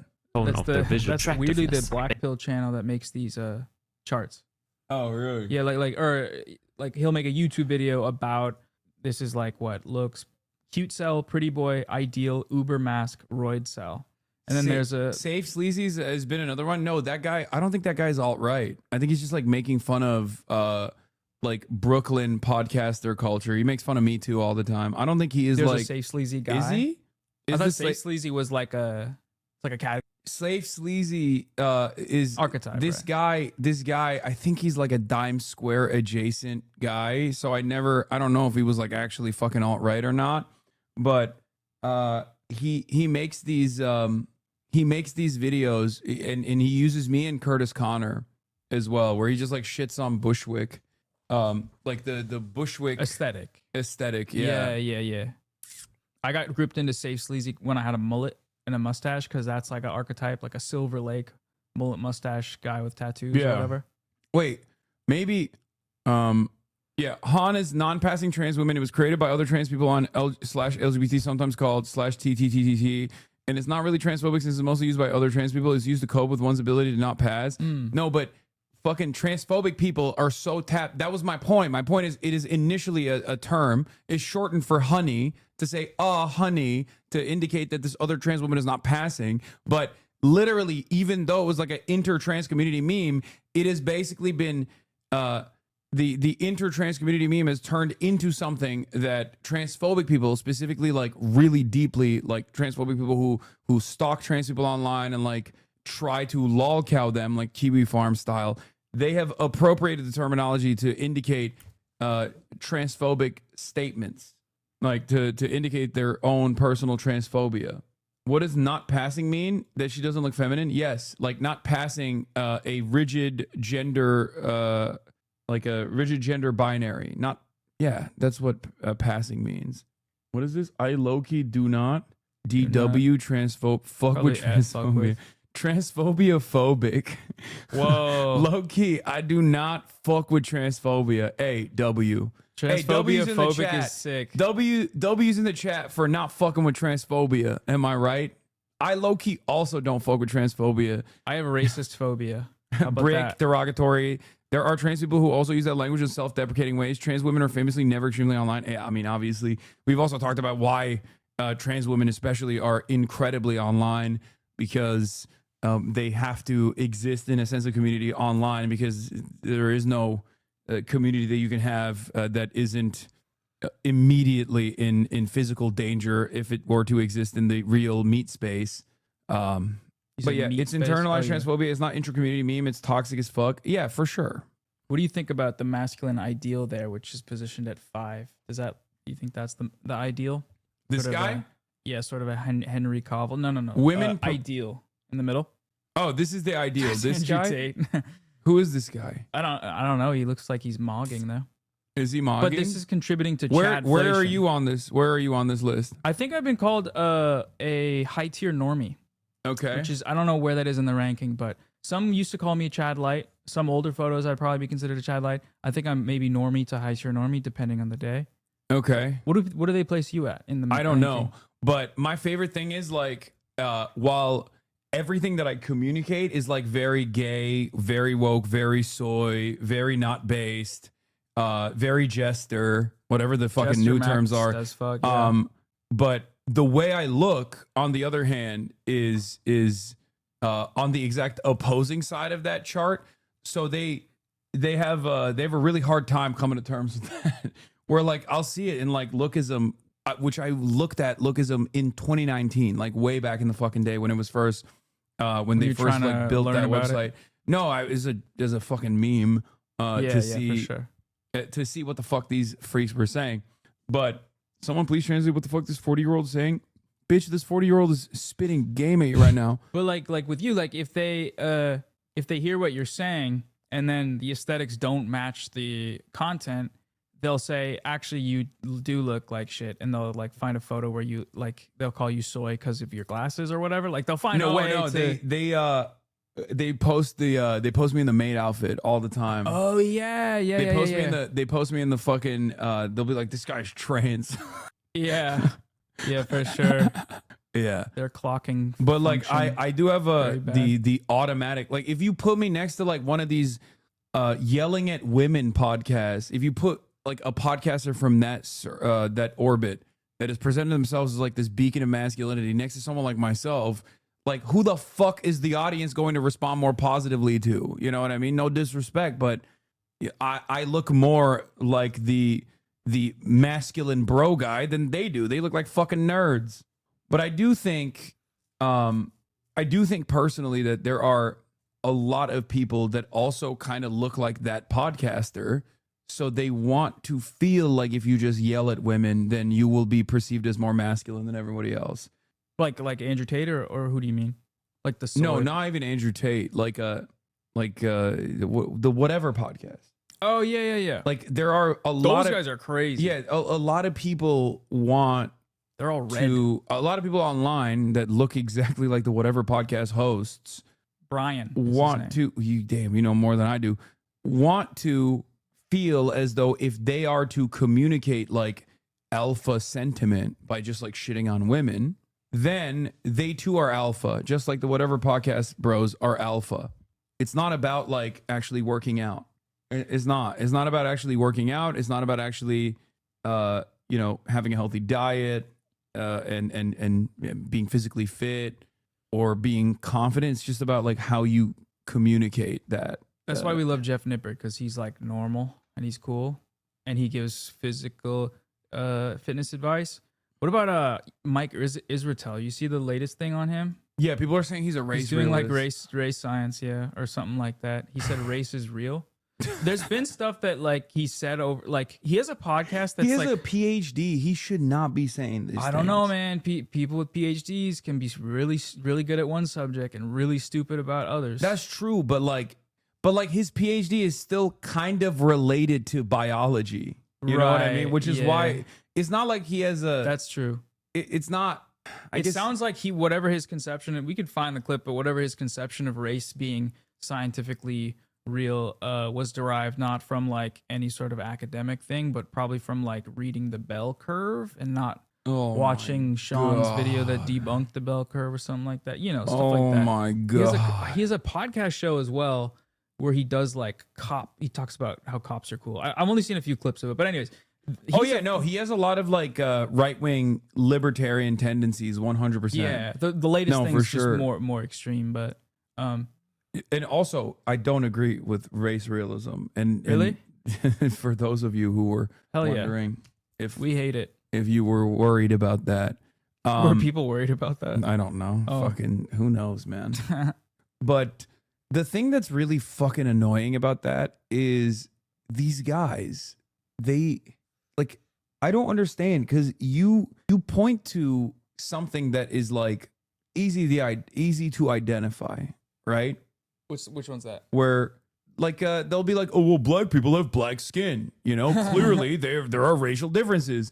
Yeah, but you're the one who is extrapolating additional social constructs off of that. You're the one who's actually ascribing values to that, which has no scientific basis. So it's this weird, like, wishy-washy bullshit, completely fucking destroyed, failed scientific movement of like race realism that you're trying to bring back and relitigate. And it's just wrong. It's dumb. It's wrong. I don't know what else to say about it. Yeah, with Dr. Mike too, what's funny, or I don't know if people call him that, but like Mike Israetel, people are saying in chat that he gives like low-key bad advice, and I've watched a lot of his fitness content, and a lot of it aligns with My name is Ella. Oh, I saw a TikTok clip of this. I oh think. yeah. Genetics and This is like biomedical sciences, I acknowledge that race is not a biological reality but a social construct. To provide a brief introduction to what I will be talking about, Like there are of course biological traits that come along with race. Like yeah, like black people have more melanin. You know what I mean? Like it's just that's not. But what we understand as race is completely socially determined. It's the values that we have added on. in this video, let's briefly review the history of race as a concept and a few of the major reasons why race is considered a social construct with no true basis in biology or genetics. First, the concept of race did not begin with the field of biology or genetics. The concept of race began with Enlightenment thinkers like Carl Linus under the pseudoscientific veil of biology and genetics. Unless I don't actually know how you do the stream. You're right. No, you're right. Based on external traits. This reinforces the fascist tone of their visual symbolism. The value of a human being becomes quantifiable. Oh yeah, The height- hoflation they call this. Oh yeah. I know. My favorite content creator, Asmongold, also had a tweet about that. Oh, nice. What do you say? Oh, where was it? Chat. Someone in the chat will link it real quick. What did Asmongold say about hoflation? I love no, that not for Homath. him. He Homath is a channel. Homath is the channel that he likes, but he also said hoflation. Wait, oh shit! Someone just. Where are all the hot girls working at GameStop? Oh, here it is. Everybody always talking about hoflation. This is so brother uncharacteristic. It is so not like his voice too. He had Chat GPT ask him to write it like a hip hop style individual. Yeah. Everybody always talking about hoflation, but it's actually the opposite. I used to be able to go to GameStop or Target to see hot bitches working there every day. Now it's just hogs. Why? Because those girls are at home doing OnlyFans now instead of working. True. He's right. He's got a point, man. Where did that come from? Because I've never seen him say anything like that, and anything like that since. Yeah, no, this was It's like just randomly. What the fuck? No, this was he got real hot about this. I Yeah. think he was just Yeah. like everybody always talking about hoflation. So he's saying hoflation is going down because the hot women are going to do OnlyFans at home. So Yeah, it's not a hoflation. That's good for him, though. That's it's good not, for him. It's not. There's no. He's saying hoflation is not real. Right. Hoflation can't hurt you. I don't know. Interesting. I don't fucking. That's your favorite. Yeah, he's my favorite too. Probably. He's the best. Yeah. He's the best in the game. Nobody's out here doing it like that. Okay. Your attractiveness, the higher your worth. I Hoflation is the idea that like women have a higher standard for themselves. That's basically what it is, right? Isn't that what it is? No, hoflation is like women only want to go for hotter guys. So because all the women on like dating apps are going for the hotter guys, then the 5 and the sub 5s they call them are not getting any matches, which is making the matches they do get lower on the scale because they have to go down in order to get matches in order to date. So the guys in like 1 to 3 are left with nobody to have. I just thought there was more hoes. Like I thought that, and the value of the hoe is going down because there's like the market is oversaturated with hoes. Oh no, that might be with black pill guys. It's a different. Okay, hold thing. on. You're saying I'm gonna go get a Teflon pan and we're gonna slam our head. Yeah. To make sure that our prefrontal cortex is eroded so we can comprehend what they're saying. Yeah. I think that might make our skulls look hotter. That's a double benefit. Win-win. Okay. These guys are awesome. Yeah. Because I don't think you're going to be able to comprehend what these guys are talking about until you like have a debilitating medical condition. The thing about black pill guys is it's like the entire thing is debunked by what else are you going to do? Like if you think you can't get a date and you can't get a match because you're irreparably damaged or whatever, then you do whatever you can to try and do that. And if you aren't successful, then that's just the way it is, right? Yeah. But I mean, you've talked about like any man can be a 7, right? If he just does the basics like hygiene, workout, learn how to dress, those things. And I think that's fair. Like how many dudes do you know that have a girlfriend that have the incel skull on the right? See? Or like right there. I know hella dudes with a girlfriend that, or like a husband that have that skull. Oh, wait, hold on. So it's like this is a real case. A USA doctor decided to end the nature versus nurture debate. So we work with a bunch of orphanages to split twins into different families with different social and financial status.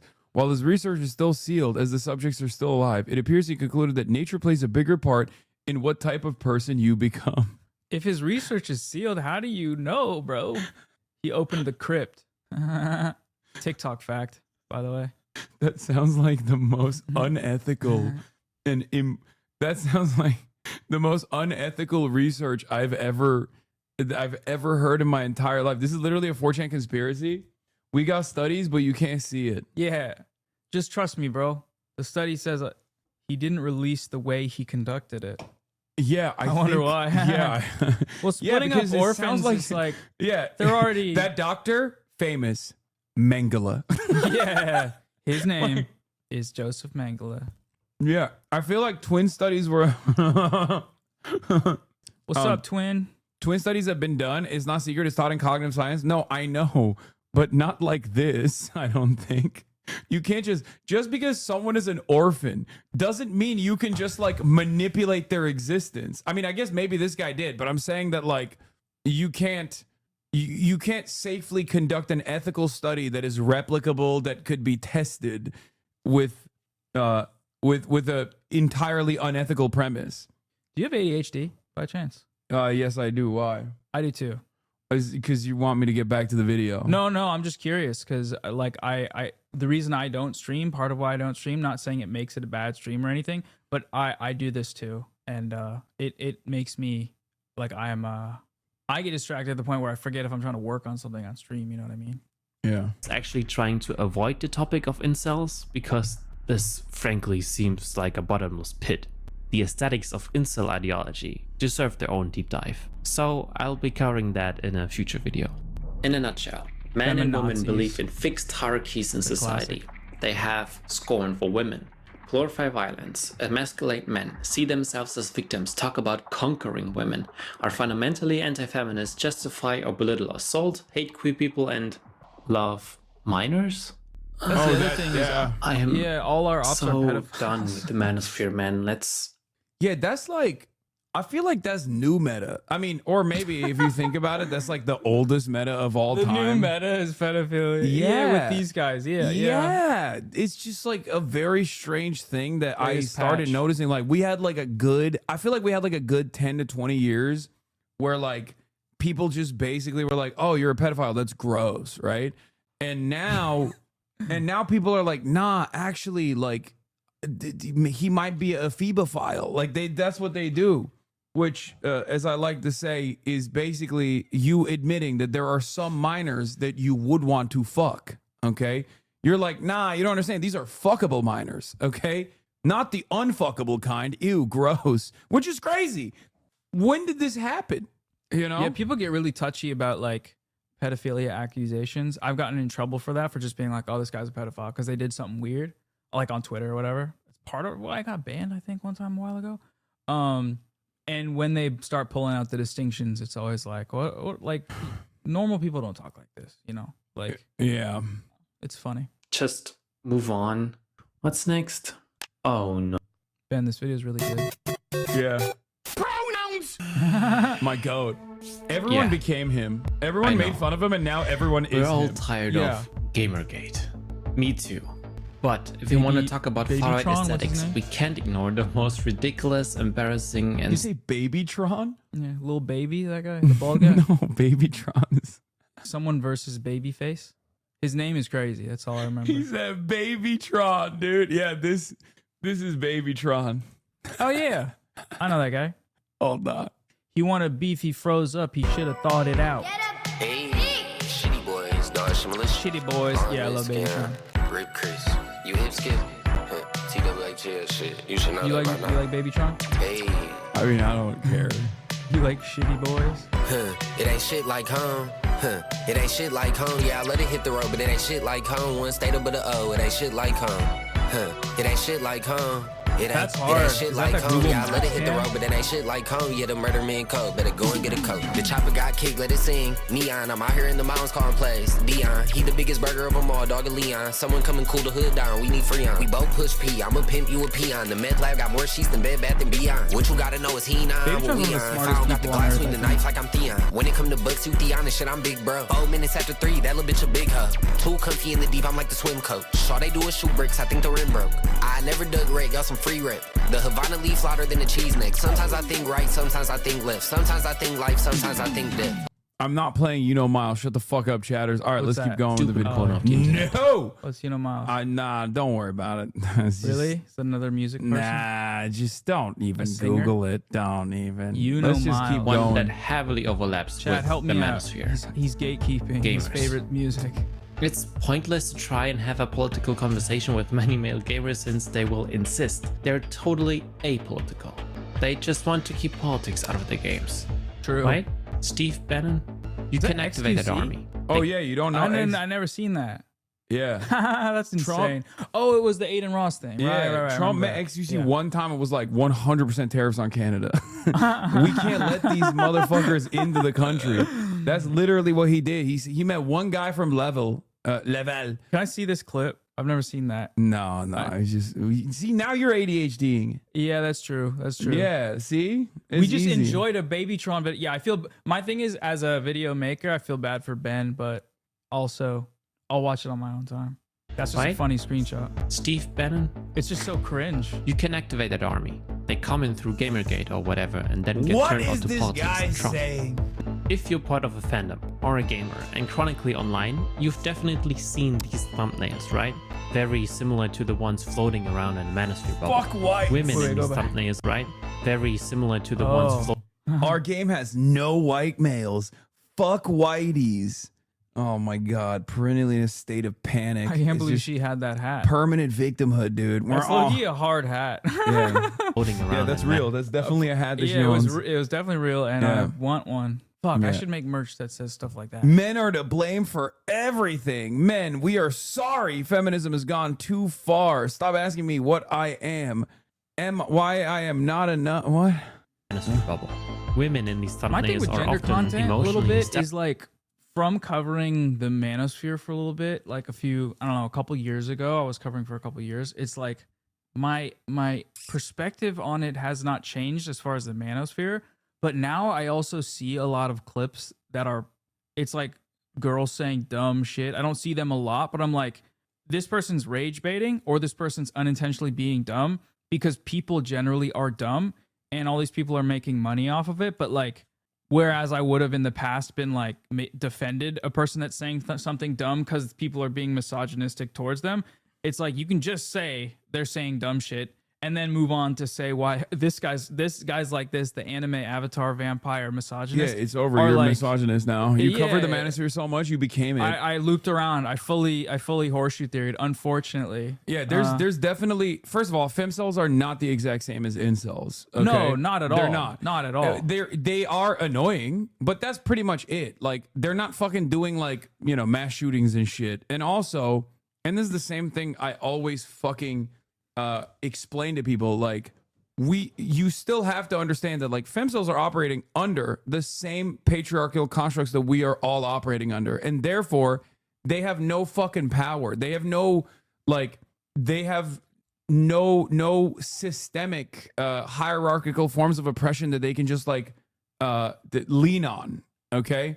Yeah, certainly. Well, the one femcell did that, but that was but again, that was like a white supremacist Telegram group. Yeah. So ultimately, what do you call it? Ultimately, like, it just like doesn't have the same impact. Yeah, I don't mean to weigh them in the same way. I just feel like there's an evolution of like online content that at a certain point, when you're looking at gender content, you have to recognize that it's a huge kind of clown fiesta of rage bait from everybody. One of them has systemic power and one of them doesn't, of course. But lack of systemic power doesn't necessarily mean lack of cultural influence. Yeah, dude, there's a lot of femcell cultural influence. Go talk to your mom. Okay, go talk to any woman. Like, go talk to a woman, please. Yeah. What are you talking about? Yeah. No, obviously not to the same scale. No, there is no scale. Like, if anything, the gender wars dynamic has absolutely created like a lot of women that are understandably resentful towards all men, understandably resentful towards like the uneven ground that they're playing in. But ultimately, there is no. It's true on CNN. They're saying they need an Andrew Tate of the women. Yeah, we need the ladies to start sex trafficking some men out here. What is this? Like, it's more so a reaction, and it has very little cultural cachet, in my opinion. It's just like not real at all. It's just annoying. At most, it's fucking annoying, and it's. I mean, some people get duped by it for sure, but ultimately, it is irrelevant when we are talking about like the systemic inequality that like women are faced with, especially with like access to healthcare, abortion. I mean, there's a woman who was fucking literally forced to carry pregnancy to term after she had already been in a vegetative state. Like, what are we talking about? That's in America, I agree it's a reaction, but there's like a niche. I agree the outcome is mainly just annoyance. Yeah, it's just fucking annoying. Who cares? I think specifically with like content, because that's what a lot of like, I don't know, there's a lot of focus on like the manosphere and to a much lesser extent like femcells or whatever. So much of the discourse that happens is kind of like this guy makes money doing this. He makes money propagating misogynistic ideas to an audience of misogynists, right? Yeah. That's not systemic power, right? And from my feelings of covering guys like this, at a certain point I got kind of frustrated with it because I was like, this stuff's bad, and there should be people like calling it out and critiquing it and like showing, exposing that this content is so prominent. But at the same time, how does this relate to like the larger levers of power? Like it feels. I mean, that's the transition I made like in October 2023, because I was like, even though this stuff is harmful, and even though the Andrew Tates, like people should be calling it out, I feel like to an extent, the online content aspect of it is grand scheme inconsequential, even if it does affect a lot of young men, which that's, I mean, I'm not saying people shouldn't do it. That's just my personal, I guess, like journey with reconciling how like communicating politics that are, feminist, or trying to be normal about it and get men to be normal isn't it's not the best way to go about it isn't probably owning these guys that are just like total trolls, Feminaz balls ruin everything in colleges, bro. The fuck you mean? True. Dude, the people come up women with lead to Israel. What? Feminaz balls is so funny because he went from feminazi to feminaz ball. Wow. If you understood the Chad apartheid, No shot. bro, you They're- go they're back far cooking. enough, you will find that I looked like shit, okay, for most of my life. This is a new phenomena, Is this okay? person joking, you think? You're Chads and run everything. No, this person I You think said is I'm a like Chad? deeply unwell. said I'm Poor a- ugly guy. Oh. Most liberals are Zionist compromised. The only true liberal is Cenk Uygur. Do you condemn the Chad apartheid though? What about the Whoa. male loneliness That was epidemic? from like 2 weeks ago. Don't you want to be like next Vladimir Lenin or some shit? Don't you have ambitions to be like Vladimir Lenin though? Fucking. you wanna get Hassan, what do you think about the entombed? Chad apartheid? What about the feminists who beat men today in the Chad apartheid, where only 20% of men get laid but 80% don't? That's the hoflation thing I was talking about, which is that's It's the not Pareto true. principle. Oh And- yeah. And some people unironically think that like if they get like a white nationalist traditionalist society, like they'll have like a state mandated girlfriend, but they won't. Anyway, yeah, he's this. How do I escape poverty? Don't you want to be like the next Vladimir Lenin or some shit? Okay, but yeah, but she's Chad a woman. apartheid What is can a you fun do? one. That's a new one. I haven't heard Fuck that. Destiny. Fuck Israel. Okay. This guy is pro-Palestinian, but also deeply concerned with the unequal terms that he believes He's exists against under. apartheid. Yeah, he's against all apartheid. All apartheid, including Chad for- apartheid. including for no, the he can be helped. sub-fives. This guy can be helped. He's not so far down the pipe. I mean, he is very far down the pipeline. Let's be real. But I'm curious what the Chad apartheid means. Like I'm assuming he means like he's saying that Chads run everything. And if you understood the Chad apartheid, like you're Chads and run Yes. everything, and the we uglies do run everything. The uglies are forced to be permanently servile in a servile state. The Untermensch. See how quickly it turns into like all this like genetic predeterministic values. It very quickly just jump to like neo-Nazi sentiment. This is what I was talking about with like even the black pill stuff. Yeah, there is lookism though. I think that's a thing. Yeah, Like you're- when it comes to positive masculinity or whatever, there's topics like Hold on. lookism Hold on. that we pulling up the Chads who run everything. Let me show you the Chads who run everything, okay? God damn, dude. What a fucking stud this guy is. Look at how fucking sexy he is. You know what I mean? I just want He's I kissy want to face be all maxing. up in his guts. Yeah. Oh, God. Yeah. I want to have sex with him. That guy. Are you harassing the president? I want to have consensual sexual intercourse with the president because he is tall. He's sexy. Yeah, you're giving him more ammo. Of course I am. You're giving the Chad apartheid guy more ammo. I'm a sub-5 devil's advocate. Let me pull up some more Chads. Hold He's on. tall. He's kind of funny. Hold you on, you let think me- Trump's funny, right? I He's do. jester maxing low key. I do think Yeah, he's yeah. funny. Another looker right here. Look at that. Yeah. Chad's running everything. No, you're not jester maxing for politics. You're wonk maxing. You know wonk? Yeah. I heard people call Virgil Texas that one time, and I liked it. I thought it was funny. He's maxing some other shit. I think. He's minimizing the ages and stuff like that. Yeah, he's maxing out on some creep shit. Yeah, I think like high appeal because he's status maxed. Yeah, that's what they say, right? They'll be like, you can be ugly if you're rich and powerful. Yeah. Yeah. Okay, but the bro, Chad apartheid. you have to understand that these guys were Chads in their primes, which allowed them to concede power. Wait, Now they're look up young Mitch McConnell. I mean, it's right here. Oh, what do you think? Yeah, that's Wait, funny. wait. Here's another one. Yeah. Yeah, look at his fucking Chad, dude. Chad, he's Chad. Yeah, that's why he was allowed to status max because he was sexy. Now the conservatives are not the Chad only leftist. If you're calling us Chads, I'll take it, man. But I'm against apartheid. You're against apartheid. The Beatles look like that. At a certain point, and they had a 60s harem. At a certain point, you got to realize, like, 60s haram. You're doing this when you find yourself defending the sexual panther that is Mitch McConnell.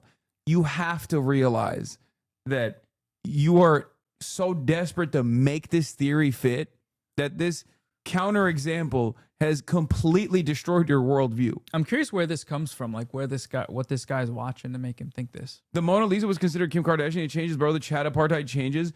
At no point was Mitch McConnell considered hot, bro. Are you fucking stupid? It's Chadflation. It's Chadflation, bro. Because guys like you are out here on the TV looking all hot, and now he can't become the speaker of the whatever. Bro, beauty standards do change. You're right. Mitch McConnell never fit the beauty standard of the day. What are you talking about? The Mona Lisa was considered Kim Kardashian. It changes, bro. The Chad apart. I just needed to read that game. It's so no, awesome. This guy's fucking awesome. No, but This bro, guy's you have awesome. to understand. In the 1600s, being fat was Chad, and Mona Lisa was pudgy, which was considered a Stacy. No, you know Stacy. I like that he. Yeah. Notice how you didn't use the 1960s and went to the 1600s. Beauty standards in the United States of America have changed since the 1960s, but not as dramatically as, like, I don't know, beauty standards born out of like food scarcity, for example, considering that the material conditions are fairly similar overall in comparison to like multiple centuries ago. I'm curious how he defines a Chad. Poor ugly guy 2242. How do you define a Chad? The Mona Lisa was not considered hegemonic feminine beauty. I don't think Mona Lisa was like important as a figure because she was like considered hot, but that's besides the point. A Chad is whatever is rare, so being fat, pudgy was rare. Oh, Dude, so Chad? No, dude, this guy doesn't know what a Chad is. Debilitating genetic conditions like genetic disabilities are also incredibly rare. I don't think you're running around saying they're Chad. Bro, if you're gonna be a black pillar, at least do the reading. All right. Yeah. That's what not the what a fuck? Chad is. Actually, we shouldn't recommend that they watch Black Pill content, but Yeah, Stephen Hawking was considered a Giga Chad because of his incredibly rare genetic condition. What's the one for smart? Because there's like a jester maxing if you use being What? funny to Many get women girls. actually like guys with progeria. It's called disability Oh, maxing. he got us. He got What? you. He got you, bro. I don't even. What's What is that? progeria? It's Hutchinson-Gilford progeria syndrome. Wait, what? Bro, you're getting baited. He's destroying me. He's destroying me in the marketplace of He's ideas. owning you. Wow. Have you read the famous cancer romance novel that shit makes ladies wet as fuck? Bro, I'm gonna be honest with you. You don't know what makes ladies wet as fuck, okay? Like, definitionally, you don't know. This is top tier bait. You let them do this all day, it's you. Yeah, it's all, I mean, sometimes if it's like entertaining, like No, this guy's awesome. Yeah. Chad apartheid, I'm keeping that. Oh, Chad apartheid. It's one word. Yeah. I don't know, Big Dog. This Chatter's cooking. Yeah, he's awesome. He's Chad apartheid pilling everyone. Yeah. Um, He's one of the Beatles, dude. That's so awesome. yeah, that was so That's good. a good one. That was good. That Holy was good. shit. He's resistance against Chad apartheid, and he's resisting by attacking the Chads directly. Hysterical or hypersexualized. Or it's Rachel Zegler, these apolitical, edgy, basement-dwelling free speech warriors. Twitter ain't gonna be ready for this take right now, but it's okay to be white. Peace. Which is like, you went to the Klan rally. Like, what do you mean they're not ready for this take? They've been excited. They've been saying the take. Yeah, guys, I went to the Klan rally and I was like, black people are inferior. I know I don't want to be like anti-woke around you guys, but like, no, I'm gonna say it, man. They love that. I think They're not gonna That's- like it. Yeah, they do like it. Also, what is up with these nails, man? Oh, gross. Motherfuckers' nails are so busted. It looks like AI art. Just want to protect the last sacred safe space for men. A place Was that a bug? that's safe from Yeah. being It's a criminalized. hell yeah. The It's a last famous manly video. It's my- refuge where Okay, real That's men. my favorite. You're That's not your favorite not, streamer? Yeah, you're not Asmongold maxing like I am. Yeah, Rot I guess maxing. not. Asmongold is rot maxing, which women love. The Yeah. Stacys. When you have a hole in your wall with the rats in it. Yeah. Can still be men, real men. And I'm so tired of the world being dictated by emotions This guy got and divorced? Or feelings, was that a different guy? and we have to Yeah, accept did? everybody, Yeah. even though Isn't they his don't dad like a accept raper or us. something? And this Yeah. new era is just That's a awesome. bunch of fucking pussy limp dick. No, he had sexual assault allegations against him from, I think, his, like, I don't know the fucking full details, but he's just like a weird, creepy guy, right? But then But then he came at me one time and was like, my dad didn't fight to protect free speech so you could do free speech, basically, something along those lines. So Twitter found out that his dad was like a super famous sex pest in the military, so much so You got that they like discharge, right? Or yeah, something like that. and Discipline. they literally like wrote a new law around, you know, his dad. Like they named his dad's name is in the congressional record. Oh my God, he did the Roe v. Wade of rape. Yeah, and then he got like really sad and made it seem like I made everybody know about his dad when his dad was again. Oh, and he I was repeat sad. this- His reaction was like, No, yeah, he "This is cried so and said messed like, up." I can't even like do content with my dad anymore because like Hassan outed him as a rapist. This actually happened. This is real. Yeah. Dude, you live in an awesome world, man. Dude, no, I don't. That's It's so- really bad. That's so cool. No, it's really bad. No, From looking from the outside in, it's really cool. bro, there are okay. You guys are witnessing You history. see it. You see it with like the Ethan shit. Like there Yeah. is a decent amount of people in Ethan Klein's community that unironically think like I am responsible for Kamala Harris losing the election. Right. Like, what do you say to a person like that whose worldview is so warped by like internet drama that they genuinely fucking think that like a Twitch streamer actually had this kind of epic power? Yeah. Oh, This is him being sad Due about it. to this all being resurfaced by Hassan, I suppose I will no longer be interacting with my father in any way, shape, or form on my stream. So, how does this protectors of masculinity visually manifest? Dude, but I'm not able to talk to my dad anymore because of Hassan. What the fuck? Yeah. What the fuck? But it worked. It worked, man. People believe that shit. People like unironically think like I am responsible. Like they don't have the You are capacity to go- responsible for making his dad go rape people in the military? Yeah, what like the no, fuck? I don't understand. Like people genuinely go, yeah, that tracks. Actually, you mentioned the powerful entity that is Hassan because I guess like I have so much.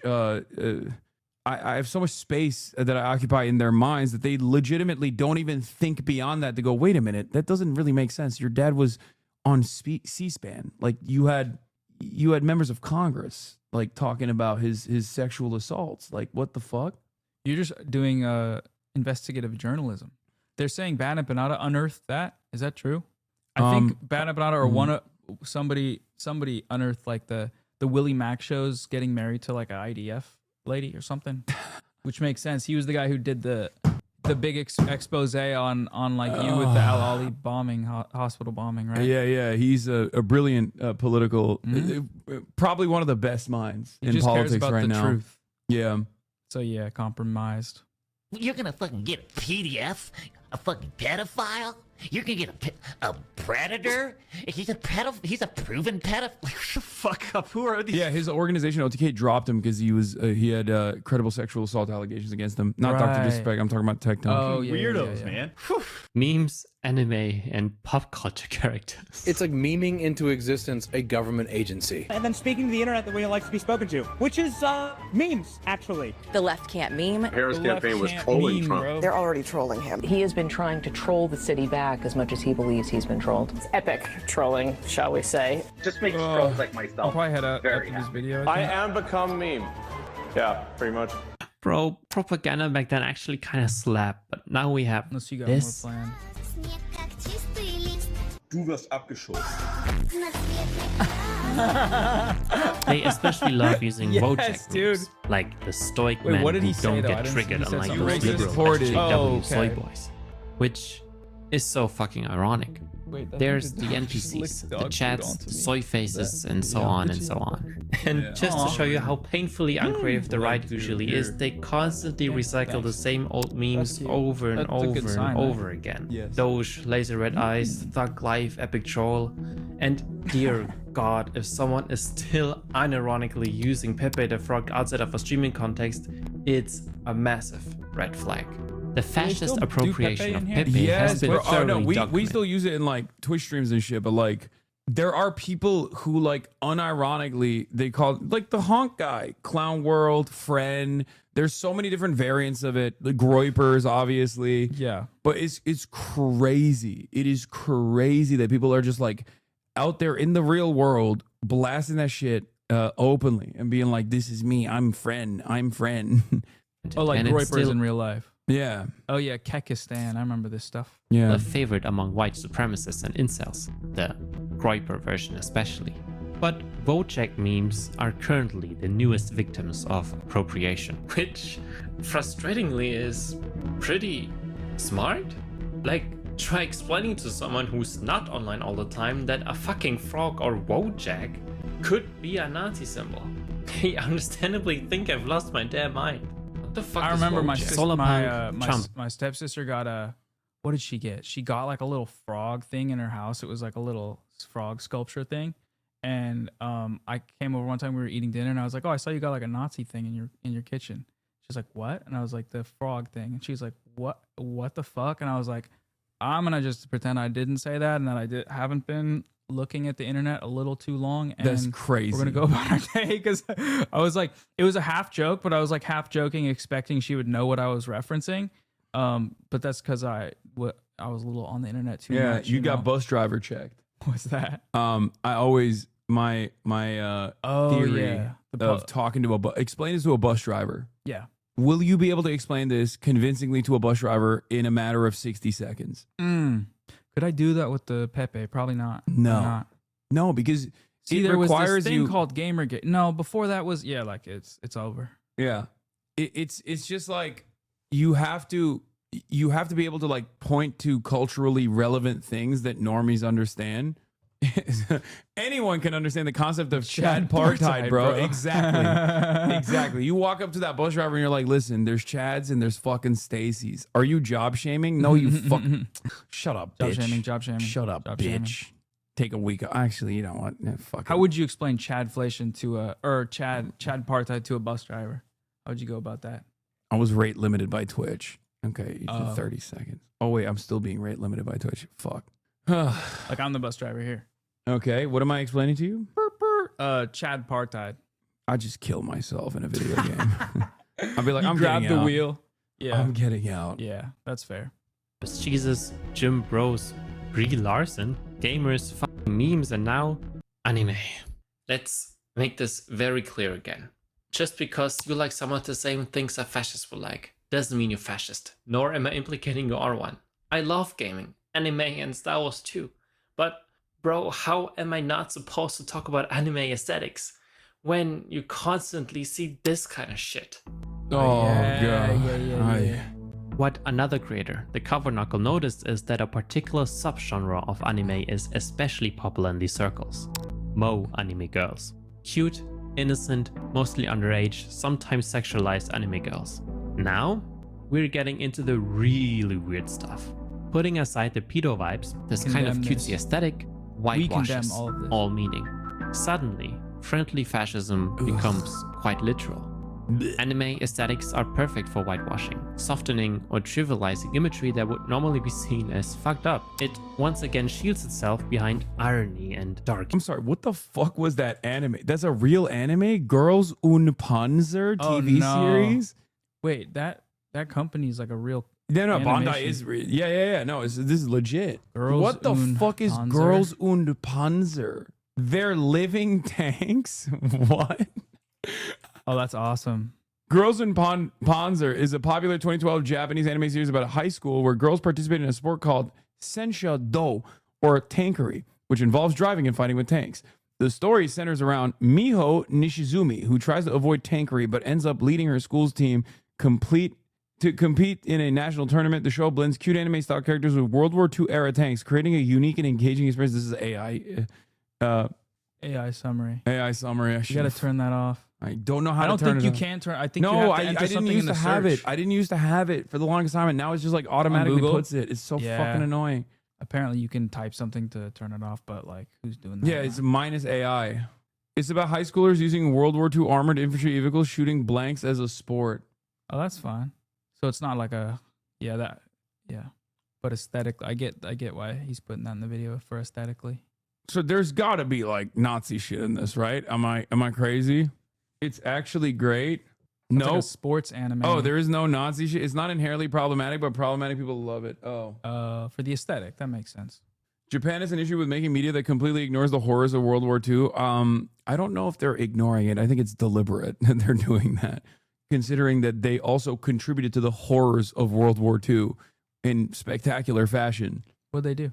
Just some stuff. Normally be seen as fucked up. It once again shields itself behind irony and dark humor to delegitimize criticism. This entire nerdy online bubble is so bizarrely fascinating to watch because they're so hyper online, so niche that even the people who agree with the ideology still find them ultra weird. Yeah, biological value to create human offspring. Exactly. Like that's a lot of women's, like women have like an intrinsic innate value because they can have kids.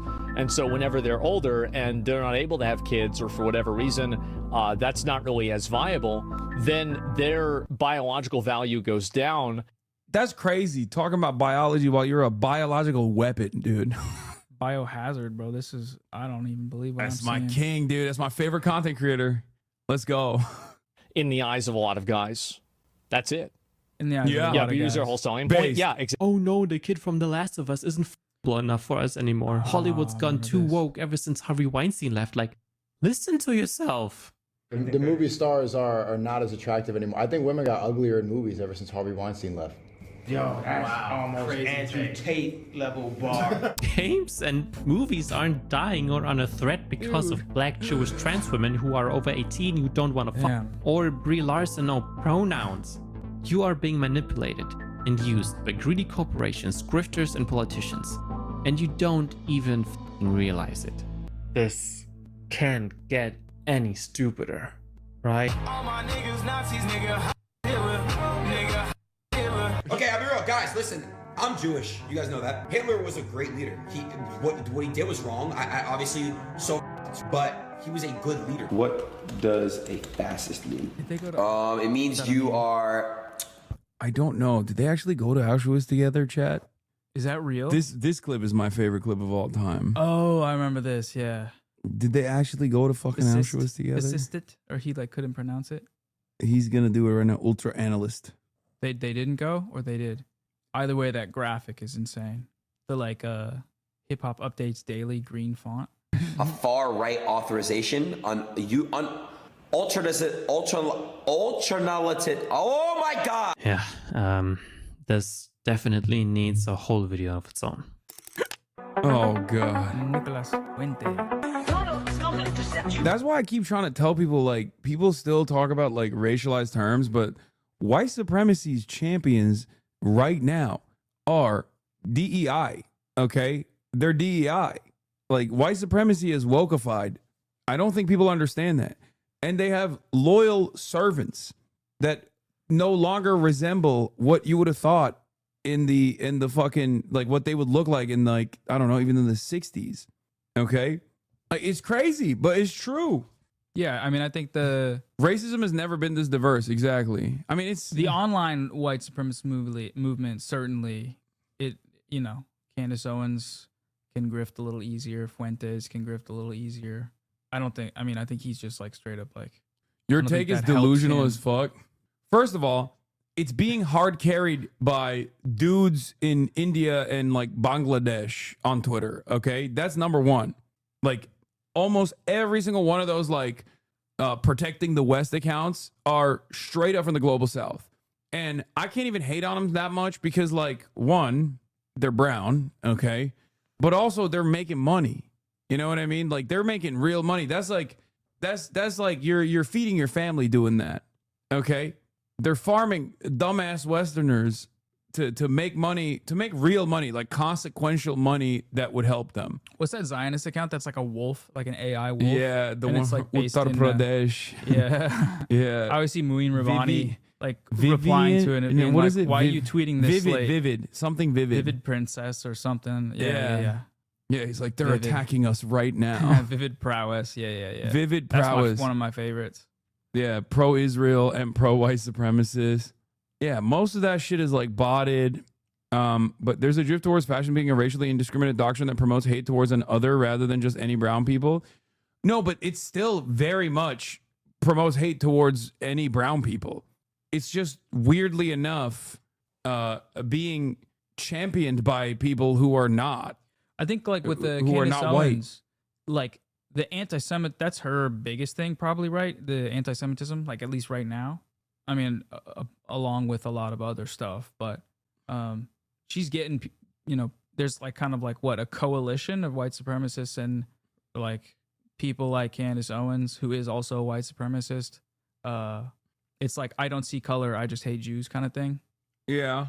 But then there's also like fascism has diversified is my point. It's not like it's representatives. It's not just and even people who like agree with this shit, especially online. Maybe because like online no one knows what the color of your skin is. So maybe that's the reason why a lot of people feel safe in these communities, even though they're like black or brown. Oh, on their like on their burners or whatever. Or yeah, just not even on their burners, just like whatever account they use that they just like don't post photos on. Yeah. Like I'm willing to bet that there are more black and brown people in like existing fascist movements right now than ever before, than at any other point in time. 100%. Like there was a black white supremacist school shooter, man. Like that's crazy. Yeah. Like that's crazy. That's unheard of. Okay. Somebody said the Jubilee video. Yeah, there was like a few like people of color that were being racist to Mehdi Hassan. Was that right? I didn't watch it. I can't do those. I just can't. I just saw some clips. Bringing the light for all to see. No more tunnels, no more fear. Trump Gaza is finally here. Trump Gaza shining bright. Golden future, a brand new life. Feast and dance, the deal is done. Trump Gaza, #1. Trump Gaza shining bright. Golden future, a brand new life. Feast and dance, the deal is done. Trump Gaza, #1. This is unsurprisingly the wet dream of the far right. Unoriginal, appropriative, and hostile. AI is the pinnacle of all of it, not a shred of originality or creativity. So, of course, fascists love using it. What a lot of people notice especially, politicized AI slop is almost exclusively used by right-wing actors. Oh yeah. But why? Writer Gareth Watkins argues that generative AI models primarily attacks copywriters, graphic designers, or artists, jobs associated with young, educated, urban, and often left-leaning workers. Imagine the White House hiring an artist to giblify on a crying immigrant getting handcuffed by ICE agents. Ridiculousness aside, why should they waste any state resources when they can do this for free? There isn't just an utter contempt for art in general, but also for people and labor, creating depthless imagery that yields only the reading that its creator intended. No room for interpretation. Fascists love AI art because they hate artists. That, but also they love AI art because every single fucking thing that they get mad about, they hallucinate. It's not real. Yeah. So there's no real world example that they can point to. So why is there any need for a real world example when you can just make it up? That's it. That's the reason. That is one of the biggest reasons why fascists love doing that shit, because you can't really point to anything in the real world that if your gripes are completely made up. It's like that Katie Watkins tweet where she draws the target on her forehead. Katie Hopkins, Katie yeah. Hopkins, yeah. Yeah. This is what it feels like to be a white woman right now, white conservative woman in England right now. And it's like, yeah, it's a perfect analogy because you put that fake target on your head to take this photo. Or the meme of like the little girl with a boot on her neck crying, but it's like, but if you expand on it, it's her. She's like putting it on her neck herself. Oh, like her arm. Yeah. Patience, self-reflection, or any value that typically comes from actual art. Grok, is this true? One of the reasons why I called Nazi art soulless and empty in meaning in my previous video is their absence of soul and thought-provoking avant-garde bravery, like the Italian futurists had. They instead insisted on the same heroic romantic. That's nice when Hitler's paintings came on, dude. Speaking as an editor, when he cut the Hitler audio in, as a response to Grok. Oh yeah, you That's love. a good joke. You love. That's a nice I editing see. joke. Damn I it. see. Hi H3 Reddit. Hi, Oh wherever yeah, this you is got going. God, bitch. You got Conservative God. optics that were Tartar close to sauce, classical bro. Greek and Roman art. The same realist classicist slop over and over again, reproduced to death. That's my favorite Using emote, I art think. as a politicized weapon to You got reinforce me. norms Fuck. and national myths into society. So But good. hey, at least I went to an exhibit in where was it? Oh, in France, about all of the Jewish art that the Nazis had like basically banned, but then they realized that like they can make money off of it, so they sold it anyway. Oh yeah. Even though it was degenerate. Right. And Hitler's an painting act- sucks shit, right? That's what they Oh say. yeah. I mean, they were ass. He couldn't make it the art. He couldn't cut it in our school. actual skilled artist was involved in the making of those pieces. And as flat and propagandizing the art maybe was, at least it looked good.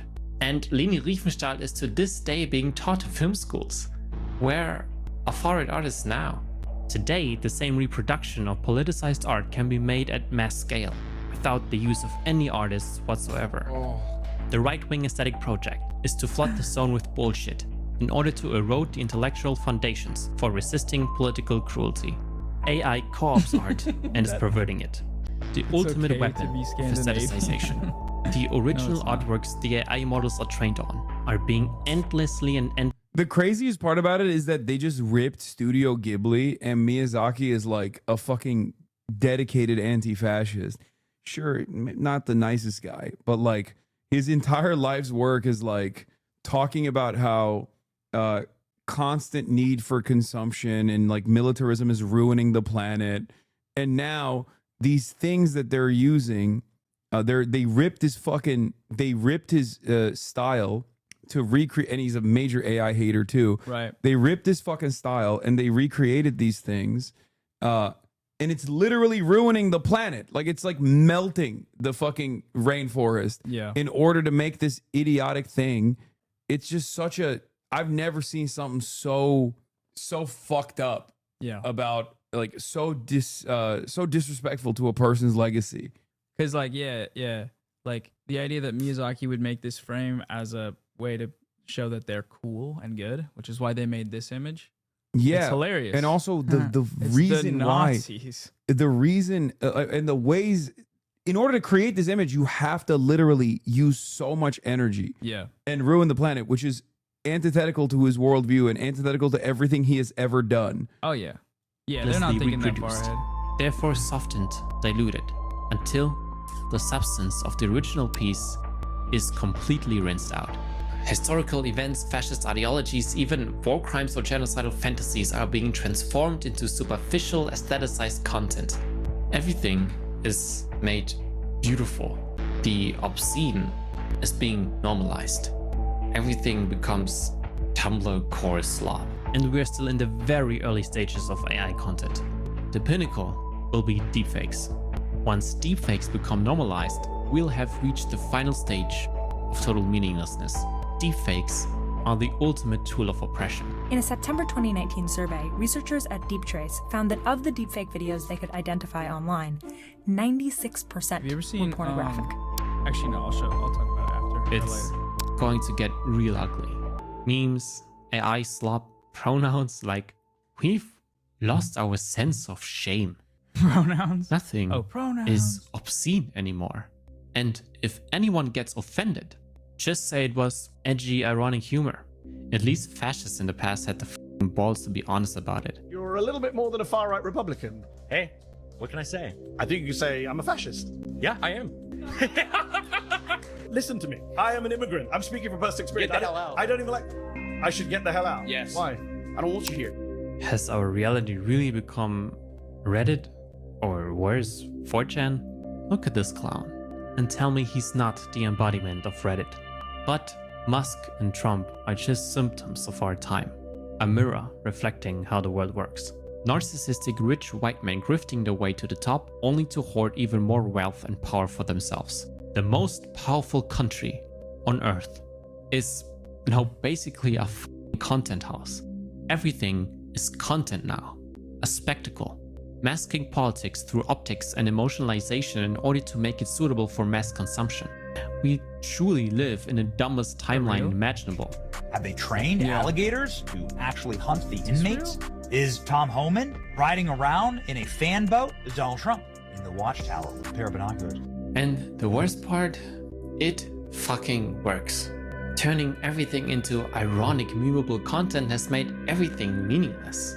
The restraints on fascist rhetoric are gone. It's true. The previously unthinkable is now normalized. Yeah. No shame, no It's consequences. like that Sydney Sweeney thing, right? And no wonder no one takes dog you whistle. seriously when you call something fascist. Just dropping it. Because you're right, it has lost its meaning. Well, it's partly Which because everything is fascist. is the point. One One key Sydney aspect Sweeney of is a friendly registered fascism Republican, by the way, was verified. Yeah, I saw that. BuzzFeed found out that Sydney Sweeney is a registered Republican in 2024. Yeah. is the distraction from class war to culture war. Because we remembered. Fascist victimhood drives away from material conditions to a narrative that's mostly based on emotions, scapegoats, and conspiracies. It's a And great what better video. way to hand out megaphones to the working class to express their frustrations than with the use of social media? This is the perfect megaphone, as expressions can now be monetized, more manipulated and controlled via algorithms, AI bots, or outright censorship by insecure CEOs. We now live in a deeply mutually dependent globalized economy that forces fascism to change its tactics. It can't appear as militant and loud as before, that's too obvious. The rising influence of private companies and therefore unelected officials in politics slowly replaces the interests of the people into the interests of profit. Within the framework of friendly fascism, this culture war is not merely reactionary rhetoric, but a structural tool of governance. By mobilizing cultural anxieties and moral panics, an authority-oriented worldview is normalized, one that increasingly influences media, education, academia, and jurisprudence. This dynamic gives rise to a form of soft authoritarianism. While democratic structures remain intact, they are substantively hollowed out through normative pressure, production of enemy images, and discursive polarization. That was To crazy. achieve higher profits. You know, that's which a one? German state made that video. Wait, go back. What was the video? Of enemy images, This. and discursive polarization. To achieve higher profits, nations are now seen as businesses with privatized military-industrial complexes. In order to maximize profits, the working class needs to be repressed as much as possible to extract the maximal amount of capital out of their labor. Cheap production, higher profits. That means repressing unions, protests, deregulations, privatization, expanding police force, increasing surveillance, integrating the three separations of power, invading countries for resources, so far and so forth. Violence isn't now primarily executed with a gun, yet, but with paper, bureaucratic violence. Just look at Project 2025, the EU's healthcare system, or basically any asylum process or unemployment help. To soften or rather distract from a negative image, corporates use woke virtue signaling to promote their inclusivity and allyship. Corporates knowingly or unknowingly help fascist movements to flourish, as long as it protects their capital. Why else do you think Musk supported only far-right parties in Europe? Fascism, with the help of an oligarchy, now comes in the form of boring, bland corporatism that slowly creeps its way into society. Neoliberalism needs fascism to survive. They go hand in hand, because we can literally see that this system doesn't work anymore. Global crisis, inequality, war and suffering are at the rise because neoliberalism is not a sustainable model. The top 1% of the world's population own more wealth than 95% of humanity. 95. It's a good system. Each one of us is losing. And certainly very different than the, theocratic monarchies of the past. Mm-hmm. Because God had ordained the leader, the king, to be the king, to hold on to all the power and all the wealth, and then he would hand select his lords, right? Mm-hmm. Whereas now we have meritocracy, which means those guys actually deserve it. They earned it. They deserve it. They earned They it. grinded hard enough to become God. Yeah, it's a very different. Now you might say, because you're uninitiated, silly, stupid, socialist, woke, gay, whatever, and go, well, what difference does it make? One had the probability of being born in the right family and become like the to hold on to the heaven's mandate, and the other was born into the appropriate zip code and had a sequence of events that allowed them to prosper this much and were ruthless enough, and that it's impossible to overcome said probability, and the outcome is still the same in terms of material possession and also control over the entire population. But that seems like socialism, where you start sounding like a woke, and I don't like that. And that's why I shut the fuck up. It's so much better now. Losing trust in the system, and therefore in democracy. According to the Leipzig authoritarianism study in 2024, only 42% of people in Germany are still satisfied with democracy as it functions. That's a drop of 15% since 2022. And in East Germany, that number plummeted from 53.5% to 29.7%. Meanwhile, racist attitudes in the West jumped from 12.6% to 19.3%. In the East, it's still high at 31.5%. And around 1 in 5 people are now openly showing sympathy for authoritarian alternatives like dictatorship or a strong male leader. Fascists exploit this by tapping into the collective frustration. They amplify the feeling of despair and offer people an outlet for their rage. But actually helping people would destroy the breeding ground for fascism. That hasn't changed since the past. In the 1920s, mass image production became possible for the first time, a powerful propaganda tool for fascists. Today, we see a similar phenomenon, the internet. And don't even get me started again on AI. The aestheticization of politics has proven its power once again, whether in the 1920s or today. We are witnessing in real time the shift into a post-factual world where fairy tales and horror stories with dangerous monsters have become the new reality. Again, step by step, the tracks are being laid to build a society ready for violence. A society eager to restore traditional masculinity, revive national pride, and troll the enemies of the people. But friendly fascism is fading away. It has become more bold, louder, more aggressive. The snake has finally begun to show its face again, and we are doing nothing. We have been completely desensitized.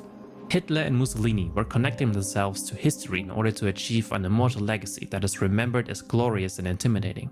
Today's fascism comes with a corporate, memeable, ironic wink.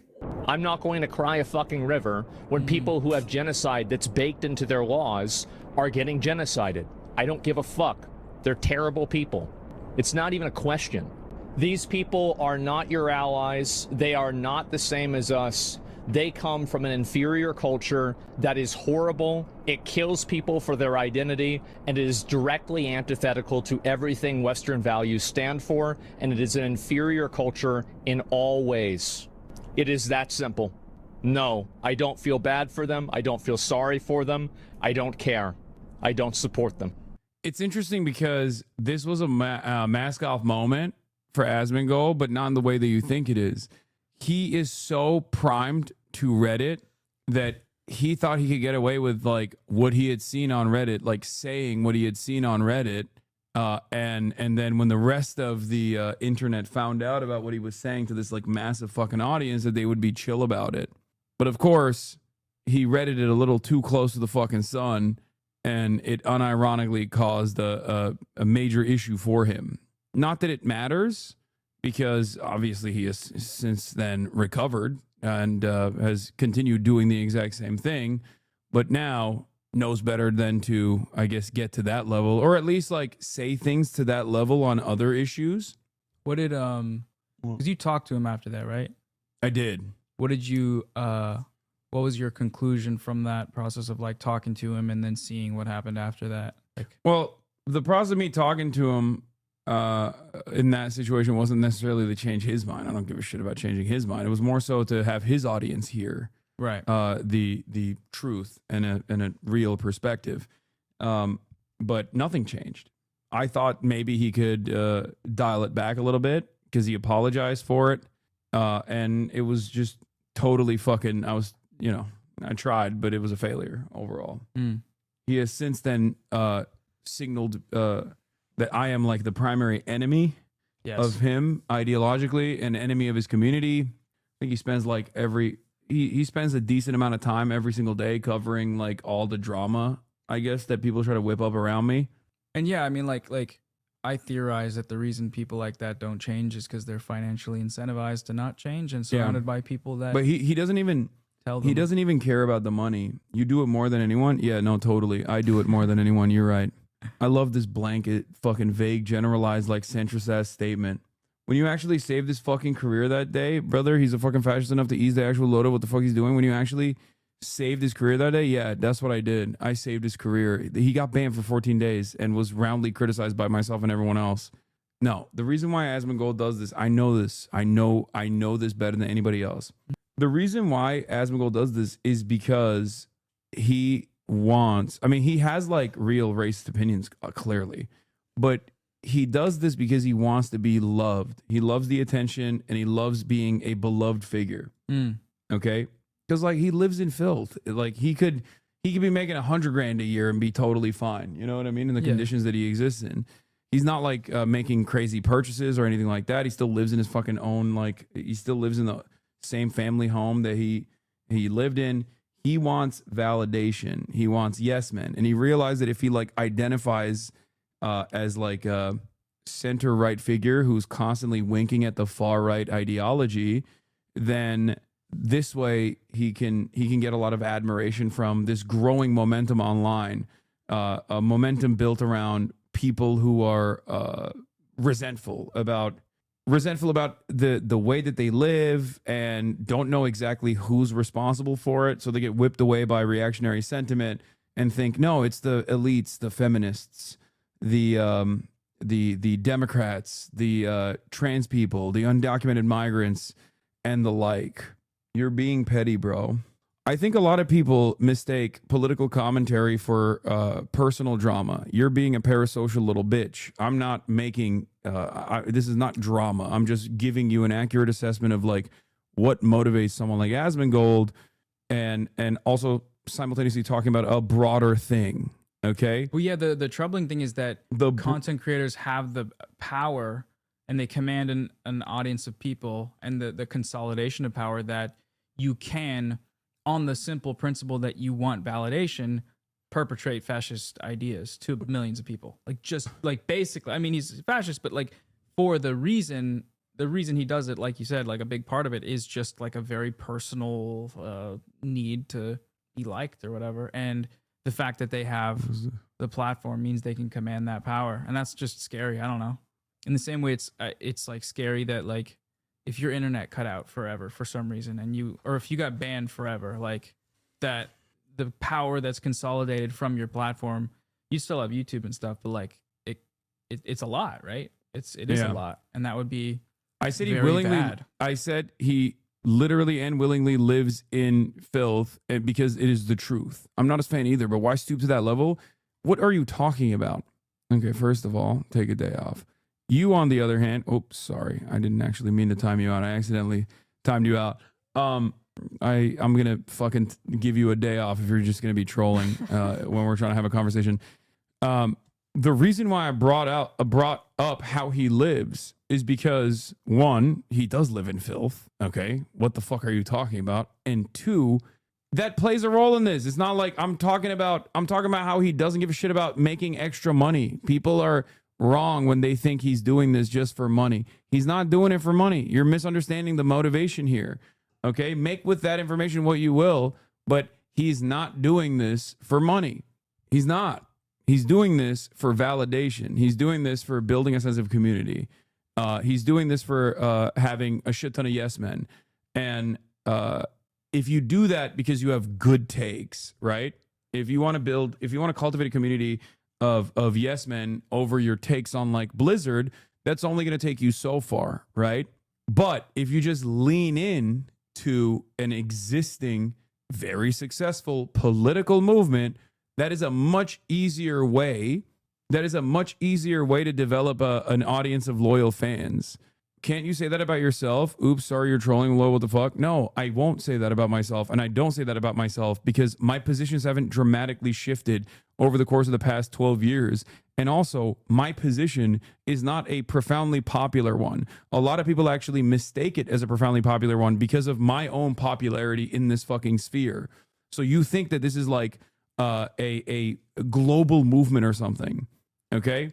There is no socialist president, okay? That's not happening. Do you understand? If I was actually doing this for clout or because I wanted people to like me or any other reason or because I wanted to make money, I would never have post October 7 come out and immediately said free Palestine. And I think that this is Israel is directly responsible for the violence that unfolded on fucking October 7. Okay? Do you understand? And have never shied away from that, regardless of the deplatforming threats, the actual active initiatives to deplatform, to get also to, no offense, but you're not that popular. No, I know that's my position, dumbass. I'm saying I'm not that popular in the grand scheme of things, you fucking donkey. Why are you misunderstanding my point? I am not. Exactly. If I wanted to be, I'd be a right-wing grifter. That's my point. If I wanted to be popular, I would just be a right-wing grifter. It's not that difficult. You just say, yeah, base to everything that Donald Trump says. If I wanted to be popular, I'd at least be like liberal. You know what I mean? More like confined to a ideological structure that already exists and is like that many people slot themselves into. When you say that like there's no socialist candidate, like, you know, presidents or whatever, do you feel like your stream will, if something happens in terms of mass political movement, what role do you see like what you do in that? Propaganda minister, man. Yeah. That's nice. right. But you're a propagandist? What the hell? Yeah. So you're a liar? So that's my position is, what the hell? My position is like, I wouldn't have enemies in every fucking corner of the goddamn internet if my point, if what my worldview was one that people automatically signed on to. Because I cover a multitude of different issues that persist in modern society, and a lot of it, almost all of it, is actually against the social conditioning that you've been born into. Many people, when they first encounter my worldview on one issue over the other, will actually go, oh, fuck that. I don't actually like this guy at all. Do you see what I mean? If I was more invested in like getting people to like me as a person, I wouldn't do commentary in the way that I'm doing it. I would just, like, if I was a grifter, I would just grift to whichever way the wind blows. Think about all these content creators that are supposedly apolitical, right? That posted like BLM, pro BLM shit, right? When in 2020, when the Black Lives Matter protests were happening, when the George Floyd protests were happening, they literally, like, XUC is a great example of this. He didn't even believe that he posted that, and he thought it was a fake tweet, only to realize that it was actually a real tweet that he tweeted out. It just doesn't matter to him. He's also unimaginably wealthy, so it's obviously much easier for him to just like not give a shit about politics at all. Chat, when I said propaganda, I know that it's not, like, people falsely say that they say that you're a liar because you say you're a propagandist, but propaganda doesn't mean that you're lying. Like, I do propaganda. It's political argumentation, right? Yeah. And here's the other thing. I don't really understand the take here. You don't think you're popular because you fill a void on the online left. If you're a liberal or right-winger, you'd be in a very saturated space, unless you think it's your personality is what makes you successful. No, I am saying that. I'm saying that my position wasn't just like a void that people were like desperately looking for, and I happened to be the guy. If that was the case, then there would be a fuck ton of people who are incredibly popular leftist content creators, okay? And I hope one day there are. You don't understand what I mean here. Political commentary, if you're slotting yourself into like pre-existing boxes like that get recycled on MSNBC or CNN versus it's not just my personality, chatter. Make no mistake. It's easy. It's much easier to be a right-wing grifter. It's definitely harder to be a liberal grifter, but it's much easier to be a liberal grifter than it is to be a leftist for a million different reasons. I think that like that's 100% true. I think the space for like making left content though has like moved so substantially in the last 10 years online that it's viable now to attempt like for people to start making videos. Like I want more people to start doing that and to be good at, I mean, that video we just watched, like that's a smaller channel, but that's an excellent video. And like more people doing that. I mean, you reacting to it will plug it into the algorithm with all the other channels, and then that it'll kind of work together to weave the fabric of however YouTube gets people content. But then it's not like yes, if you talk in any critical way about Israel, you will be, you know, setting yourself up for potential career consequences depending on the field you pursue. But also YouTube, now there's a space where you can, like, people want to see that coverage because nobody really is covering it. But now that more people are, it's like it's normalizing it in the same way that public perceptions are changing, which is like good. That's a good thing, and more people should do it. But like, I think when it comes to creators that have been doing it for a long time, it's like it definitely before it was even a really established space. That's like a it's kind of like the like BreadTube discourse recently, like with ContraPoints thing. It's like the old essayists or the old like left creators or like anti-right creators paved the way for this place where audiences are now able to, like, I don't know, be educated and share things with other people and like get them on board with leftist socialist ideas. But at a certain point, like, people need to pick up the mantle and move it further left, or further articulate the ideas that like liberalism doesn't account for when it comes to like anti-imperialism or whatever. It's not just anti-imperialism. It's like a materialist understanding of the world. A materialist analysis is a necessity because without it, you are left thinking in like good, bad dynamics. When you mystify class politics actively and try to find an alternative sociological reason, you literally end up in the good, bad dynamic. And ultimately, it's much easier to assume that there are just like bad people that are outsiders, rootless cosmopolitans. I think you see where I'm going with here, that are at the heart of every single conspiracy theory. Jews, okay? Like, conspiratorial thinking is a way for the liberal monoculture and people who like cannot see the world outside of that, in a way for them to like basically solve this puzzle. The conspiracy element is so exciting for them for this reason, because like it makes it feel like they've solved the equation as to why things are the way that they are. Do you see what I mean? Hassan, you're just a psyop for the Chad Partide. That's also true. That's what I'm doing. But ultimately, while I do believe that everyone has like unlocked everyone has an unlockable socialism within them. I do believe that 100%.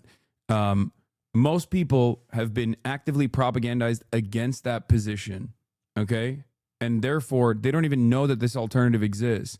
And there are limiters out there, even in this like organically created independent media sphere, that act as a well poisoner ahead of time. Don't look at this guy Hassan and listen to what he has to say. Don't look at this guy Noah and listen to what he has to say, because they're bad. They're bad for these reasons. They're hypocritical. They're bad. They're wrong. And they're scary. And they're evil. So for a lot of people, they just see that and they go, oh, fuck. Oh, man, I accidentally got duped by this guy because I thought he was actually a real one. Now I think he's like an evil fucking, an evil person that wants to kill everybody. You know what I haven't seen yet is How I Escaped the Tanky Pipeline. Oh, remember God. how the you just wished it into existence. Yeah, somebody go right wing and then make a video about it. But like specifically, there's Why I Left the Left, but there's nothing specifically about like, you know, far left content, because you know that's always the criticism levied, is that you're radicalizing people to believe that Israel bombed a hospital, maybe when. That's not actually true. Or I mean, whatever. I guess that's what Destiny did. No, I mean that's like he kind of did that. Like he was the pioneer of that. Totally. He was like, oh, I thought I was a social democrat, Anti-left arc. But then I realized I'm actually a liberal who likes to say the N-word, right, and be transphobic. And I turned that way because and also pro-genocide. We're being, because I don't like leftists. Yeah, David Horowitz, exactly. That's the OG. Ethan Klein is another person that's kind of doing that right now. Yeah, I suppose. Yeah. Yeah. This is where you're wrong. The workers of the West are inherently anti-socialists as they benefit from imperialism. They are labor aristocrats, not revolutionary proletariats. You disagree? No, I don't disagree, but I think this is a nihilistic way to approach it. I think the best thing that leftists can do in the West is to basically actively try to get America out of the way by slowly but surely dismantling aspects of global capital that rips apart the global South to the best of their ability, if that makes sense. It is true. It is objectively true that we are a part of the labor aristocracy. This is not wrong. I don't disagree with that. That's just objectively true. Anyone who lives in the Western world is a part of the labor aristocracy and therefore are benefiting from living in the West. When you purchase a fucking $5 t-shirt, that's because you're a part of the labor aristocracy. Who made that $5 t-shirt? You know what I mean? So it's not wrong.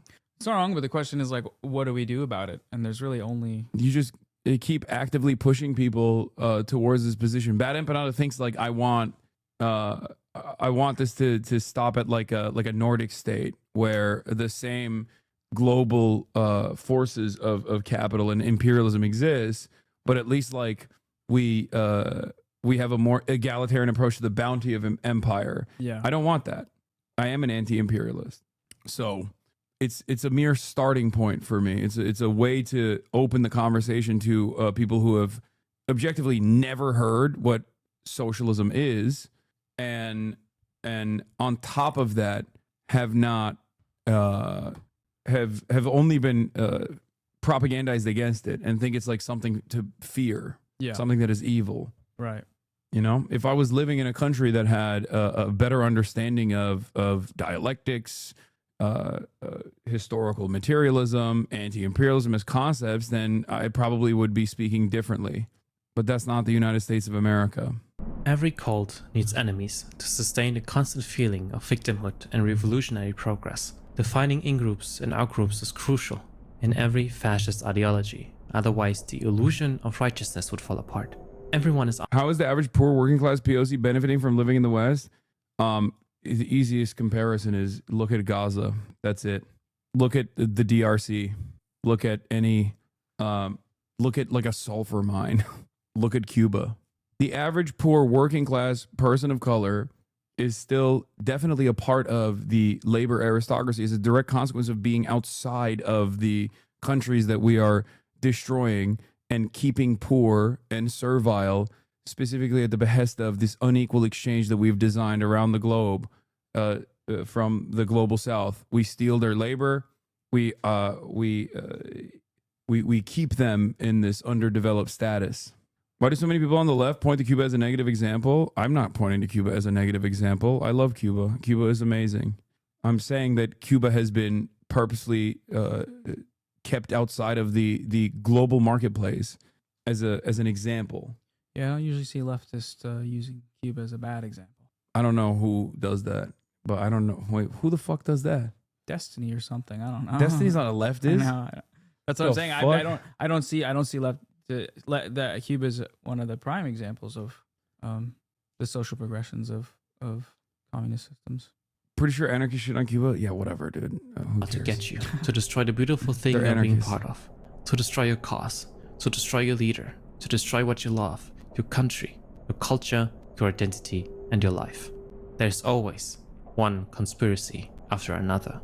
Fascists are spreading the belief that strict, unchangeable natural hierarchies exist, based on race, gender, or culture.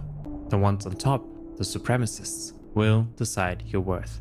If you're a feminist, refuse to be a trad wife, or have slept with more than one man, you are already used and undesirable. The feel when we control your bodies. Hey, if we control your bodies, guess what? Guys win again, okay? Men win again. And yeah. Bro, the Israel shit really made people forget about all this stuff, okay? It's crazy. Man. It's like, it's an unfortunate but expected outcome of Israel's death and destruction campaign that has made its top critics into political figures worthy of note and attention, and dare I say praise. I don't do that, of course, but there are a lot of people that totally just see Nick Fuentes as a guy who's like an Israel critic now. Yes, we control your body. It's your body, my choice. Such a low-hanging We fruit will to be keep like you down genocide forever. is bad because they Yeah. made it the most obvious and well-documented genocide in history that this guy can grift off of it somehow, and everyone. Yeah. And when I see, But that clips only of him that, going that can only viral- happen. That can only happen when there's a void. That can only happen Right. when people like literally see something so devastating and virtually no serious liberal thinker is touching it because Yeah. they consider it to be the third rail Yes. of liberal politics. Because the Democratic Party is refusing to acknowledge it, despite its base being like 80-20 on this fucking, not even 80-20, 92-8 now on this issue.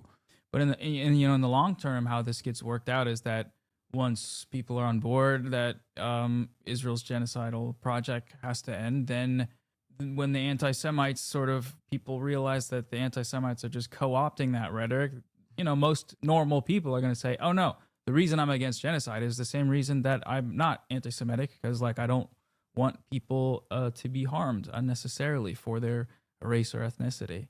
And don't you think the enemy of your enemy can temporarily be your friend, even though you don't know the temporary ally is a piece of shit, but the enemy is far worse? No. You're crazy for that Because one. if given, first of all, especially in the United States of America, are you fucking kidding me? Are you insane? No, abso-fucking-lutely not. The reason why I refuse to align with fucking Nazis and anti-Semites is because their worldview is the identical worldview of Israel. What the fuck? It's just the targets are different. There is nothing different fundamentally between what Nick Fuentes believes and like Ben-Gvir, okay? The only difference is who is doing the violence and who is receiving the violence. That's it. That's it. And if you don't understand like why I abhor anti-Semites and Nazis, and you just simply think that like I hate Israel for some other reason, like what the fuck are we doing here? There is no difference between Nick Fuentes and Ben-Gvir. Ben-Gvir is Jewish, and he is a Jewish supremacist neo-Nazi. Nick Fuentes is a Christian neo-Nazi of Hispanic background, even though he's a white supremacist. That's crazy. You will never control your own bodies. Your body, our choice. This will reduce your worth. Guy's a monster. If I you haven't seen produce that many art, clips of him content, lately. or other forms of creative expression that don't align with right-wing ideals, are no longer labeled as Entartete Kunst, but are instead branded as woke. Anyone who challenges conservative social values is automatically considered woke. A neo-Marxist, a communist, a beta sheep. This will reduce your worth. And there was a wisdom in what Richard Nixon said approximately 40, 50 years ago. He said, and I quote, Like when people say the enemy of my enemy is my friend, it's probably the darkest period, the darkest chapter of IRA history when, they were like, maybe the Nazis could help us get rid of the English scourge. Okay. That's number one. Number two. Is that where that phrase comes from? What? The enemy of my enemy is my friend? Are you talking No. historically? I'm just Sorry. saying that was like, Yeah. was the mentality. Right. But also, I'm tired. Nazis are my enemy. Israel is my enemy because they're Nazis. That's it. Israel is the final point of what happens when you let the Nick Fuentes roam free in society and fucking take up extra space in your politics. That's Richard Spencer is so brutally honest about why he likes Israel. He's like, he's a neo-Nazi, he hates Jews, right? But he loves Israel. He loves Israel because he wants to do Israel for white people here in America. That's his own words. That's the reason why that Visegrad Nazi was talking to fucking Jonathan Greenblatt of the ADL and literally was just like, I really like what Israel has done to protect the Jewish ethnicity and the Jewish background and the Jewish culture. But like, why can't white people do that in the West? Why are you guys constantly presenting yourselves as like a major hurdle against like white people doing the same? See that like expose about the ADL and Elon Musk's like their internal official basically saying, yeah, like whatever Elon was saying, you know, it doesn't really matter because he was supportive of Israel, and that means he can't be anti-Semitic. Like that was like the verbatim quote. And it's I like, didn't see that, but it's not surprising because that is the ADL crazy. position. Yeah, officially. Yeah. The professors are the enemy. If you're an academic or professor, part of the entertainment industry, or a politician who doesn't submit to the president, you are seen as part of the deep state, the elites, and are therefore labeled as communists, globalists, Freemasons, or satanic pedophiles. This will reduce your worth. If you're part of the queer community, you will be seen as sick, perverted, and pedophilic. Again, I totally understand your point, but I said this because sometimes I think that the enemy of my enemy is my friend, especially when one Nazi is just an online yapper and the other one is actually killing kids at the same time, in the same moment. No, because the online yapper, if given the opportunity, would do the same thing. Do you not understand? The only thing holding back the Nicholas Fuenteses of the world from being able to do Israel shit, killing children in mass concentration camps, is the fact that they're just not able to do that right now at this moment. But we're getting there. Okay, we're getting there in America. We already have fucking concentration camps. Yeah, I think the like a tendency to overinflate the importance of like online rhetoric versus material violence. The inverse of that is what this person is kind of doing, which is assuming that because material violence is consequential in a way that like we can see, the rhetorical violence or the rhetoric doesn't have the same implications, as in being a Nazi on the internet because it's just on the internet. You know, maybe we can look past it, but we can't, right? That's ceding the entire framework to the ideology that makes the material violence possible. Yeah. Especially when the current administration is already doing like 90% of what Nick Fuentes wants them to do anyway, in terms of its like mass deportation campaigns. Like they're not going hard enough, according to Nick Fuentes, but you know, they're still directionally on the same wavelength. Whereas, you know, Israel is just like on the maximalist side of things at this point, just doing a genocide. this will reduce your worth. If you don't have a full functioning body or mind, your genetics are seen as broken or infected that needs to be dealt with. My mom. This will reduce your worth. If you're a black or an immigrant, you will be seen as barbaric, aggressive, and unintelligent. This will reduce your worth. Honestly, I'm pro-genocide. Like, it sounds really shitty, but like, I think that Israel should just draw up its fucking borders about where it is now, and basically Palestinians can go live in another place. That's really shitty, but like, that's about where I'm at. If you're a Muslim, you will be seen as anti-Semitic, barbaric, and a terrorist. Ever since 9/11, and now with the extermination of Palestinians in Gaza, the dehumanization and death toll of Muslims worldwide have rapidly grown. My homie's this will like on his definitely way, reduce your worth. No rush. I saw in Auschwitz that if a dominant group wants to dehumanize others, so as the Nazis wanted to dehumanize me, these dominant group must first be dehumanized in a way themselves by diminishing their empathy due to propaganda and indoctrination. I am appalled about how hateful, how dehumanized, that they do not see any human aspect in any Palestinian anymore. It's terrible. The Zionists have not any right whatsoever to use the Holocaust for any purpose. And if you're Jewish, you could be, again, seen as a parasite that conspires against your people. The murder of 6 million people, you and the generational trauma you suffered will be weaponized by the people in power to justify the war crimes and genocide, resulting in a surge of modern anti-Semitism. Again, this will reduce your worth.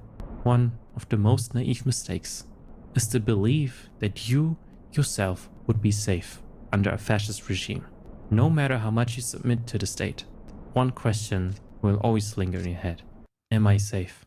This is a great video, dude. Yeah, Ben, if you're still in here. This is a banger video. Excellent work. I'm gonna watch his first video in the series. I'm not gonna do that right now, but the title of the video is The New Aesthetics of Fascism. And He titled it centrist. He said centrist. That's the only thing he wrote in the description, and then just the soundtrack that he posted. Oh shit. Yeah. That was awesome. Yeah, really good. That was really good. It was a really powerful fucking YouTube video essay. Jesus Christ. The end too, especially. Matt, everyone can critique fascism like ContraPoints. First of all, clearly ContraPoints can't critique fascism like Ben just did. She, as a matter of fact, literally did the exact opposite recently, where she turned around and was like, actually, fascism happening in Israel is hurting my feelings. Yeah. And hurting the Actually- feelings of my friends. And therefore, you should stop doing that. She did for years. No, this person is unironically saying this. Anyway. Right. And yeah, that was the craziest, like, So I am strange. unable to read the room at all moment was Easiest also, thing ever. Yeah, to coming just out, Free Palestine. Just write coming that. out at a time when, like, this is now the overwhelming majority position. That was what, it's so crazy that she literally came out like the week before everyone and their mothers were basically like, yep, this is a genocide. It's really fucked up. It's you know, there's no, like, Matt Iglesias is now being like, well, you know, if you guys weren't so annoying, I would have come out against this genocide a long time ago or some shit. You know what I mean? He's calling it a genocide now. No, I don't think he's calling it genocide still. But like, like, my point is, she was just silent for so fucking long.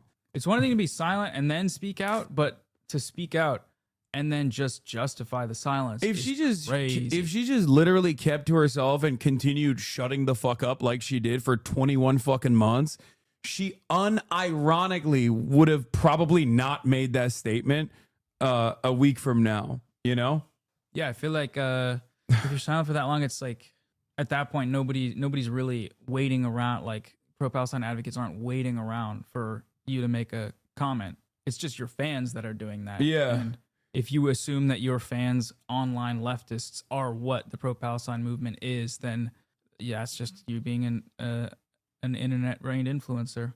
Yeah. Which is crazy. Anyway. I don't get it. I don't understand it. That's why she did it on Reddit also. It's the last stand for Zionism. Even Reddit is turned around. Like, bro, the Israeli bots can't even fucking contain the r/politics in the world news like subreddits world anymore. yeah, it's crazy. People are just straight up like, nah, dog, this is fuck fucked Israel, up. yeah. Like, I remember when those fucking subreddits were basically like 4chan, but for Israel. You know what I mean? Instead of being anti-Israel 4chan, it was pro-Israel 4chan. They were saying the same exact shit that people are saying on 4chan about Muslims, but this time in defense of Israel. And it is kind of wild. I don't know how the fuck this discourse like almost magically turned off overnight. I don't know if like the fucking troll factory got bombed or something. I don't know. Maybe they hit the Hasbara servers or something. Yeah. But Iron yeah, it's Dome just fail. like there's a couple like, you know, Japanese Imperial Army soldiers fighting that good fight, you know, 30 years after the war ended. Yeah. But that's it. So strange. Is she Israeli or something? No, I don't think no. What? No, ContraPoints is not Israeli. I think she hates I think she's been an Islamophobe in the past, but maybe she's just liberal. She's from Baltimore, lol. Yeah. That's the problem. Yeah. Yeah, I guess like you can build a platform off of critiquing Nazism and also not be and still be like an imperialist, still be not critical, like domestic political Nazism. Being anti-right wing doesn't make you leftist. And I don't know, there's a few creators that have like been consistent, and I don't expect any video essayists that like make videos about random you know, they make media criticism videos now mostly. Like I don't, people aren't like sitting around waiting and judging for people to speak out, but when you do speak out, it's a nice surprise and it's a good thing, obviously. But then if that's not in your politics, if it's not something you genuinely believe, then it's better that you stayed quiet. Yeah, it'd be better if instead of like coming out and being pro-Israel, or coming out and being pro-Israel by being anti Palestine or anti-Palestinian Anti-resistance, supporters, or yeah. anti-resistance, Like, it's better if you just stay quiet, you know? I mean, obviously the best possible outcome is you're just unconditionally and uncompromisingly pro-Palestine, but just don't get in the fucking way is what I always say. And if you're going to come out, especially this late, you better fucking not come out to be like, you know, the real problem is the discourse. The real problem is like leftists. The real problem is photos of the dead kids. Like it's just gore porn. It's like, no, that's just gore porn to you. You know, that's just gore porn to you. And it's not leftists that are posting those photos. It's Palestinians that are posting those photos. The leftists are simply using themselves as a megaphone to extend the plight to Western audiences. And you're objectively in the wrong for saying that this has not worked in terms of getting any changes, because now even Western society broadly is pro-Palestine and anti-Israel. That's crazy. It's very ahistorical as well, because like all previous conflicts have been galvanized public perception once images are released of like the Vietnam War or apartheid South Africa, or even like documentation of the Holocaust. These things have serious consequential effects on how people understand conflict. Iraq, exactly. Yeah. The problem with the Israel's genocide is happening at a time when it's the unprecedented nature of it is like we can see it in real time. It's live streamed. Like it's not even the Iraq war wasn't live streamed like this. You know what I mean? Like there was still limitations. Like there were still technological limitations as to you know what people could film doing to the people. And it's like as opposed to a WikiLeaks thing, it's like a daily live stream of mass murder where. What's that Andor quote where it's like sometimes oppression is hard to document when, you know, the oppressor, it outstrips the pace at which you can even cover it, because it's like daily atrocities versus one big event. And October 7th versus one October 7th every day for 2 years. Like, yeah. There are thousands of Anne Franks posting their stories every day, every single day. And saying like with their last words, please share this. Like, yeah. It's just, like I said, there's two, as someone who's been doing this for a while, I see two major hurdles that like the Western world is having a very hard time overcoming. Number one is the fact that like the resistance forces are brown and scary and Muslim. Okay. So the but Hamas counters always work. The other one is obviously America's personal involvement in this. Like I think a lot of Americans don't want to recognize that, like, there are plenty of Americans who recognize our personal involvement in this, but at the end of the day, we're Americans, so therefore we want to believe that this is a foreign country doing a foreign thing, and it's not actually our like it's not impacting our moral calculations, and I think that opens up the floodgates towards anti-Semitic conspiracies. That's the reason why I think a lot of guys like Tucker, Nick Fuentes, Candace Owens, Dan Bilzerian, you know, fucking Fresh and Fit, like all these guys that lead with an anti-Semitic point of commentary when they're criticizing Israel actually get a lot of recognition from the average normies, because this gives them some kind of like, this allows normies to think like, oh, Israel's doing this and our politicians can't do anything because they're blackmailed. They're being blackmailed. They're being controlled. Yeah. And it just like people don't understand that like this is a part of the calculation, like America's calculation. Okay. America's calculation here is that Israel's doing this and it's good. That's why we're giving 70% of the fucking munitions that they've used offensively and defensively since October 7. Like that's crazy. We have tremendous power over Israel. Okay. What is this? What is this guy doing? Just shut up. Just stop, dude. Take a week off. I could not survive being subject to the trolls live, because I read comments and it's stuff. It's not even the trolls. There's like also people who are just like unfortunately experiencing severe bouts of mental illness, and they just like they see this as an opportunity to get like just fucking throw out whatever the fuck. Because they can tag you and it makes it red. Yeah. So they know you'll see it. That's you give them too much power. Anyway. Very proletarian. All right. That's all I got for today. I think this is a good place to end this. Tomorrow, I don't know if I'll have time to stream because I have a photo shoot with a big media company. Are you allowed to say who, or is it top No, I'm not secret? gonna say it because I don't want fucking people to go and like blast them into oblivion when they find out. Oh yeah. Beforehand, okay, and yeah, that's yeah. I'm doing the Sydney Sweeney American Eagle Yeah. Redux. I'm gonna do that. I'm gonna be like, my jeans My are fucking Turkish sick. jeans.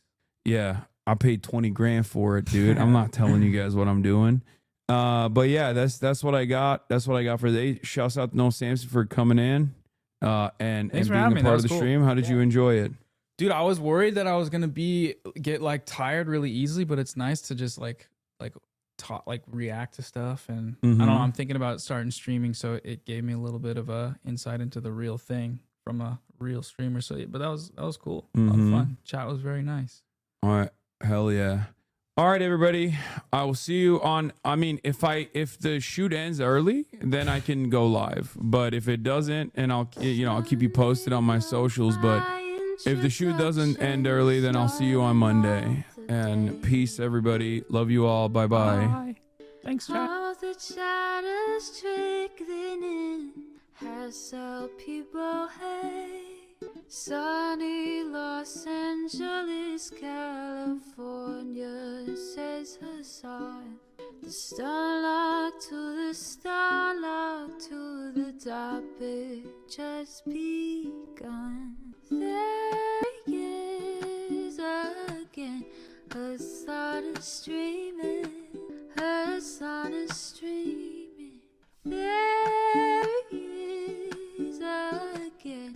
Hassan is streaming. Hassan is streaming. Review in the P.O. box. Uncle Uger's face. Sat in Discord at your prop. Great names take on break. Tiny Bernie Sanders, LGBTQ Air Force. The whole left at your fingertips, Ane at your door. H3 crowded debate, the Young Turks online show. 3 full fucking years of this, plenty more to go. 90-day fiance talks of champagne bourgeoisie. A Trump rally live reaction, a mass riot at DC. There he is again. Hassan is streaming. Hassan is streaming. There he is again. Hassan is streaming. Hassan is streaming. Reading live stream fair comments, Austin show chat advice, and all the ways the right-wing pipeline can suck you in online. JCS react, Lord frame gets broken, cover blown. A full-blown mass pandemic, monster streaming at your home. Total radicalization coming out to find. The system you were taught to trust in was broken the whole time. All these daily streams, whether big or whether small, have helped me and so many find the meaning through it all. There he is again. Hassan is streaming. Hassan is streaming. There he is again. Hassan is